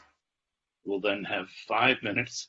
Technically, you're not on the phone. Forgive me. You're, I guess, online some other way, so we have to get to see you. Welcome. Thank you. I'm here tonight. I'm Leslie Lambert, Chair of the Planning Commission, and I'm here tonight representing the Commission and urging you to adopt the recommendations we made, which are included in the staff report. I actually sent you all a letter, and I have a prepared statement, but there are a couple points that you guys raised that I really wanted to address. One is we are only talking about a handful of properties here. I mean, this is not a citywide recategorization. So I would really personally think that tinkering with the commercial space on this small an area of what we're talking about, given the COVID uncertainty of, office rentals and retail basically being tanked, I'm not really sure this is the time to be playing around with what exactly goes in that commercial space, but that's my opinion. And again, we're talking about a very small area here. And let's be honest. I mean, this is not spot zoning, but there is one project that is coming to us at some point in our lifetime, and that's the redevelopment of the bond site. So let's be honest. That's a possibility. And it would be great because it would be lots and lots of housing units. And my understanding is that 25% does not necessarily work for them. So that's something you need to think about and whether you care about it or not, or whether you like the site the way it is. The other thought I had, it's interesting, this just occurred to me after I sent in my letter. I would love to know the relationship between requiring a development agreement for a code-compliant housing project and the Housing Accountability Act. If you have a Tier 3 project that is in total code compliance, but you're still putting them through a development agreement process, you're still constrained by the Housing Accountability Act, meaning you cannot affect the number of units in the project and you cannot make that project financially feasible if it complies with codes. Okay, here's my prepared statement. The development agreement process is not suited to housing projects. I do not believe that applying a DA requirement was ever the intent of the state law enabling DAs, and it is certainly counter to the aggressive housing agenda of the legislature today. From the city's standpoint, the major purpose of a DA is to negotiate a community benefits package in excess of those prescribed by the city's linkage fee schedule. From the developer's standpoint, the purpose of a DA is to lock in zoning requirements, thereby increasing certainty. This makes sense for large commercial projects, including hotels, and those with multiple phases, such as St. John's, as the economics allow for a more generous community benefit for the city. But the same cannot be said for housing projects, in which the primary community benefit is the affordable housing required by the city's inclusionary programs. And to go to Councilman Witter's point, it is a very good one, that if you go to Tier 3, you get a 30% inclusionary requirement, whereas to Tier 2 is 25%. So you're getting more affordable housing with Tier 3. There is simply not the economic breadth in housing projects to cover the cost of additional community benefits that may be required under a DA and is indeed the purpose of a DA. Not only are these benefits unachievable, requiring them discourages housing developers from entering the process at all. In terms of timing, we've done a survey and found that a DDA typically takes from 2 years, 4 months to 3 years, 7 months to get to execution. And that is a project with 100% housing above ground, above the first story. On the other hand, a DRP can be obtained for a Tier 2 housing project in 5 months to 1 year, 11 months if no EIR is required. Clearly, we have an urgency to produce housing, and the development agreement process is not getting us where we need to go. In terms of public participation, the Planning Commission conducts public hearings on all applications for development review permits. And believe me, after 4 years, I have spent hundreds of hours in public hearings on DRPs, so there's a great deal of public participation on DRPs. So we're not cutting that out by not doing a DA. The Commission's decisions can be appealed to the City Council. There should also be a meaningful design review process for these larger projects, and staff discussed that. In conclusion, On several occasions, the City Council has discussed the proposal to eliminate the development agreement requirement for Tier 3 projects and replace it with a development review requirement. Adoption of the item 7D staff recommendations will be a major step in the direction that you've given us and will remove a substantial disincentive to the reduction of transit-adjacent housing in our city and a giant step toward meeting our RENA goals. So that is my input. Thank you. Let me also finally say, I think that there probably could not be a worse time to recalibrate the feasibility of an inclusionary program downtown, given the incredible uncertainty of the real estate market with the COVID epidemic. We don't know what rents are coming down. Construction costs are not coming down. I don't think that given the instability of the market, it's a good time to relook at our inclusionary requirements. Thank you. Well, thank you, Chair Lambert. I have a question for you, and I think maybe some others do too. But I heard you mention the current bond site and the intent for that to be developed with much housing. Right. And you said that it was important that the 25 to 33% change be made. But I've been in correspondence with the related company, the proposed developer, and their concern seems to be more that they be allowed to have some commercial space on the second floor because they want to have an office and management. Right. Correct. So their concern is being able to be on the second floor, having us modify the meaning of mezzanine, not so much. Exactly. But my understanding still was that they needed 33. If I'm wrong, that's fine. Maybe, I mean, they can get by with 25%. Cool. My understanding, they needed the 33% for the mezzanine, but I may be wrong. Yeah, I've not seen the project description or anything about it. As much as about the mezzanine. So thank you. Are there other questions for the chair from council members? Councilmember Himmelrich. Good evening, Ms. Lambert. So looking at what's already been approved, there are 1,000 units that have been approved by the Planning Commission and the City Council that have not even started construction. Right. Do you know why? I know why. I know the rental housing market is all over the map. I've heard, frankly, that the Lincoln and Colorado project, which is finished, is having a very hard time renting up. So that's the uncertainty of the market I was talking about, and I don't know how delayed the other. Sorry. Look, we could go on for hours if we just keep free relating. So you don't know why the 1,000 haven't been built. Is that right? I'd take your word for it. I haven't said anything. I just asked you if you knew why the 1,000. If you say 1,000 units have not been built, then the 1,000 units have not been built. Okay. My next question is this, and in talking about the Vons project, I feel as if we're changing the law in ways to adjust to this project rather than changing the law in ways that make us more likely to get the most housing possible, and that maybe we aren't taking as broad a view of this. Do you think that's right? No, I don't. I think we're changing the law to expedite the construction of housing, which we desperately need. And I do know that with a Tier 3 without a DA, they're willing to go to 30%, which is your inclusionary housing program. Great. Thank you. Thank you again, Chair Lambert. And we'll now go to the rest of the public hearing, which I think will be done by telephone. Whoops, I'm sorry. We're now waiting wildly. I wanted to ask Chair Lambert a question more for clarifying for the public who might be paying attention. You referenced the proposed project at the existing Vons site. I just want to have you confirm that Vons is the people who are choosing to develop that site. Correct. And their plans include bringing back the Vons when the Correct. project is completed. Right. We are not losing a grocery store in this process, albeit Correct. temporarily. Great. Correct. Thank you. Okay, I'll wait a beat. Thank you. Okay, I think we're done. Thanks. And now let's see who's waiting on the phone to also join us in the public hearing on item 7D. Great. So we have 8 total callers, and here's the first. Transferring Carl Hansen. Carl Hansen, welcome to the meeting. Your time starts now. Good evening, Mayor McEwen and City Council members. This is Carl Hansen. I'm a Santa Monica resident and a member of the Housing Commission, but speaking tonight as co-chair of Santa Monica Forward.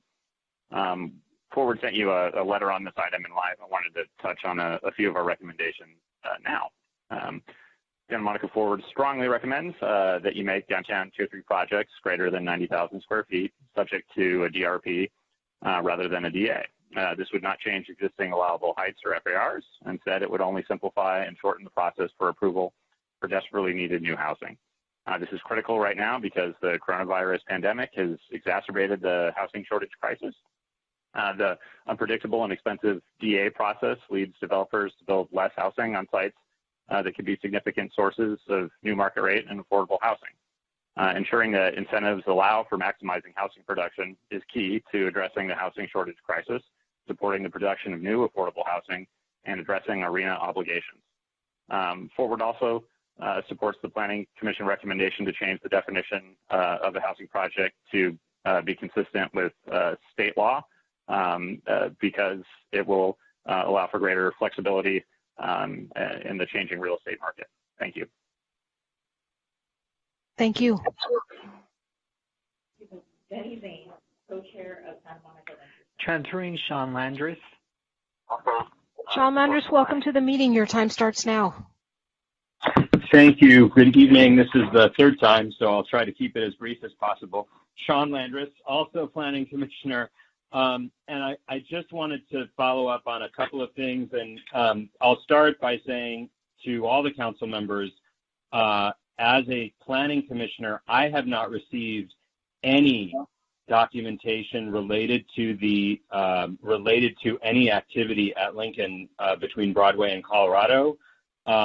This may be the first time that we're probably required to make an ex parte disclosure of a conversation at a council meeting, but that actually goes to one of the points I wanted to make, which is that I believe that moving these Tier 3 housing projects to a DR process will provide certainty and transparency, and I believe will increase public trust in the process, precisely for some of the reasons that have been raised until now, which is DAs are legislative. There's a lot of discretion, uncertainty, and conversations behind closed doors.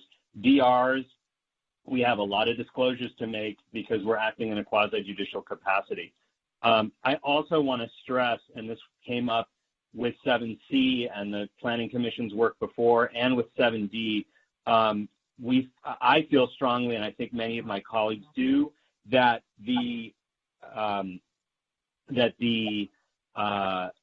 public process is actually assured by the DR process, but we must have public design review for the ARB. We must have transparency and multiple opportunities for meaningful neighborhood input throughout the process, and I hope that you will insist on that no matter what the outcome is, and I do hope that the ARB discussion will come back.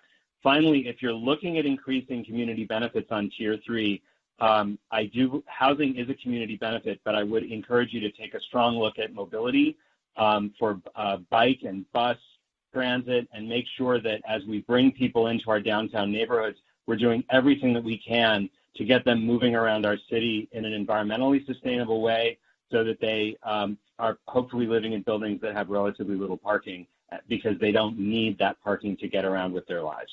So thank you for your work on this, and I do hope that you'll be able to move forward with the staff report. Lastly, personally, I have no objection to finish the sentence. 25% should be okay as long as the projects have mezzanines for those creative ground floor uses with higher ceilings and better groceries. We do need an affordable grocery in the neighborhood. Thank you. In between calls, I just want to take a moment for a point of personal privilege. The issue was brought up about ex parte communication.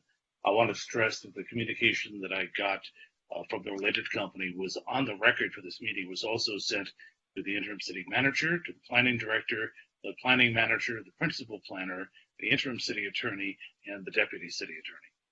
Not a personal conversation I had.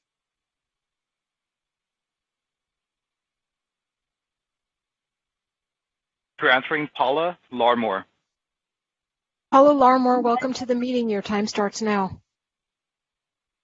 Good evening, Council. I submitted a letter on behalf of my client, 7 Dead Broadway, LLC, in support of the amendments before you.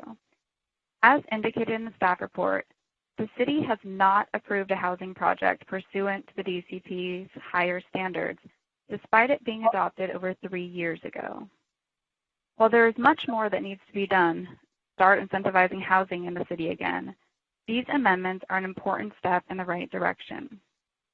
The evidence is clear that DAs in the post-DCP world, with owners' community benefits now codified, are a barrier to housing production. This production, which the city directed for the downtown, given its access to transit and jobs-rich environment. With respect to the housing project definition, I think arguably you need to align it with the state's housing project definition, and I can expand on that later if anyone's interested. However, from a practical perspective, the most critical difference between the definitions is that the city's definition requires that neighborhood-serving uses are located on the first floor only. While this is where most of these uses will be located, there are some uses that have unactive areas such as storage or inventory or admin areas, and it's in the best interest of both the city and the retailer to locate these uses away from the street frontage, such as in mezzanines or below-grade space. Another use is gyms that often have an active entry street frontage but may want some flexibility as to where to locate certain activities. We, and more importantly the state, feel that the cap on the amount of commercial space is a sufficient regulation to ensure that the project is a primarily housing project. Every housing project requires a site-specific analysis of its unique features and attributes, and this modification would allow a little bit more flexibility in locating the neighborhood uses where they are most desirable and make sense for the site, including from the perspective of activating the street, which is a goal the city shares. Thank you. Thank you.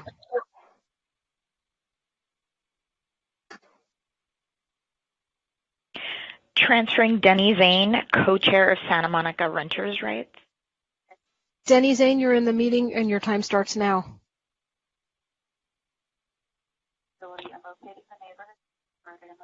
Hello, this is Denny Zane speaking. Council members, I want to weigh in on this because I think it's a really bad idea. You're being asked to make in effect, give away a private benefit, a public gift of a private benefit here. This downtown area, you may or may not know this, but it's the second highest rent area in Los Angeles County.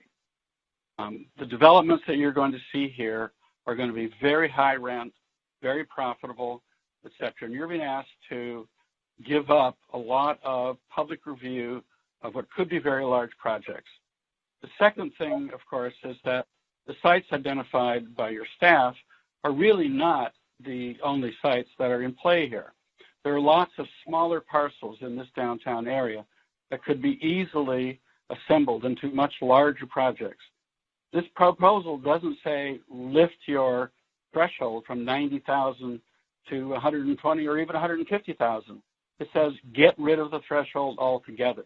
That really is an unwise move, and there's really little justification for it. There is no problem in Santa Monica developing market rate housing. Santa Monica will meet its sixth cycle RENA targets for market rate housing, even if all it does is what you did in the last cycle. What we really need is strategies, special strategies for affordable housing. And that is what you're not doing with this proposal. We do not need to expedite market rate housing to meet our RENA goals. We need to expedite affordable housing. And so please, this really is, I think, an unfortunate public giveaway of a private benefit, and there's no real justification for it. Thank you.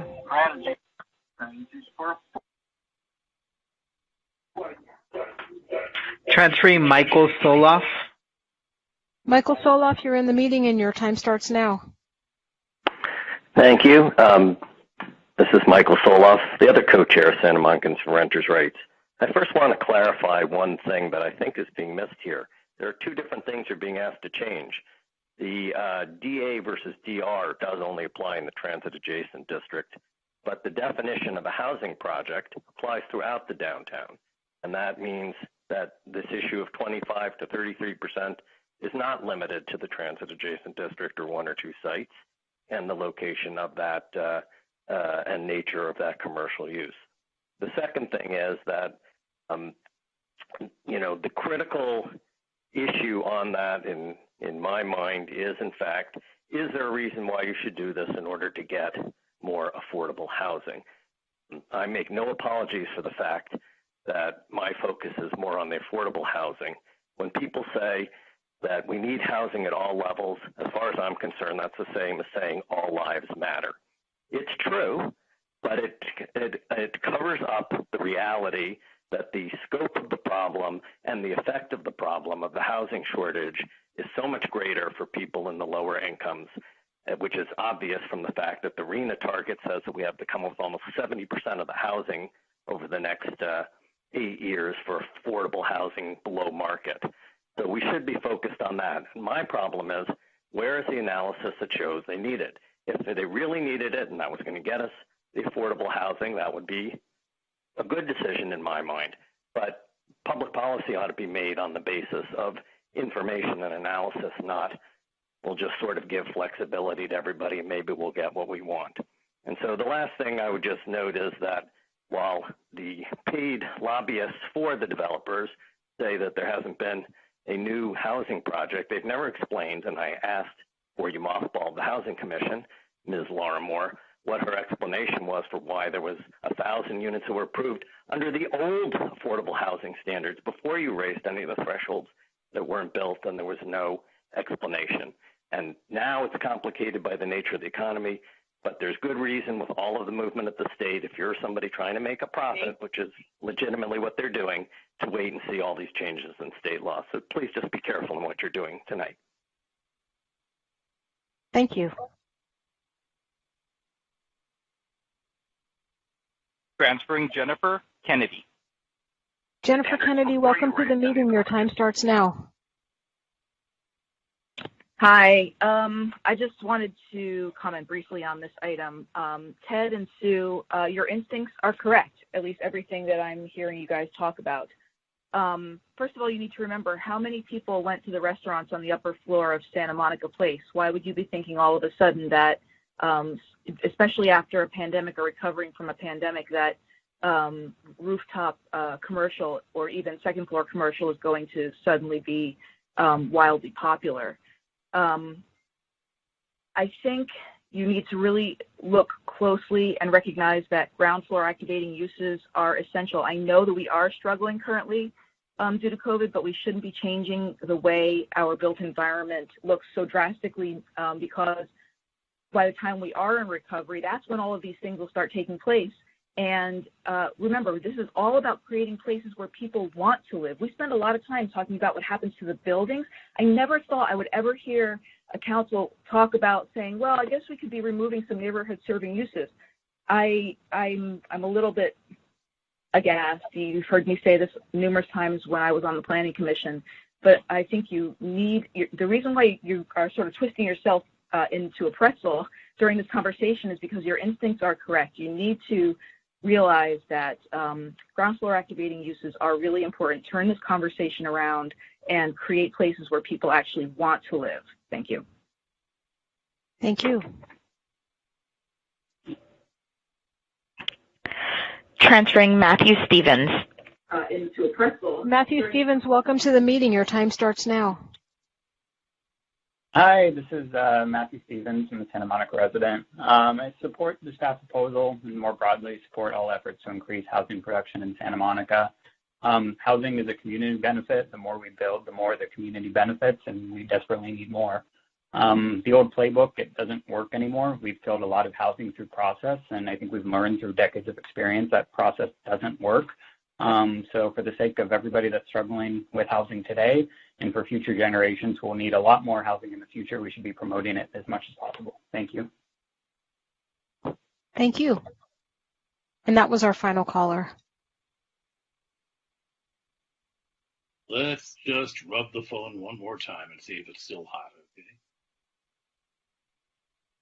Okay, no more callers, so that'll close the public hearing on item 7D. And we're back to the council for questions. Councilmember Winter.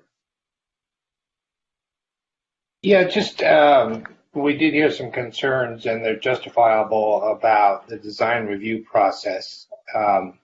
Just wondering if staff needs specific direction from us on that prior to the later this fall hearing on a revised design review process, or is the message pretty clear that, you know, for these larger projects, there has to be a pretty stringent and thorough replacement for what we used to do with the ARB? No, I think that's crystal clear. We don't need any further direction on that. And as you've heard me articulate, we're not proposing changes to the ARB process. It's business as usual right now, you know, so nothing's changing there, and that will be for a later discussion. But it's very clear to us that there's a clear direction to have ARB review for larger projects. Great, thank you.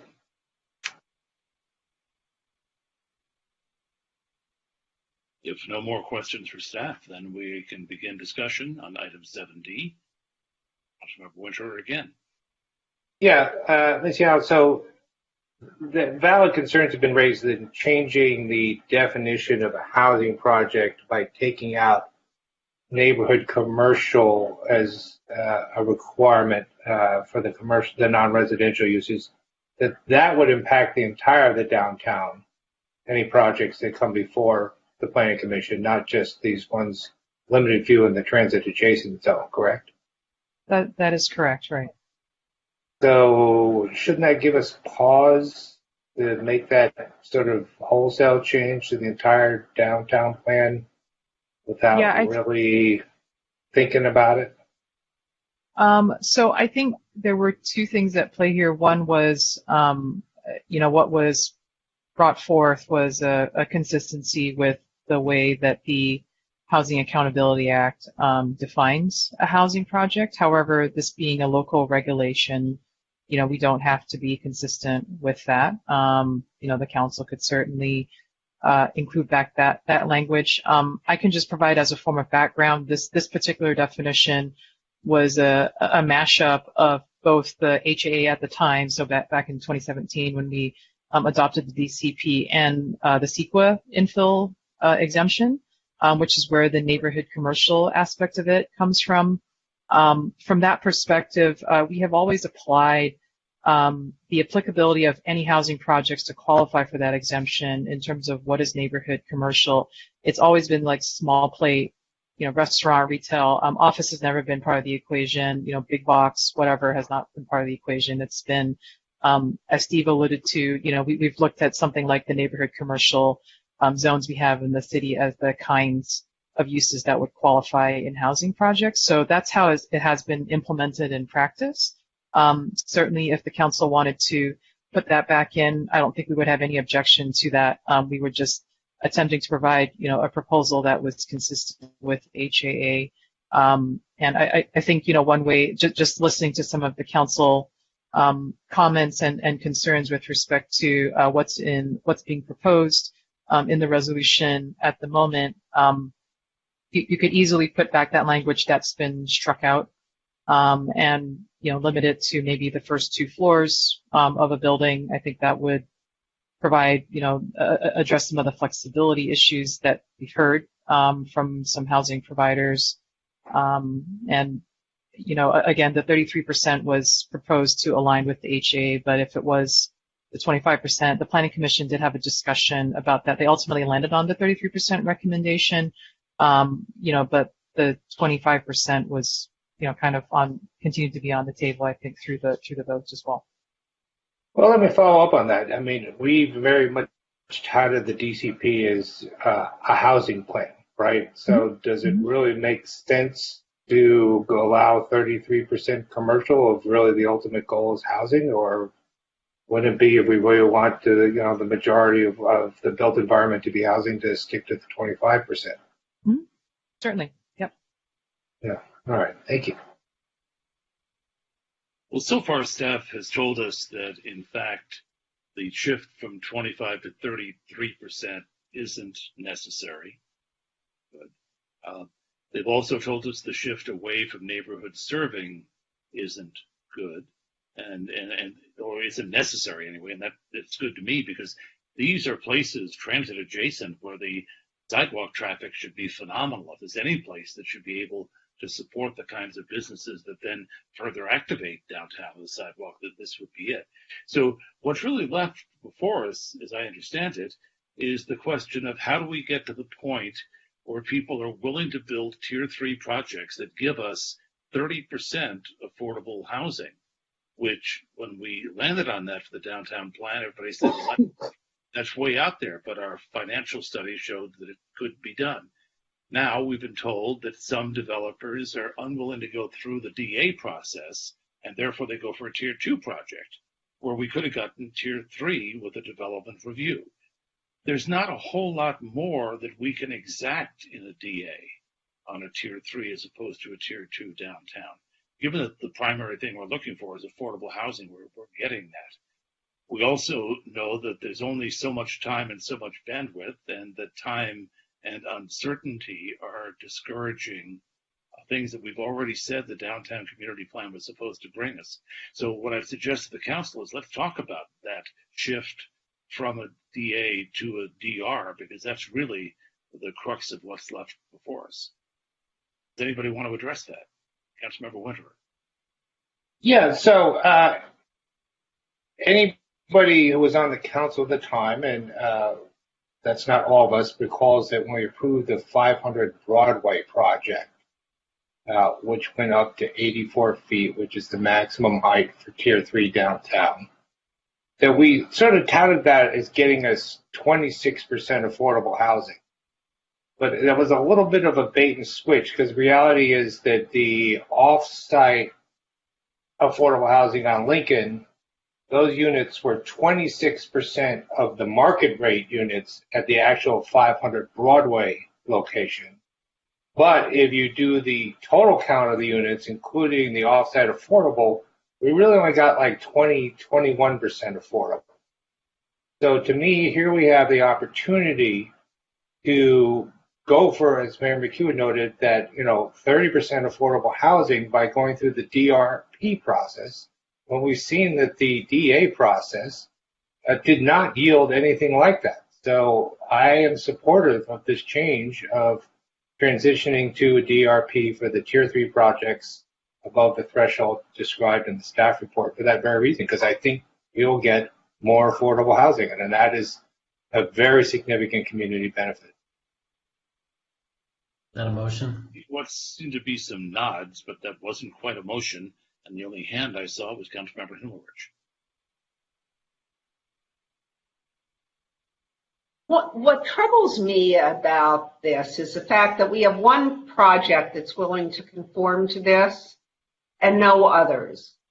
And we're changing the entire housing project definition in downtown. Maybe not too much, maybe a lot, but we're changing the way we do business for one project that hopefully will produce 30% affordable. But then after that, we still have this rule. So, and my experience has been that once we do it once, we keep doing it again and again and again. Not necessarily with everything, but we do. So my question about this is, one, aren't we going to make sure it works before we make it permanent? I mean, isn't there some way to see if we know? Well, let me put it this way. We know that a project was submitted with 30% affordable in downtown that went away. So people no longer say no projects have ever been submitted. They just say no projects have ever been approved. But I would like to see this project that we're writing this law for happen before we change all of our laws relating to what a housing project is, where the commercial is, et cetera, et cetera. So I am a little bit uncomfortable with the fact that we're making this permanent when maybe we ought to do a pilot of it or something that is less permanent and see what we get. We continue to sort of charge into these situations without knowing what the result is without any study of what we can predict from it, right? And we just take the shot. It's troubled me for a long time. It's why I continually say, can we do this as a project, as a pilot? And I'm not sure that this is really something we ought to make permanently part of our housing law, but maybe we ought to do it for a year in downtown and see what we get. Let me just jump in to clarify, because as I understand it, at this point, we're talking about the change from DA to DR. We seem to have pretty much taken off the table the redefinition of what is a housing project, either for this district or for all of downtown. I didn't really hear anybody saying, oh, we absolutely should go to 33% commercial. We absolutely should change the rule on neighborhood commercial on the ground floor. So I'm not sure we should take it all as one great big whole ball of wax. I think we've now pulled out the concept of DR as opposed to DA and are trying to decide how wise or unwise that might be. I will have to ask the city attorney whether you can do that for one project, or is that spot zoning? I mean, to the extent we're just doing something for one project, it runs into problems. I mean, you can always, I mean, what is proposed is a resolution and an amendment to an ordinance to change from a DA to the DR. You can always go back later and reverse that change with an amendment to the ordinance resolution in the future if something changes. Okay, other council members. There's people reaching with their keyboards. I don't know if that means you want to speak, Gleam, or I don't see a hand raised, but I see your pinky. Well, actually, Terry had his hand up first, and then I'll go after Terry. Okay, go ahead, Terry. Oh, if that's all right. Yeah, well, I think it would, based on what I heard from Councilmember Winter, which I agree with, the amount of housing that we're talking about that would be affordable as a result of this change to 30% to actually get that housing built. I mean, if it's one project now, I'd be happy to have a second project. I'd be happy to have a third. Let's see if this works. I mean, it starts with one.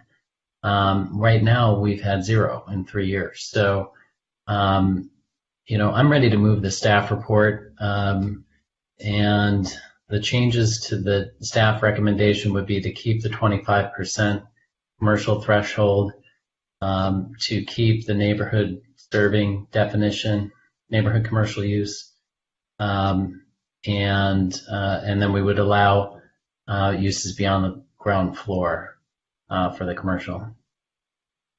Just to clarify, on any floor or onto the second floor? I heard on any floor because I heard there was an interest in having open space, potentially for some of these, open air space. So if council members want to modify it, I'm open to talking about that.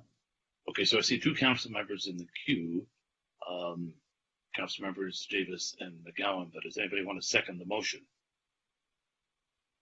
Councilmember Hopkins, second. Okay. Okay, who was the second on that? Councilmember. Okay, so now we have a motion on the floor made by Mayor Pro Tem O'Day, seconded by Councilmember Hara, and I have at least 2 speakers, Councilmember Davis and Councilmember McGowan. So I'm supportive for the reason that we need to get more housing, and my concern is that if we say, well, let's see what happens with this project, even with a streamlined process, it's not going to be built in 30, 60, 90 days. And so if we wait and see how this turns out and then decide whether it was a good idea or not, we're losing opportunities to build a lot more housing. We need housing now, not 3, 5, 7 years from now.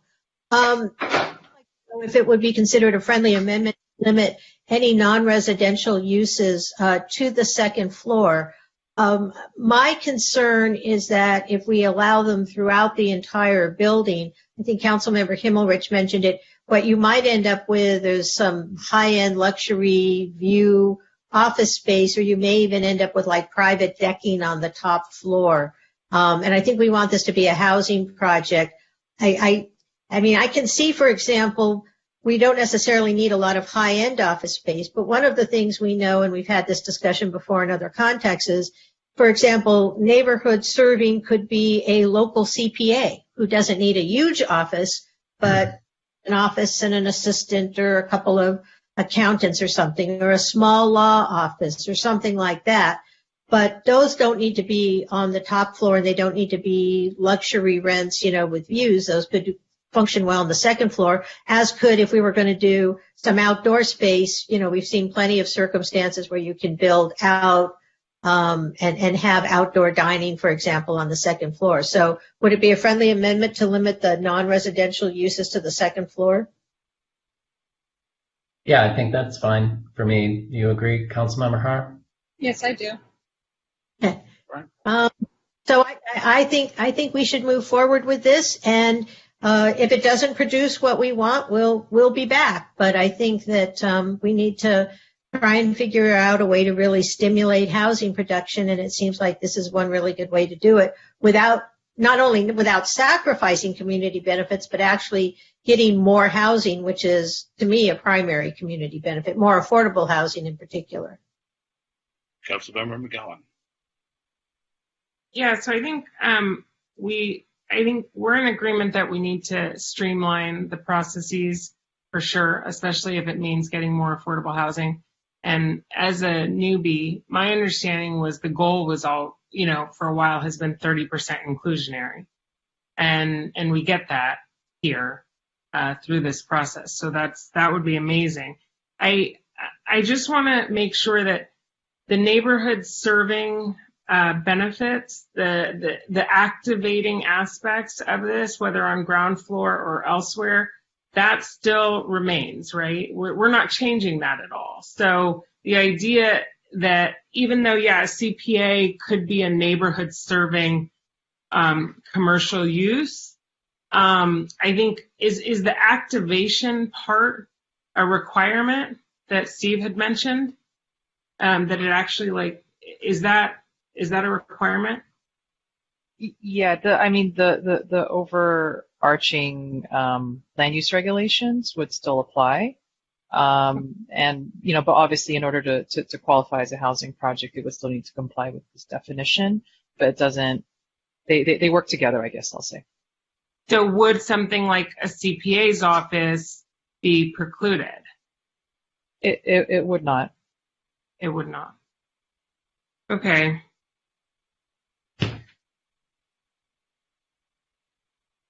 Okay, it's close to midnight, folks, so we have limited time before we all turn into pumpkins, whatever does happen at that hour.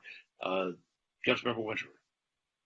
Yeah, I just wanted to address Councilmember Hemmich's concerns that what if this doesn't work? Well, then we go back to where we've been, where we're only seeing tier 2 projects, right? I mean, that's the worst case scenario.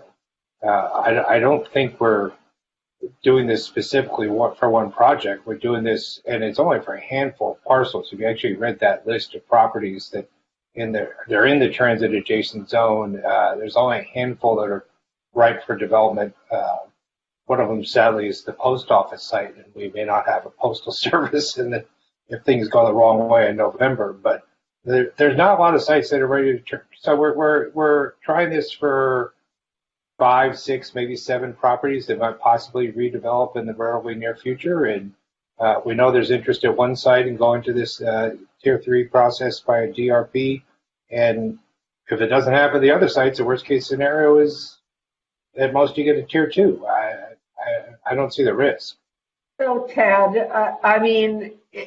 do you see this as only happening in transit? Is this supposed to be a discussion? Are we discussing? Well, can I be frank? We don't have tier 3 anywhere else but in the transit adjacent zone. There's no tier 3 anywhere else in downtown.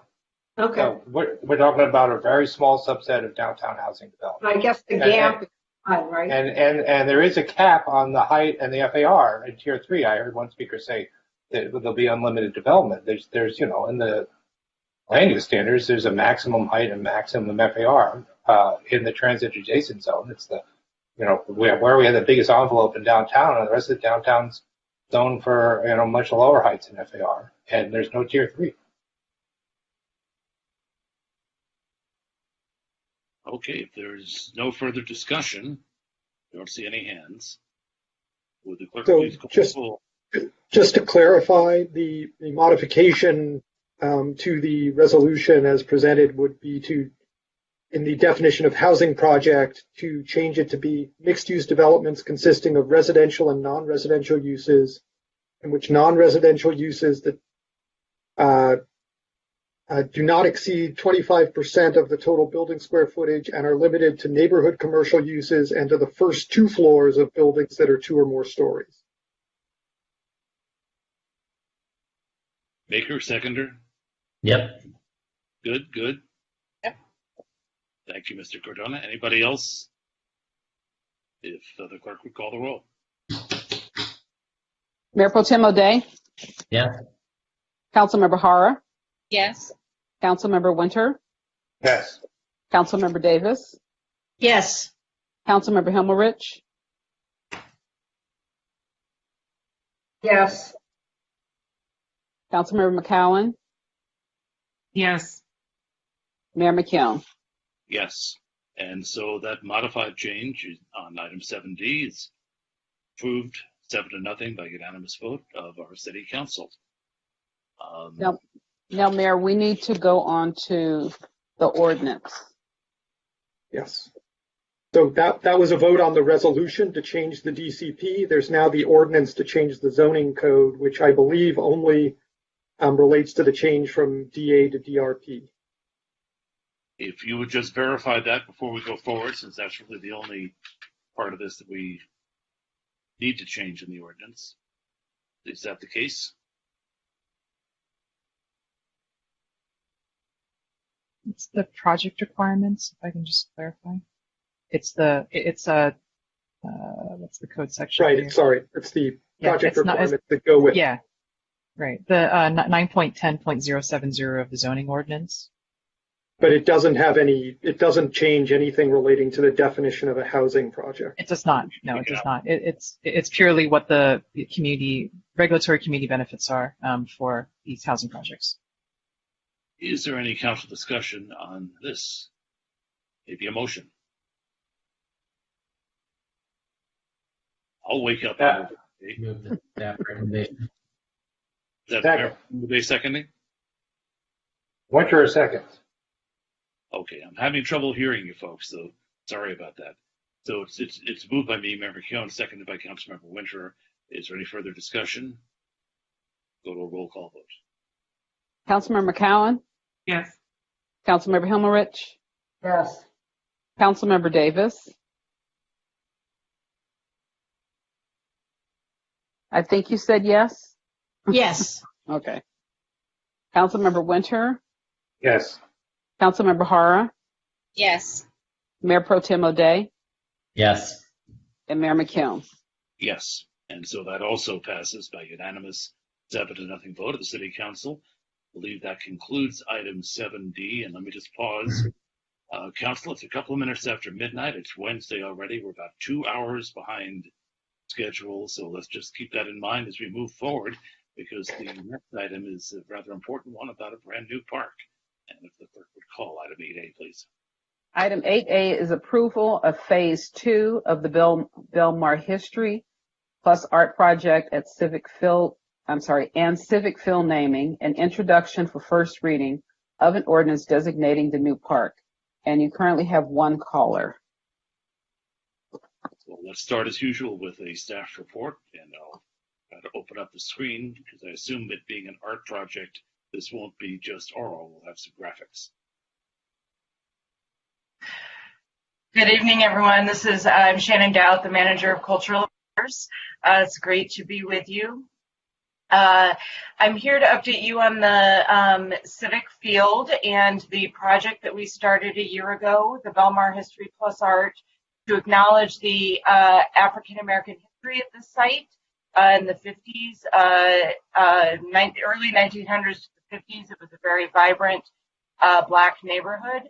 And so we implemented a community engagement, public art, and public history program to envision artwork for the site as well as history and interpretive panels for it.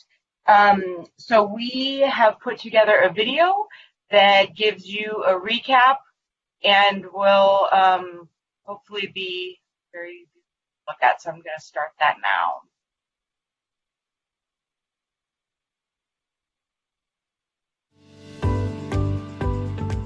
We'll be working with the city on an exciting project to commemorate Santa Monica's African American history. And illuminates the history of the area and the rich legacy of African American contributions to Santa Monica life. Part of our history that is not often discussed and can feel forgotten. We chose April Banks because she is in perfect alignment with what the project needs. How we should interpret the history in an artistic form in an ongoing way. Chair Myers?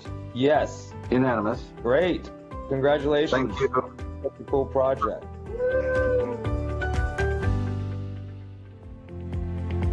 In the summer of 2019, the city of Santa Monica embarked on a collaborative project to commemorate the history of the African American residents and business owners of the Belmar and surrounding neighborhoods. A vibrant community erased through eminent domain to make space for urban renewal projects, such as the expansion of the Santa Monica Civic Center campus in the 1950s. This commemorative project, in collaboration with noted historian Dr. Allison Rose Jefferson and celebrated artist April Banks, combines an incredible historical narrative with innovative public art, intentionally developed in collaboration with community stakeholders. It's about uncovering these histories, piecing together the gaps, filling it in with stories from the community, and commemorating it with public art. Reclaiming the history. Okay, so this beach was the place where African Americans would hang out during the Jim Crow era. In her book, Living the California Dream, African American Leisure Sites During the Jim Crow Era, Dr. Allison Rose Jefferson examines how African Americans pioneered America's frontier of leisure in Southern California from 1900 to the 1960s. We're such a close-knit community that all of the young people knew each other, the parents knew each other. On holidays, we would have barbecues.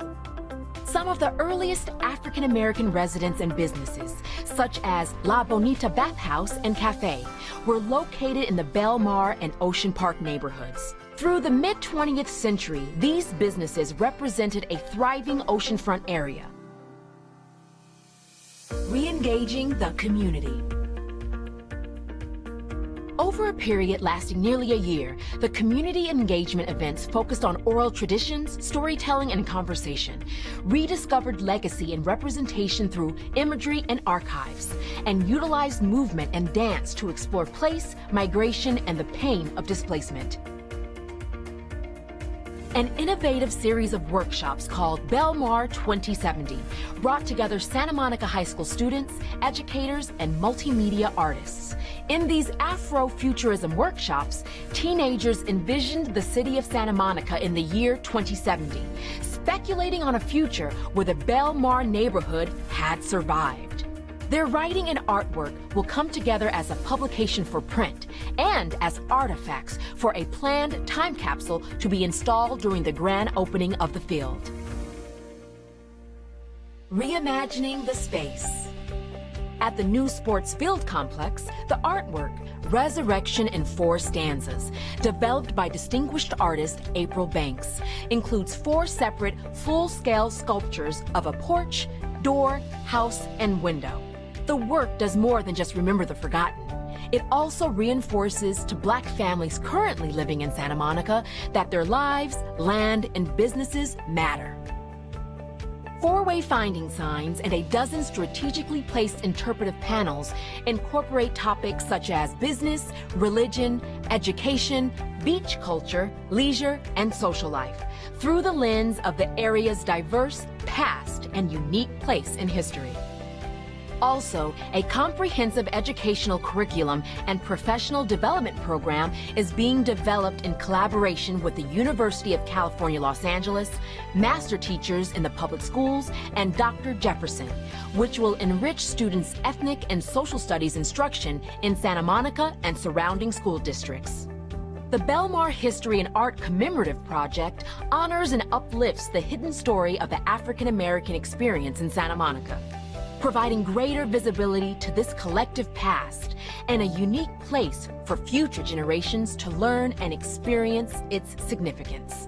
To learn more about the Belmar History and Art Project, visit santamonica.gov/arts/Belmar.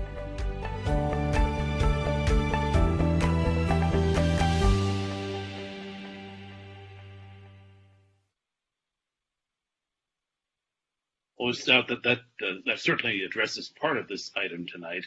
Part of this item also is a proposed renaming or naming of the field, the park. Will there be a staff report on that now as well, or are we going to deal with that differently? Yes. So can you see my screen here? Yeah, you'd gone back to the council, which is why I thought you were done. Okay. Yes. So as part of the community engagement process, we asked for naming recommendations for the field. You can see that in the staff report. By far, the vast majority had the name Belmar in them. On June 18th, the recommendation was brought to the Recreation and Parks Commission, who approved the recommendation to City Council of the name Belmar Park. And that is what we are bringing before you today.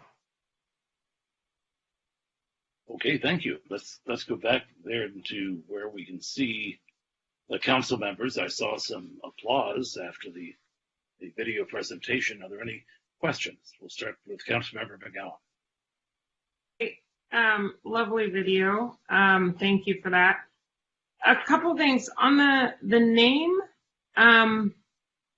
So I'm just confused about the decision to recommend Belmar Park as opposed to historic Belmar Park, which seemed to get more support in the community submissions. And, I see reference that the name for the field, the Belmar Park name, was to succinctly address two elements of the site, the historic neighborhood and the addition of new park space. I would argue that it doesn't actually give enough weight to the historic nature by removing the word historic, because what inevitably will happen is people will just assume Belmar until unless they see the signage and everything around, just with someone's name or something, just not that it has this deep history. And so I'm just curious why that decision was made to recommend without historic. This was discussed at the Rec and Parks Commission, and they eventually decided to historic out for simplicity's sake. Their discussion. Disagree strongly. Okay, Councilmember Davis, then Councilmember Himmelrich.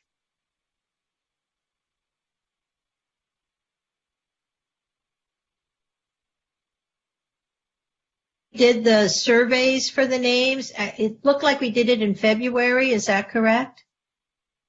We did it over the course of a variety, excuse me, of the community engagement activities. We did a bulk of them at the Greens Festival, which I can't remember the date. It's in the staff report. We received a lot of them at the Greens Festival at Virginia Park. February 2020, Shannon. Yeah. Yeah, I think that was in February of 2020. Is that right? Yeah. Okay, thanks. I mean, I have some comments, but I just wanted to clear up when we did the survey. Yeah, we're still in question. So Councilmember Himmelrich and then Councilmember Winter. So I did look at the survey, and I saw that historic Belmar Park was the most frequent submission. And I called one of the folks on the Black agenda and asked what she thought. I asked her to write. She didn't, but Kristen's here, and she's on the Black agenda. So presumably she knows. I think that I agree with Kristen that calling it simply Belmar Park does not convey the weight of it. What you want is kids to say, why is this here? Why is it called Belmar Park? You know, why is this what we did? And I think when you put the historic in front of it, it begs for the history. And without it, it just could be, you know, someone's name. So I support Kristen. I think it should be historic. Okay, we're still in questions at this point because we haven't even had the public hearing. Councilmember Winterer. No, I actually was going to comment on that previous discussion, and so I will wait till after the public hearing. Are there any more questions from the council for staff before we hear from the public? Councilmember McGowan. Last one, sorry, really quickly. The mention of and other areas of historic and cultural importance. Have any been laid out specifically?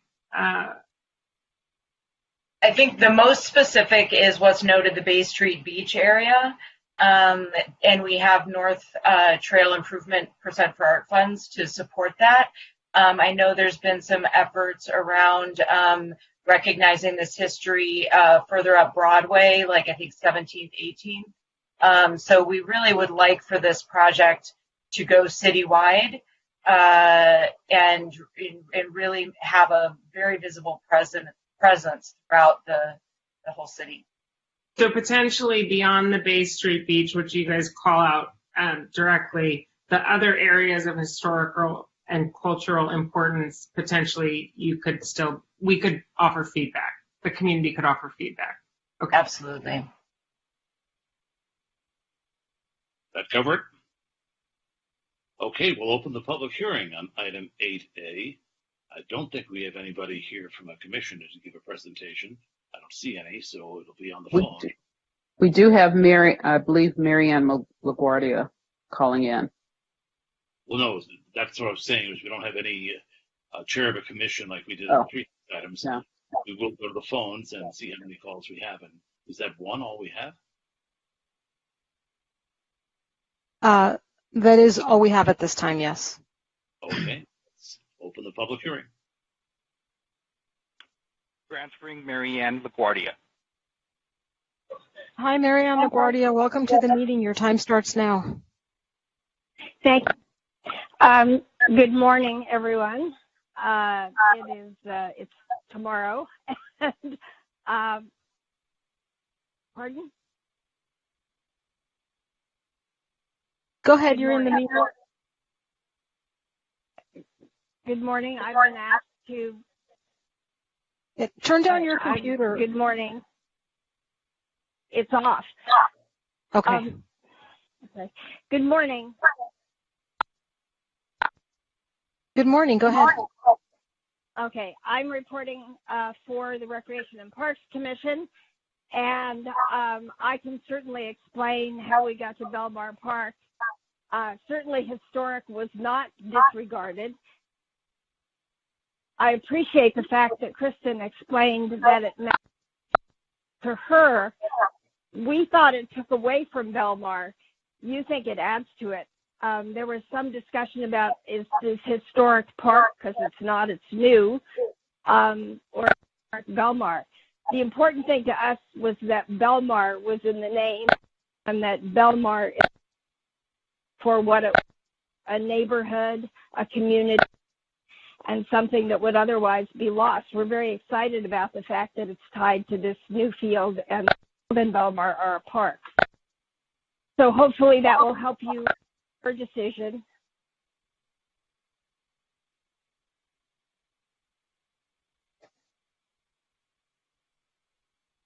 I'm afraid we may have lost her, did we? Yeah. Marianne, did we lose you? No. We are about this project, and I am so happy here because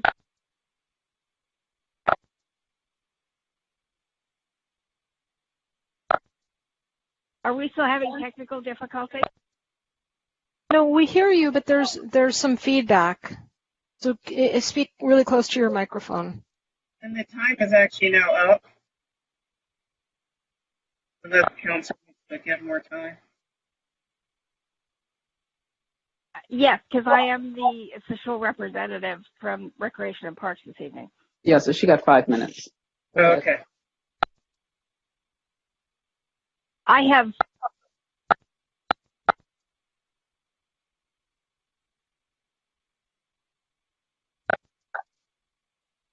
Marianne, I think we lost you. I wonder. I can hear you. Can you not hear me? Yeah, we can. There's just some interruptions. Go ahead, and then if it keeps on happening, perhaps we can have you call right back, and we'll patch you right through. All right. I don't know what was heard and what wasn't heard, but I wanted to say that I appreciated Kristen's perspective on the use of the word historic. I think we thought it took away from the importance of the park. She obviously is in a better position to recognize what does or doesn't. What's most important to us is that Belmar is in the name of the park.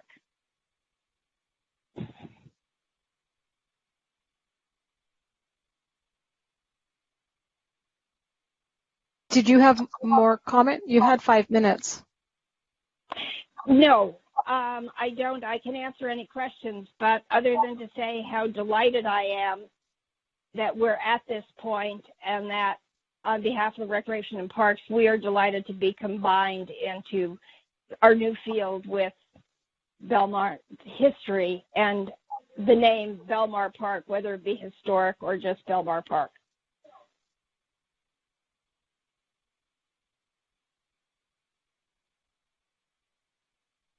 Okay, thank you. Now, do we have any other calls that have come in?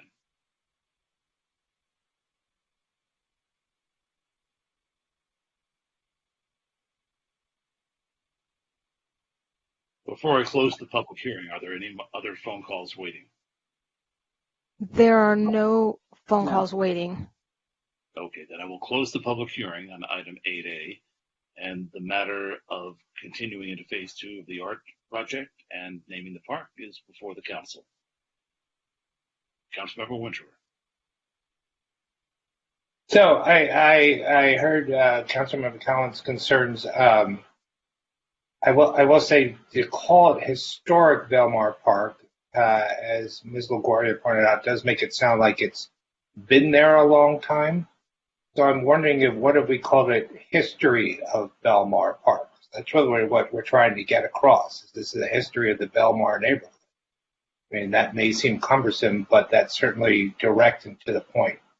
History of Belmar Park, as opposed to historic, which it's not yet, right? It's brand new. That's what seems to me anachronistic about historic Belmar Park. I mean, it's either way. I just think maybe that gets across the message more directly. I think Councilmember McCallum would like to respond. Well, I would just argue that depending on, I mean, unless you're italicizing or somehow denoting history of Belmar, two separate things, history of Belmar Park, a completely different thing. That's like saying we're talking about the history of this park that is literally brand new. I think historic Belmar Park, we're saying it's historic Belmar and this is a park. And so I think my view at least, and I really don't want to get into the position of speaking on behalf of Black people in Santa Monica or all of the African American community. That's not, but I know that at least one member of the Black Agenda wrote in. I'm guessing it just wasn't in and included in our packet. But in my conversations with folks, the preference was the one that 20 people submitted for, historic Belmar Park. But I'm open to talking about it some more. And we certainly don't mean to put you on the spot. No, I just want to make sure everyone knows that. Yeah. Mayor Pro Tem O'Day and I would have to arm wrestle over who speaks for the Irish people here in Santa Monica. So we understand the dilemma. Councilmember Hara, you're next. So I'm just going to have to agree with Kristen. I remember the very first time when I read about the story of the Belmar. and how the last house that was there for our Black community was set on fire. And it pained me to no end to see that. And that precisely is what we need to represent, is that historic, it's always been there, right? So I definitely agree with you. I think that it should be historic Belmont Park, because that's what we try to make sure that it stays here. That part that was lost, but that has always been there. Okay, Councilmember Winter, you have your hand up. I have another idea that might accomplish the same thing. Well, what about Belmar History Park? That spells it right out. But if you, I mean, to me, it might cause confusion to call it historic, given so Belmar History is another option. I would hate for it to be in the vernacular history park and leave Belmar out. I think with historic Belmar Park, a lot of people will call it Belmar Park, but at least the sign will be there to remind people that it's called Belmar Park for historical reasons.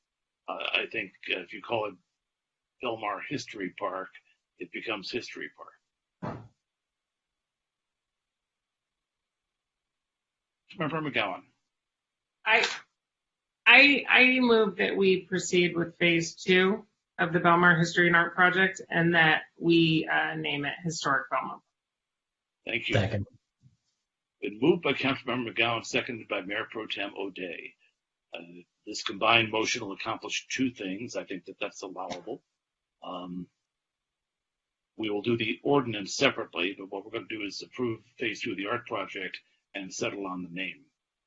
Unless the city attorney has objection, is there further discussion?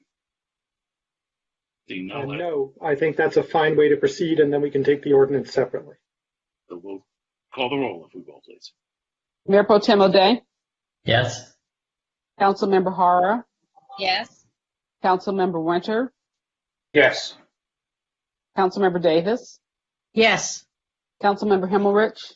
Yes. Councilmember McCowan? Yes. Mayor McKeon? Yes. So unanimously on a 7-0 vote, we have just directed staff to proceed with phase 2 of the art project, and we've landed on the name for Historic Belmar Park, which now requires an ordinance to effectuate that. So would anybody like to move the ordinance to name the park? I'll move the first reading of the ordinance. Second. All right, it's been moved by Councilmember Winter and seconded by Mayor Pro Tem O'Day. And just to specify, you're moving that the park be named in the ordinance Historic Belmar Park. Is that correct? Correct, and it'd be designated a park as well. Right, if I may, just a couple of changes that need to be made to the ordinance as it was originally presented. So the recital will change to read, whereas the City Council agrees with the Recreation and Parks Commission's recommendation, but believes that the word historic should be added to make the name of the park Historic Belmar Park.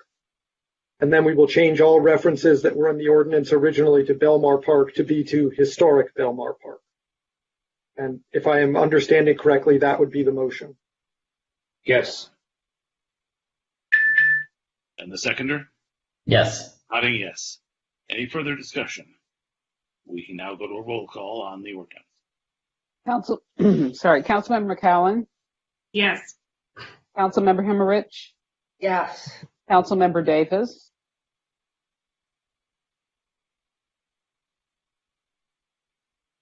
Did she say yes? Yes, 1,000 times yes. Councilmember Winter? Yes. Councilmember Hara? Yes. Mayor Pro Tem O'Day? Yes. And Mayor McKeon? Yes. And so once again, a unanimous vote of our city council, 7-0, and that ordinance will now make a park in our city and name it Historic Belmar Park. Before we move off the item, the reason why the art project came about and this naming has come about, a lot of it came from a Coastal Commission request that we acknowledge the history of the site in having this park there. And at that time, April last year, I believe, the council directed that we look at some restorative justice and try to bring some of the Black families who, by eminent domain, were removed from the Belmar neighborhood back into our community through affordable housing priorities. Can we just get a very brief report from staff on where that stands?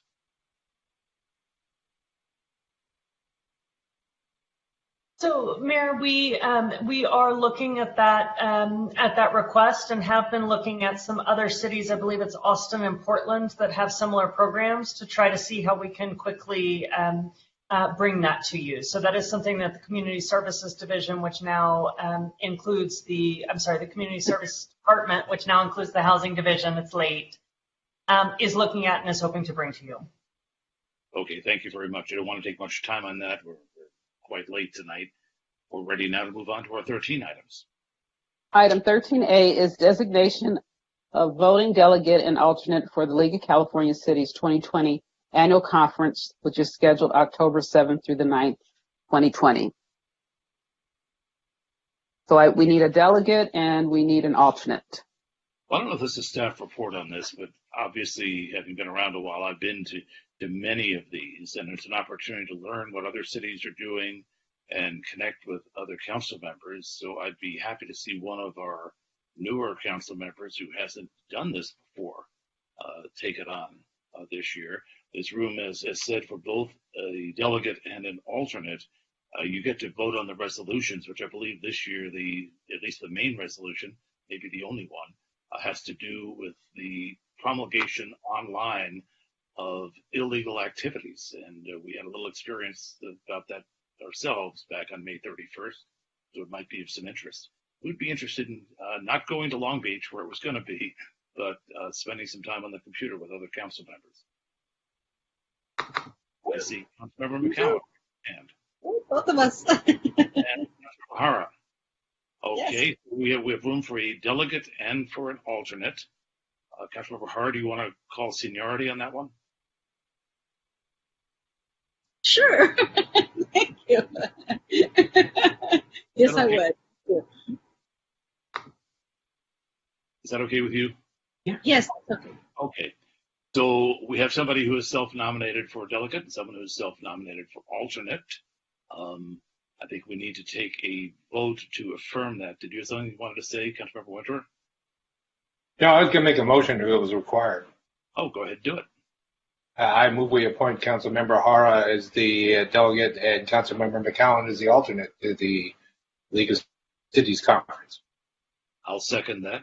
So we have a motion and a second. Do we have further discussion? We'll have to do a roll call vote. Mayor Pro Tem O'Day, Yes. Councilmember Hara, Yes. Councilmember Winter, Yes. Councilmember Davis, Yes. Councilmember Himmelrich, Yes. Councilmember McCowan, Yes. and Mayor McKeown. Yes. So we have a delegate, we have an alternate, we have a unanimous 7-0 vote of the City Council to do that. That'll move us on to 13B. 13B is request of Mayor McKeown and council members Hara and Winter that the council authorize endorsement by the city of Santa Monica of State Proposition 15, which would increase funding for K through 12 public schools, community colleges, and local governments by requiring the commercial and industrial real estate property be taxed based on current market value. And State Proposition 16, which would repeal Proposition 209, passed in 1996, thereby removing the ban on affirmative action in public employment, public education, and public contracting for persons on the basis of race, sex, color, ethnicity, or national origin. And there are no costs for you on this. Well, I think the first thing I've got to do in introducing the item is explain why State Proposition 21 is not on here. And the answer is actually quite simple. State Proposition 21 is the rent control initiative that will be voted on November 3rd. And Santa Monica practice and policy for so many years has been supportive of rent control that we don't actually need to take a vote to be in support of Prop 21. So let everybody know the city of Santa Monica is supportive of and does endorse measure or Prop 21 on the November ballot.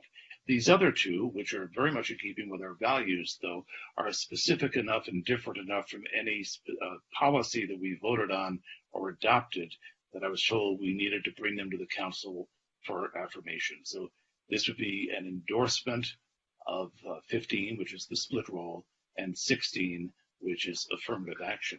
Would either Councilmember Winter or Hara care to add to that? Apparently not. I would like to add something. Okay. You know, I was a product of affirmative action when I first started working over at Santa Monica. And I remember that my affirmative action representative was Betsy Heitschu. And that was the last time that I remember that we had affirmative action. But I also remember that because of that, I remember working over at Santa Monica College with Dr. Margaret Quinones and with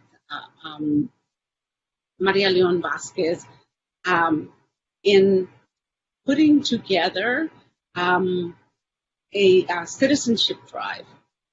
And I remember that we processed over 300 applicants because we wanted to make sure that we would get Pete Wilson out. So that is part of my history with affirmative action and where I stand with it. So I am very proud to be part of this today. So thank you for allowing me to be part of history today. There being nobody from the public, I'll just go ahead. Actually, let me stop you, Mayor. There is one caller that just came in for this item. And never be sure. So let's open the public hearing on item 13B and hear from the public on the phone.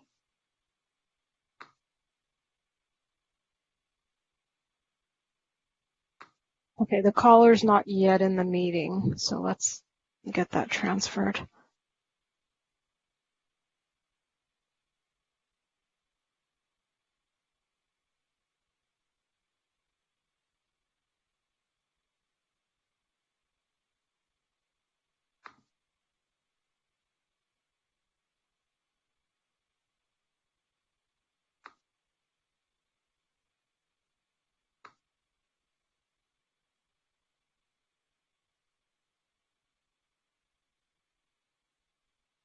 Transferring Matt Necko. Hi, Matt Necko. Welcome to the meeting. Your time starts now.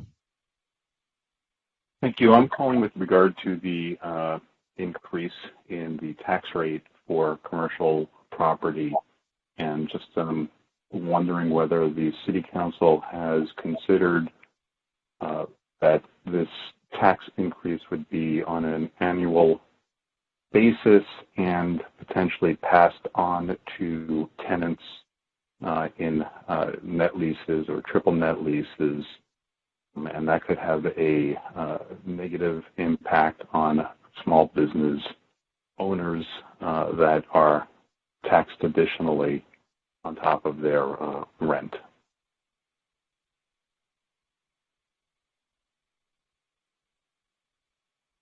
Thank you. Comment. Thank you. Okay. Yeah, thank you. Are there any additional callers? That was the last one on 13B. So that'll close the public hearing on item 13B and bring the endorsement of state props 15 and 16 before the council.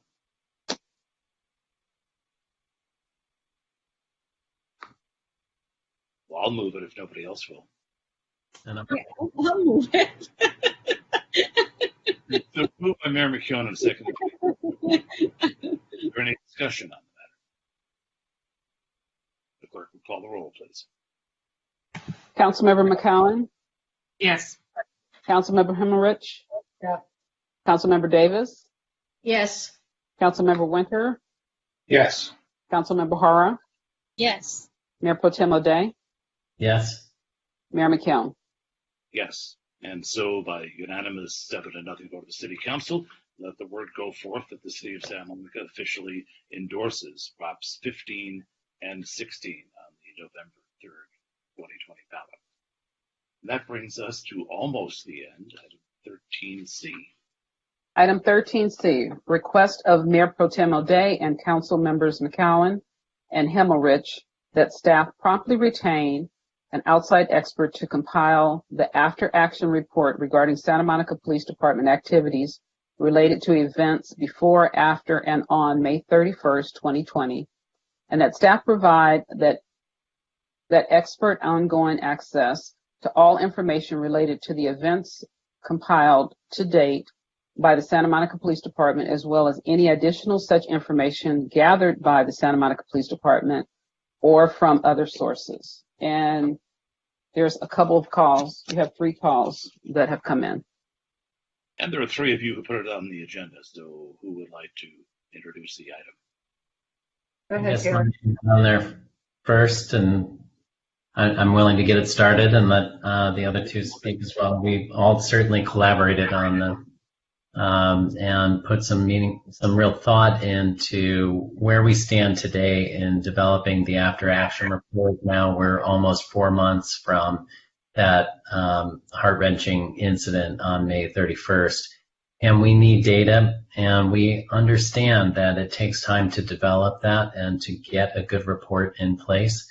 And we have an excellent service organization in Santa Monica, at every department, and in our police department, we're asking the police to do a lot already, and people have full-time jobs. Those jobs don't change, and we think that it's time to get an outside resource to help move this process along faster, to make sure that it's thorough, to make sure that it's accurate. The fact is, when we're performing services every day and doing our daily job, it can be difficult to do that one thing that is outside of that norm. And this is a big task. It's like flying the plane and asking people to build it at the same time. So we want to make sure that our staff have the resources to produce this report and to get it completed quickly. Council members Himmelrich and McCowan, do you want to add anything? Yes, so I know that I've spoken with our city attorney who maybe can address what we're looking at here, but I believe that,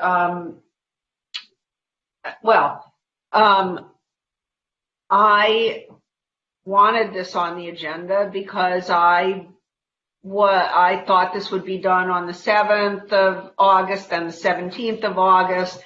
And I think we need to have the after-action report to do the independent investigation. This is not the independent investigation, despite what people think.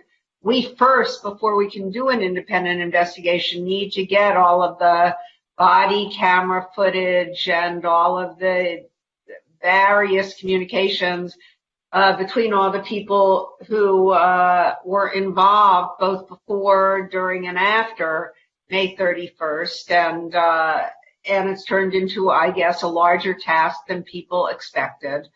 And I'm hoping that we can get somebody in there who will get it done so we can move on. Councilmember McGowan, did you want to add to that? I agree with everything that's been previously stated. And I mean, there's just an urgency of now. And I think it's important that we really get this ball rolling, because 3 months and no real information is unacceptable. So we want to help the process along. That's back to you, Mayor. Yeah, we usually have questions of staff after a staff report, but I'll have to ask the 3 of you in this case. So Councilmember Himmelrich said that this is not the independent report. This is really providing assistance to complete the in-house after event report that we thought would be done by now. So do you anticipate, and I'm asking this question because I think it'll help with the public comment based on some emails I've seen, do you anticipate this could be done within the, I think it was $95,000 figure that could be done within the budget without having to go out for an RFP? Or are you proposing a study that would cost more than that, or we'd have to go through a process to select a vendor under the laws that cover such things? Well, I think that there are a range of prices that could be attached to it, and I think we need to go to the city attorney to know that. I will tell you that having initially gone out to price the independent investigation, my expectation is that this will likely not be under $95,000 and that we will have to go through a procurement.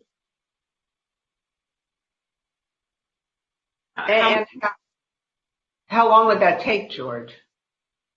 We will do it as quickly as possible, but typically that takes, it's not something that is done in a week. It's several weeks to go through the procurement process, put out a formal RFP, get bids back, and get the person signed up. Is there any way, George, to expedite that? Is there?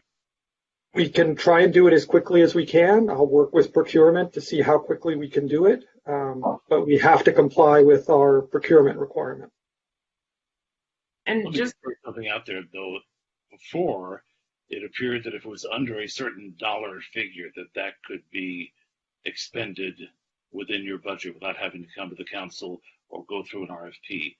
Would that still be the case if this assistance cost under a certain dollar figure? Or are you saying that for the kind of outside help we're now looking at, it's going to have to be an RFP? For the kind of outside help we're looking for and the nature of this task, and given what I believe are the reasonable estimates of what we're going to get, I think it has to go through the procurement process. Is there a way to break it up? Oh, go ahead. Sorry. Is there a way to break it up into phases, George, so at least some portion we could allocate funding for to get started so that we don't lose more time? I'm just not sure that would work. I think one of the points of bringing in an outside expert is so that there's one group or one body that basically looks at everything and pulls everything together. So I'm not sure that splitting it into phases would serve the purpose of what you're looking for in terms of getting a unified report in which there has been a review of everything and putting it together. We will work, I will work with procurement to see how quickly we can do this, and obviously we'll try and do it as quickly as we can to get someone on board. The police department and some of the other city departments have been gathering the information, and that's ongoing. So it's not as if nothing is being done. The information will be there, and hopefully once we get somebody on board, they can look at it fairly quickly and pull it together. So, George, can we do the independent? I had envisioned this as one group to help us pull together all the information, then a second group to do the independent investigation. Is there any reason that it has to be fully complete before the independent investigation starts? We could try and do it in parallel. Again, some of the factors are cost. Obviously, if we may be duplicating effort. If we bring somebody in to do an independent investigation, in all honesty, it makes more sense to do the after action report first and then decide at that point if there is anything in particular that we want to focus the investigation on, so that the investigation could be narrowed to anything that is of interest in the after action report. The alternative is basically to make it, combine it and bring in a group that would do the after action report in conjunction with kind of their own independent review. That's roughly equivalent to what was done in connection with the Woolsey fire and some of the others, where it was one group that came in and basically from the start did the kind of an after action report that was also an independent after action report / review. So, Council, maybe we should ponder this information and what options we might come up with the next few minutes. But we do have members of the public who have been waiting. It's almost 1 o'clock in the morning. They want to contribute their thoughts. So I'm going to suggest that if it's okay with the three of you, that we open the public hearing, and then we'll come back and figure out how to integrate all this new information. Is that okay? Yep. Okay, so we'll now open the public hearing on item 13C, And you said we have several people waiting. Let's Yes. see who they are. We do. We have 7 callers as of now. And here's the first. Transferring Denise Barton. Hi, Denise Barton. Welcome to the meeting. Your time starts now. Good evening. I thought at a previous city council meeting you were going to put out an RFP for an outside entity to do the investigation of the police stand-down order during the riot looting May 31st, 2020. But by the wording of this item, it would appear the police department has been responsible for getting information and that the outside expert is just to complete the after-action report. I'm not sure this qualifies an outside investigation.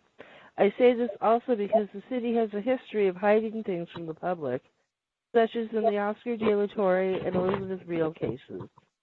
And considering the police department is gathering and giving the information to the expert who's writing the after-action report, would you be trying to hide something by doing the initial research internally, or would you be trying to get it after the election?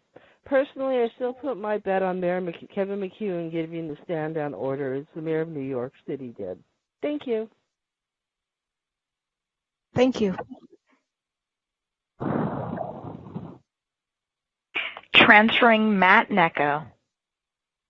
Matt Necco, welcome to the meeting. Your time starts now. Thank you.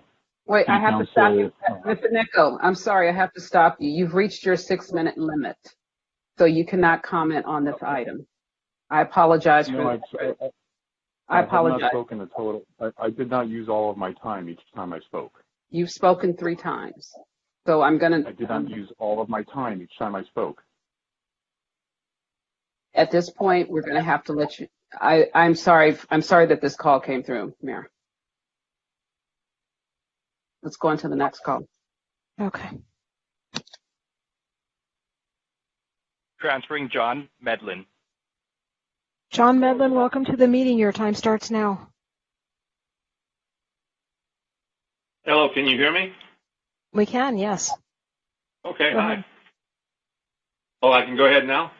You go ahead. Yeah, you're in the meeting. All right. Good morning, Mayor McEwen and City Council members. I'm following up on my email I sent you earlier today. As a 24-year resident of Santa Monica, I was shocked and alarmed at the events of Sunday, May 31st. Subsequently, on 23 June, the City Council ordered an after-action report by the Santa Monica Police Department, one that is still unpublished as of this date. Now, 3 City Council members requesting an outside expert be released to provide an after-action report. It has been nearly 3 months and still no answers provided to the following questions. When did Chief Renau first arrive at Santa Monica Police Headquarters on Sunday, May 31st? Where was Chief Renau on Saturday? When did the Santa Monica Police first become aware of potential looting for Sunday that was being advertised on social media? Which officers notified some Santa Monica business owners on Saturday there would likely be looting the following day, Sunday? Why was an overall alert not sent to all businesses on Saturday? Who issued the stand-down order on Sunday to the Santa Monica Police Department with regards to the looting downtown?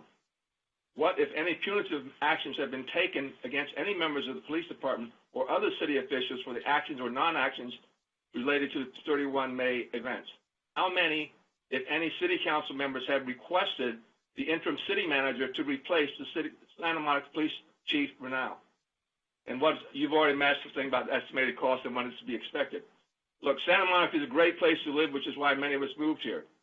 The first job of any government, especially any police department, is the safety of its citizens. The events of May 31st indicated that job was not done effectively. Replacing the head of any organization should never be taken lightly. However, when that person exhibits gross negligence, that person needs to be replaced, not vindictively, but as a strong message to the organization that the primary goals of the organization shall be met. In the case of the replacement of the Chief of Police of Santa Monica Police Department, it will serve as a strong message to not only the Santa Monica Police Department, but also to the citizens and business owners in Santa Monica and to any potential future looters that in Santa Monica, public safety is job number 1. Thank you. Thank you.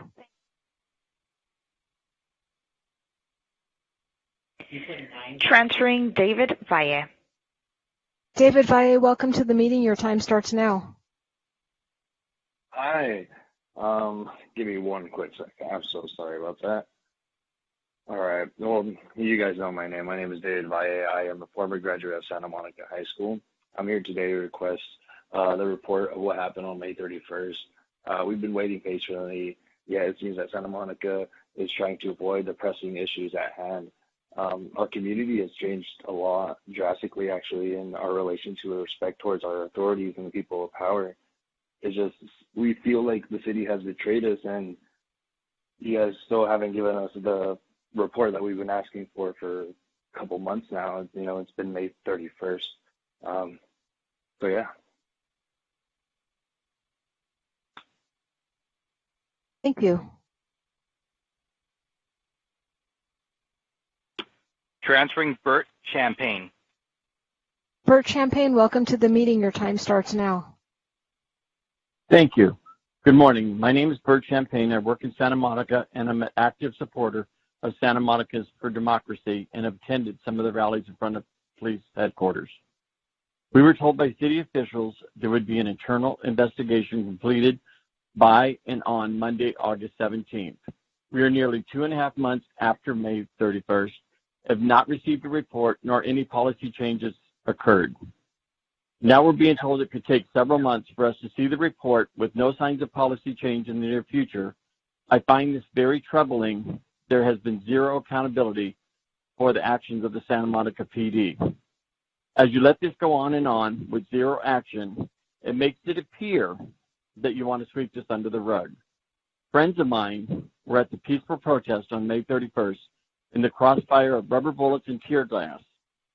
They, as well as the community, deserve answers, justice, and policy change, and the time for that is now. Thank you. Thank you.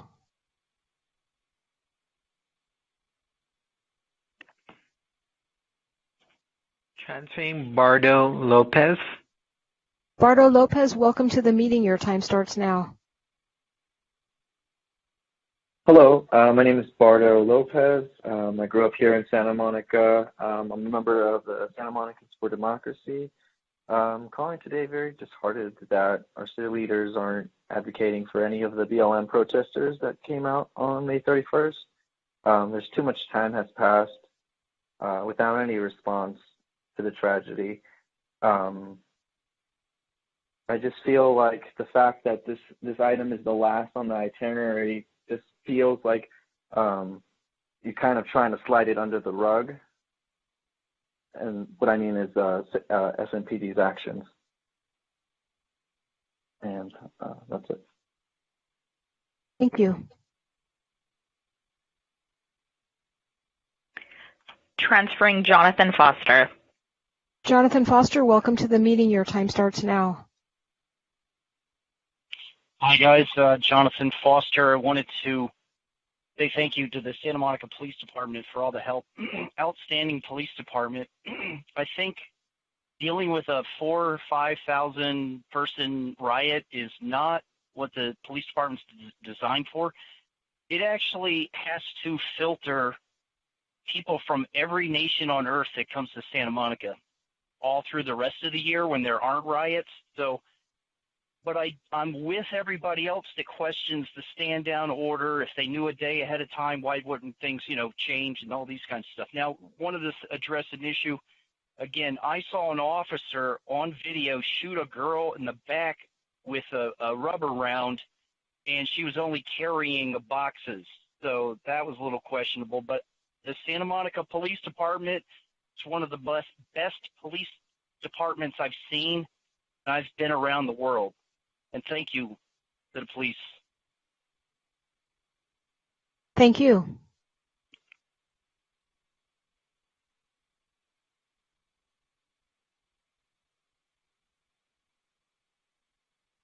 So it's my understanding we're waiting on one more caller that isn't yet in the meeting.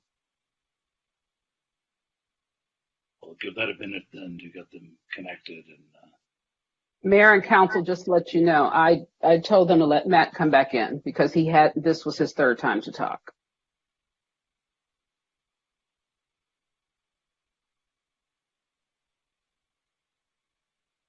So this will be his third 2-minute slot, meaning he had not used up 6 minutes.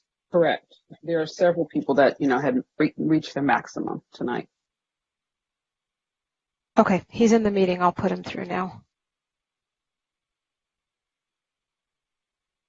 Transferring Matt Necko. Matt Necko, welcome to the meeting. Your time starts now. Thank you. But for my persistence, I would have been denied the opportunity to voice my opinions and thoughts on this matter wrongfully. Seems to be a bit of a pattern here. In any event, I had suggested, spoke earlier at an earlier council meeting, that there should have been and should be a completely independent investigation. I appreciate the forth on the procurement process, that this will totally cost more than $95,000 for an after-action report, and I urge that, in fact, the after-action assistance be combined with a totally independent investigation that commence forthwith, and that the independent investigators have full authority to investigate that which and those whom they believe should be investigated, and compile a completely independent report not reliant upon the police department. I also question why nothing has been done thus far, and whether that's a lack of leadership at the top of the police department. Thank you for allowing me the opportunity to give you my thoughts. Thank you. So And that was our final caller. And I was just going to double check that. Okay, so that's the final caller, item 13C. That closes the public hearing on item 13C, brings it back to us. The three council members who brought this to us have had a chance to think, at least individually. You can't talk amongst yourselves, we're not even in the same room, but at least you've had a chance to think about what the options might be. What do you think?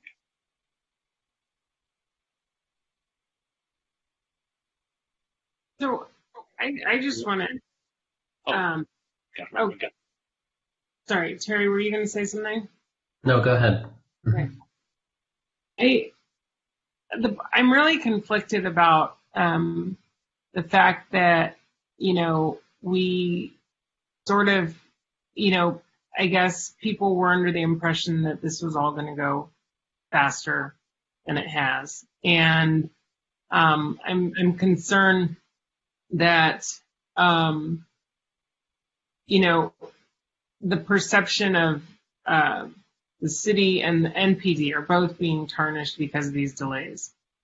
This idea that any of this is intentional is just completely, it's disturbing, and so I think we have to do something. I don't, beyond what we are recommending here, I don't know how to get to some level of explanation sooner as to status. But the community absolutely deserves something. And I hate that we're at this point. And I hate that we are potentially, we've got procurement delays now and everything else. I think that, Sue's initial intent with the independent investigation was appropriate to wait until the internal was done. I think because we didn't want to, double spend potentially if we were able to get a lot of the information. And I think that still remains the case. But, and I think by adding this outside group to oversee and actually do the internal investigation, I think helps to get us to a point where maybe, we might even bypass the independent altogether if we're able to actually get everything that we need this way, and which would, create some cost savings. And I think the public would still support it. I do think we have to, whatever happens, we have to have regular updates. And what those look like, I'm open to options. Well, Councilmember Davis got her hand in, so let's see what her thoughts are. Well, although I'm not one of the people who are on this item, I do want to say I agree with a lot of what Kristen said. I also think that there is an issue about, it's not just about how fast we do it, but how well we do it. And it's clear that our police force, for whatever reason, the fact that they're actually doing police work, needs this assistance, this outside assistance, in order to compile what will be an informative and hopefully illuminating after action report about the events of May 31st and beyond. I still think we probably need an independent review when the after action report is completed, because the after action report will focus primarily on the facts and what happened during those times. And then I think what's really the key here is getting the analysis of what did we do right, what would we do, what should we have done differently, that sort of thing. And I just want to add, not to overly complicate things, but we do have our Public Safety Reform Advisory Committee, which is trying to make what are very important decisions for our community about what we should do in response to the events of May 31st and how we should reimagine or re-envision our policing here in Santa Monica. And I know that they're working on a number of things, important issues such as civilian oversight and whether or not, we should change our policies. And I think this after action report and the independent review will also help that work be done. So although I understand that, if we have procurement issues, we need to just move as quickly as possible to get that decided, to get this assistance into the police department. I certainly agree we need to continue to update the council and the public about the progress we are making. But I think a lot of the things that I think we all anticipate that are going to come out of this, and out of the Public Safety Reform Advisory Committee will not be well served if this after action report is anything less than thorough, well done, and as inclusive and comprehensive as possible. So I support bringing in the help, and I just hope we can get through the procurement process as quickly as possible so we can start to make the changes I think we all agree we're going to want to see at the end of this process. Well, anybody else? So Lane, I saw Lane's here. Yeah, Council, I wasn't going to say anything here, but I do want to be sure that people understand that an after-action report compiled by an outside expert should be thorough and complete and have professional expertise that will provide some level of independence. And that's not to say you could still do the independent expert later, but I do think it's important that the community have transparency and accountability around what happened. And for that reason, I would support bringing in the outside expert to do this and do it right and give the community the answers it wants around a very complex event. Councilmember Winter.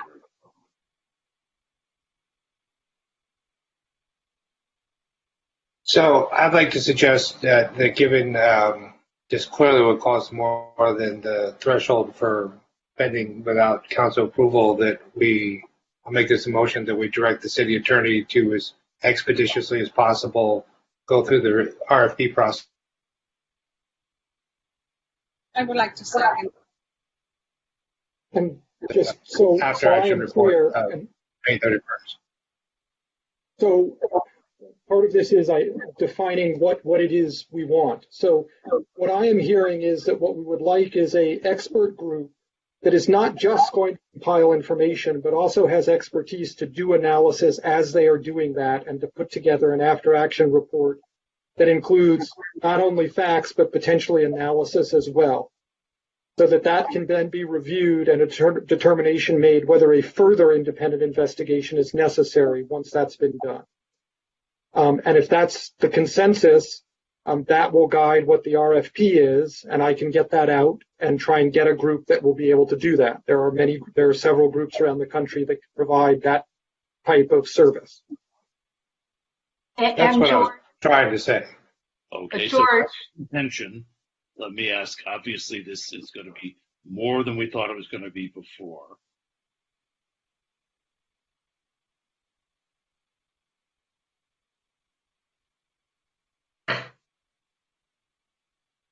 Kevin, I think you've frozen. Oh no, we lost him. George, how long do you think this will, have people given you time estimates to do what you're talking about? So the time estimates that I got, if they were coming in to look at it after the after action report had been prepared, was approximately 120 to 150 days. I will note that the Woolsey fire report took approximately a year to prepare. Lane, I believe the Santa Barbara shooting took roughly the same amount of time to prepare. That's right. And Council, the after action report for the Santa Monica College shooting, which was done internally by the SMPD, took approximately, it's either 8 or 9 months to prepare. And the reason for that is that it involves looking at the information from multiple angles and multiple perspectives and making sure that you have complete and accurate information. So those are the 3 that we're aware of. Lean, you can just talk. Kevin's not here. Well, I was thinking maybe the mayor pro tem could step in. Well, I just want to emphasize that,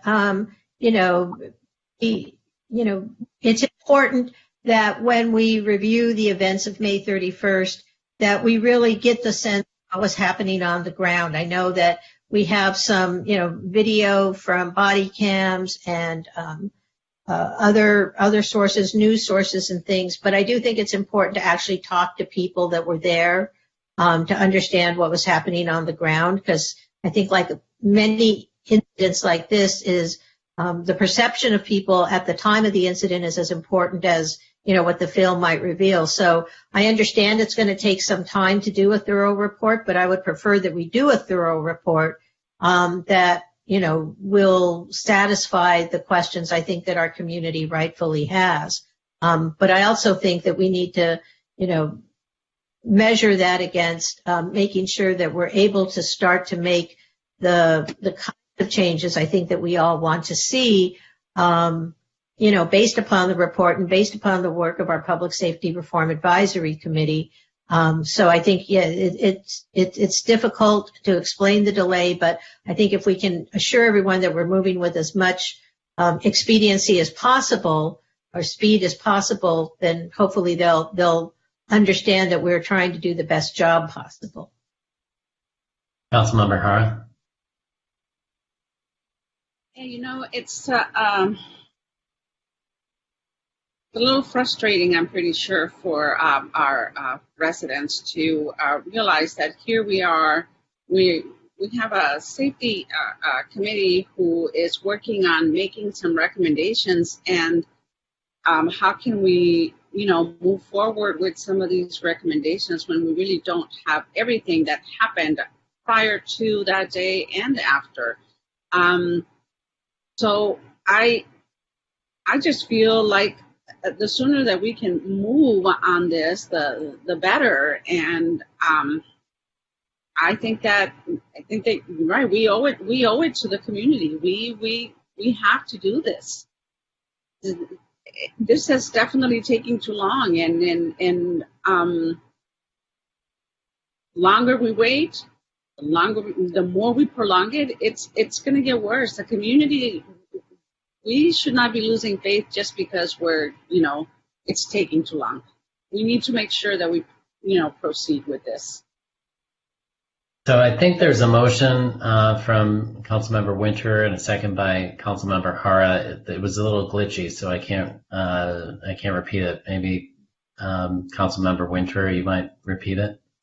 Well, I was suggesting that we authorize George to do an RFP and as speedily as possible to bring in an outside expert. George elaborated and sought clarification that he thought that an outside expert should not only help the PD assemble the informational aspects of the aftermath report, but also provide some sort of evaluation for us. And I think that's prudent. I think we need to move this process ahead as fast as possible. I don't quite remember how back in June we decided we were going to have this report done by August, but we have created community expectations that it would be done, and we need to make it clear that the process has taken longer than anticipated because it is so complex, but that we want to move it along as fast as possible. So basically my motion was what George said earlier, and I hope George was paying attention to himself. I was paying attention. It's hard to follow all this stuff. I think he understands. And I second that motion. Okay. If it sounds like George was concurring, Ms. Dill, do you agree? I do. Okay. Then why don't we have a vote on this? I guess on Zoom everything's a roll call vote, right? So Ms. Anderson-Moore? Okay. Councilmember Hara? Yes. Councilmember Winter? Yes. Councilmember Davis? Yes. Councilmember Himmelrich? Yes. Councilmember McCowan? Yes. Mayor Pro Tem O'Day? Yes. That passes unanimously and moves us into public input. Whoa, wait. There's one, the stat, Kristen had discussed, and I think we had discussed regular reports on the status so that we don't find ourselves in this position again. So I'd ask that at every meeting until it's done, we receive a status report on the status of the after action report and analysis. If we need to make a second on that motion, I would be happy to do that. Thank you. What's the best format you think, Ms. Dilk, for providing that information?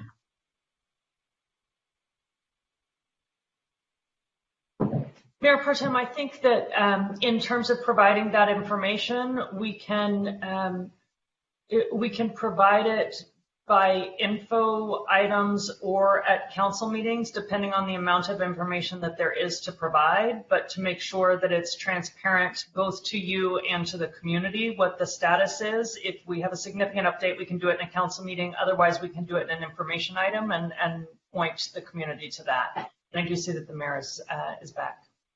Okay, great. We're all still here. I had a sudden hard freeze, and it appears my internet connection went out. I don't know if some driver hit a telephone pole somewhere or what, but I'm glad to be back. Are we still on item 13C? Yes. So we Almost were just done. Yeah. So Is the there been a direction- vote? Yes, so we got through the motion, we got through the vote, and then just now there was direction from Councilmember Himmelrich and second by Councilmember Hara, and this was direction to have a status report. At each council meeting. Particularly a status report at each council meeting from here forward. And has there been discussion on that? Does anybody wish to discuss it? I'm sorry, Council, just for clarification, is it at every council meeting or at council meeting or by information item?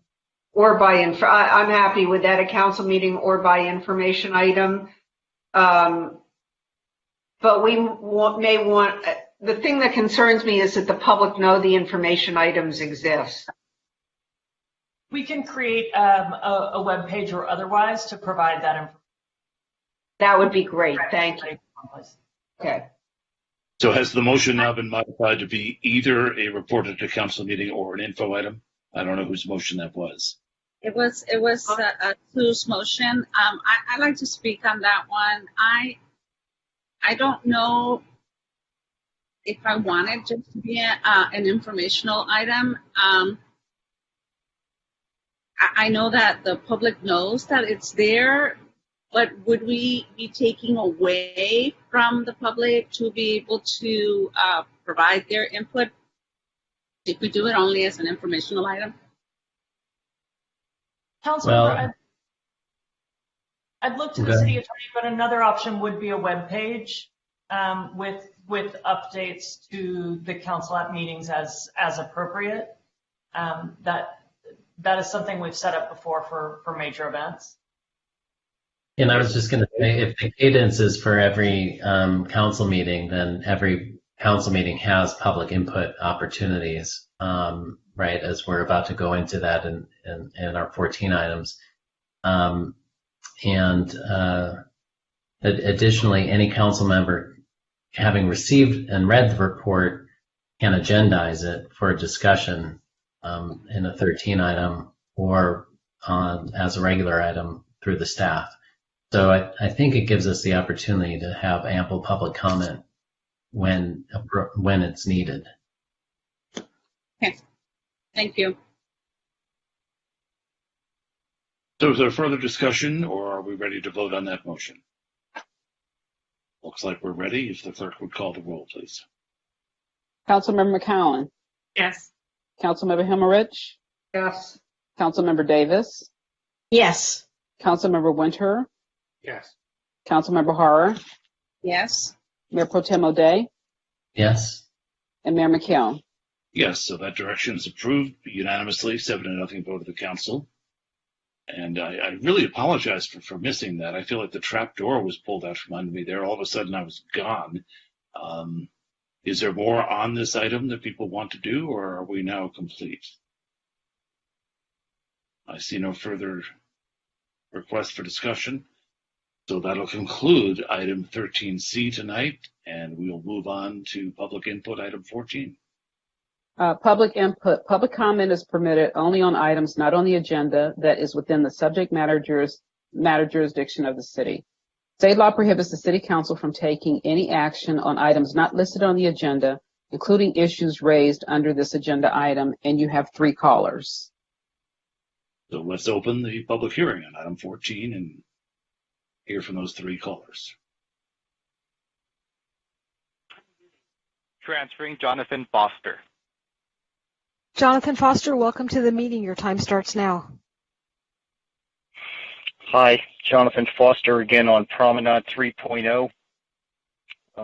And before I say, I just wanted to quickly say again that the Santa Monica Police Department is not a riot, stopping force. So they did great. Anyways, back to Promenade 3.0. Is the past Pasadena mayor, is the past Santa Monica manager, Rick Cole, about his conversation with Kathleen Rosen. So I had said some things about the community service officers. I'm not saying they're bad. I'm saying that the law that they have to act on is bad. The better law, then you got better outcomes about writing tickets and removing people from 3rd Street Promenade. That's really against the law. You have a problem with the feel out there. Going back to how it started. See, it was small, unique family shops. Now they're all gone. You had the walk-in food court. That everybody loves that. You notice when it gets real big and then it goes bad. But getting back to what it got started, how it got started, what kicked it off, that energy, you need to get back to that. Small town feeling, a family feel on 3rd Street, no alcohol, beer and alcohol and beer and alcohol and beer and alcohol and beer. Are you guys crazy? You should get rid of the alcohol and beer out there. It's supposed to be a family environment, not alcohol and beer and wine drinking fest on 3rd Street. That's what it's turning into. And so the community service officers did what they were doing with the way the law is written, but it's terrible what it did to performers. And so I just didn't appreciate. Now Rick Cole's gone. I can't even talk to the guy. He's like gone. So I did want to also say, hang in there to the current manager, Lane Dilk. Hang in there, guys, and we'll talk to you. Your time is now up. Thank you. Transferring Denise Barton. Denise Barton, your time starts now.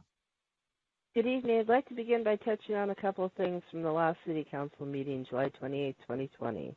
First, on the ballot measure to raise the transfer tax 3% on property $5 million and over due to COVID-19.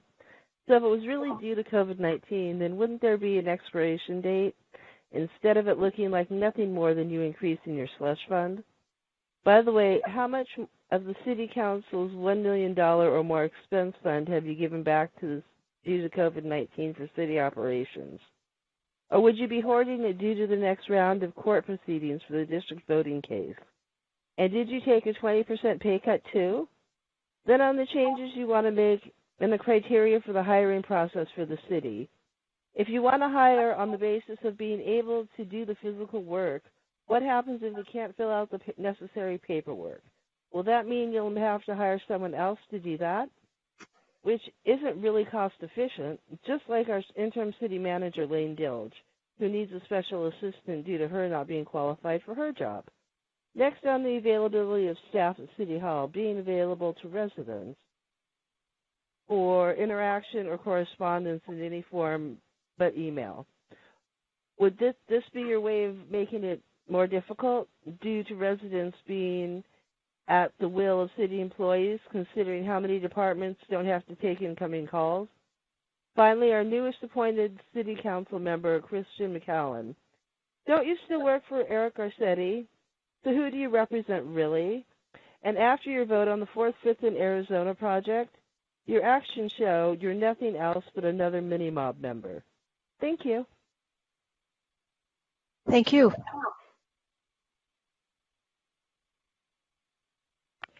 Transferring Craig Miller.